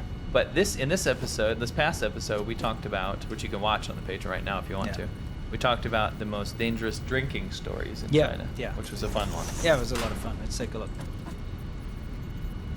Well, it'll eventually happen. There's a big drinking culture in China. Everybody drinks, and they drink hard. Very strong baijiu. Let's drink until we're like hammered. Yeah. People push it to the limit. And that it does get out of hand all the time. 70% alcohol out of a mug. People stumbling, falling over, puking, getting drunk, sometimes dying of alcohol poisoning. You don't worry about losing face. You're only a real man if you can drink. Man, it always gets gross and makes me uncomfortable. People being shit-faced every night all over the place. I almost threw up. If I can't help you, I'm going to sit here and film you and, use you as an example. What are you doing here? What is a foreigner doing here? Yeah, so basically, if you want to watch the show, you can head on over to patreon.com/ADV podcasts. It's live every Monday. Yeah, every Monday. And of course, you'll have access to all the previous shows, of which there have been 13 so far. Yeah. Lucky number 13. So yeah, check it out if you're interested. We can't wait to see you on Monday for all of you Shaban hoes out there. Very fun time. Yeah, it's good fun. Such a fun club, and we talk to you guys the whole time. Yeah. So, okay, let's move on to the actual segment, which is, the Wumao Corner. Well, what do we have? Let's see, we have a blank screen. In the Wumao Corner, we got a blank screen. Here we go. Followed by security guard. Yeah. What's he doing? Yeah, it says police. Yeah, it is. It is police. So it's not a security guard. It's a policeman. Okay, and what we've got here, it looks like a little COVID test area. Yeah, it looks like he's either this guy's breaking out of a quarantine zone or having an argument with a police officer. That's not important. What's important is what transpires. Yes, let's now watch. YouTube, do not demonetize us for a fight, because you'll see this fight leads It's not a nowhere. fight. It's not a fight. Okay, watch. See, they're having a bit of an altercation here. They're like shouting at each other. That's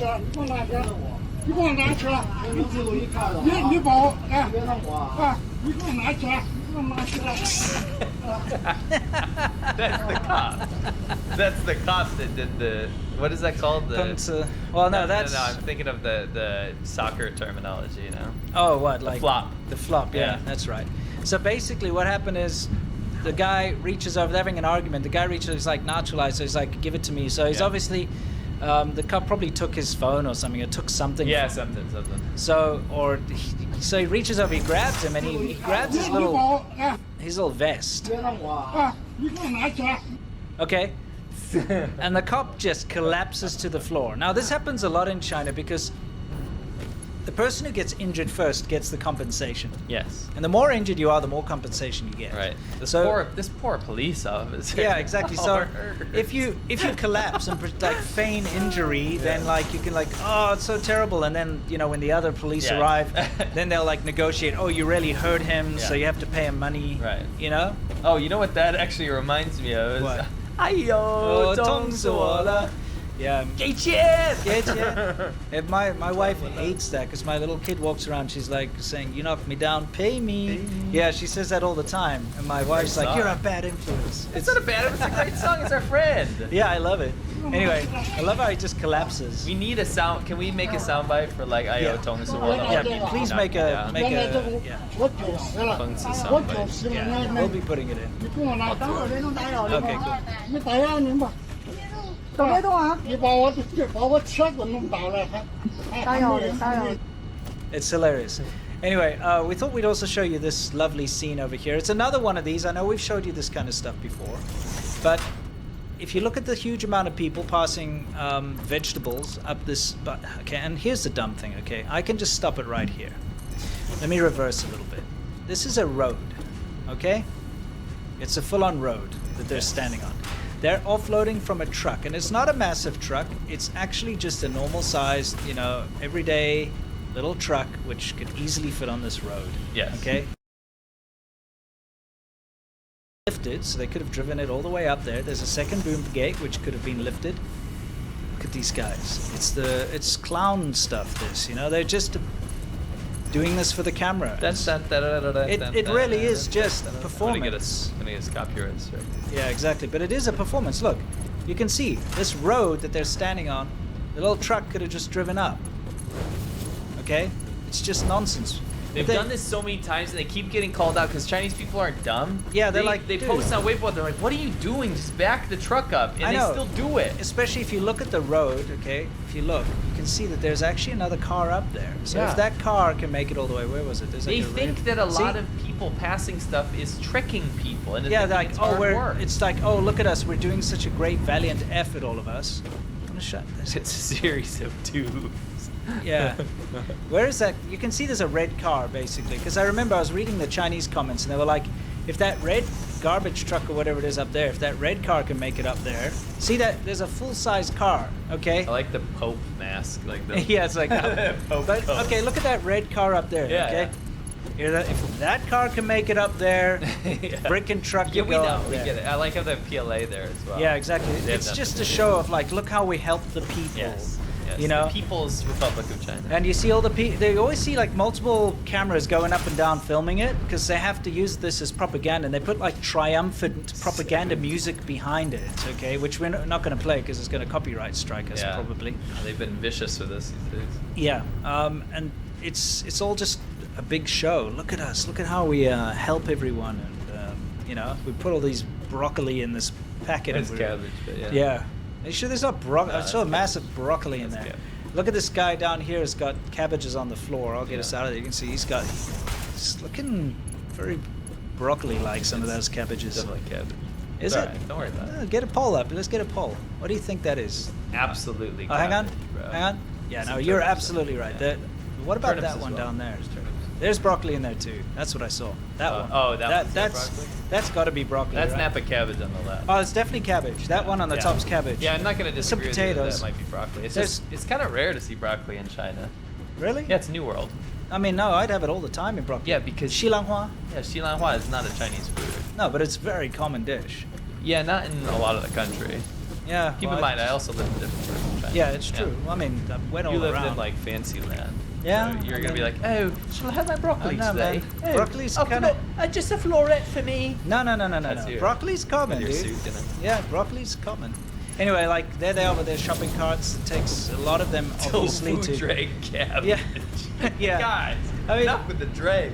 I just love the fact that it takes. I count 3 dabais, which are these people. Yes. 3 of them to deliver 1 shopping cart of cabbage. Anyway, it's just kind of ridiculous. Let's. Oh, Mr. Keys wanted to know what the song is from. Who's our friend? I know Just his name's David. David Just Ministries. David is the channel. Yeah, that's his Okay. name, Just David. So So it's Just David Ministries. Okay. And it's called If you go Pengzi. to Peng says P-E-N-G-C-I. Yeah, then PNG you're space CI. You'll find it. good. And if you find it, please go to the comment section and say ADB sent. Yeah, please do. We love Just David. We love David. We don't just love David. Yeah, we love Just a lot David. of things. And that's like one of the best songs ever made. Yes. Okay, good. So let's move straight on to Worldview, where we talk about everything in the world, specifically with regards to China. Yes. And this time in Worldview, we have something which you're going to explain to everybody.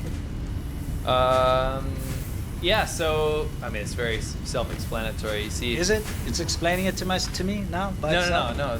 What I mean to say is a simple one. Okay. This yeah. military exercise between China and Russia, it's bad. Why is that bad? Because China's trying to take this approach that they're not taking Russia's side and everything. Then why are you doing freaking military drills? Yeah, Make next it to worse. Alaska. They've spotted this off the coast of Alaska. Yeah. Which ain't no good. Now, I am in full support of freedom of movement exercises, but when you're doing them, probably don't be so obvious about what your military ambitions are together. Yeah. You're not supposed to be allied according to China foreign policy. Yeah. Because you're trying to trick the rest. I'm trying to help you, China. Yeah. I'm trying to trick the rest of the world so you can help Russia and get economic benefits from the whole wartime scenario, and then try to appease the West by saying, "Oh, we're not going to help them with this whole thing. Yeah. We're the good guys, so Yeah. don't do this." It's probably bad luck. Yeah, probably a bad look. I'd say that too. Is that all we've got for Worldview this time? Yeah, I just thought it was an important thing. Okay, cool. Guess what, guys? It's time for Yamcha. For those of you who don't know what Yamcha is, it's our Q&A segment of the show. We cut this out of the show on Monday, so you get to watch it now live. You get to watch it on the weekend, and you want to see it, well, if you're a patron of any level, you'll be able to see it on Monday. We upload it separately for you there. So let's begin. It's time to loosen the tie and have a chat. Have a chat. Answer the super chats. What are Brian we doing? Kane says Ukrainian MP Alexander Marishko is based for saying that China is like the Soviet Union but more dangerous. French kiss. Yeah, that's actually very good. That means great. And he says Chudovo, which means great in the Ukrainian language. Oh, it means great. That's actually what it means. Yeah, exactly. V Diddy says, might be controversial, but why do you think Falun Gong are so sensationalist to the point that sometimes they're being considered fake news? I consider them the enemy of my enemy, but they don't maintain their reputation properly.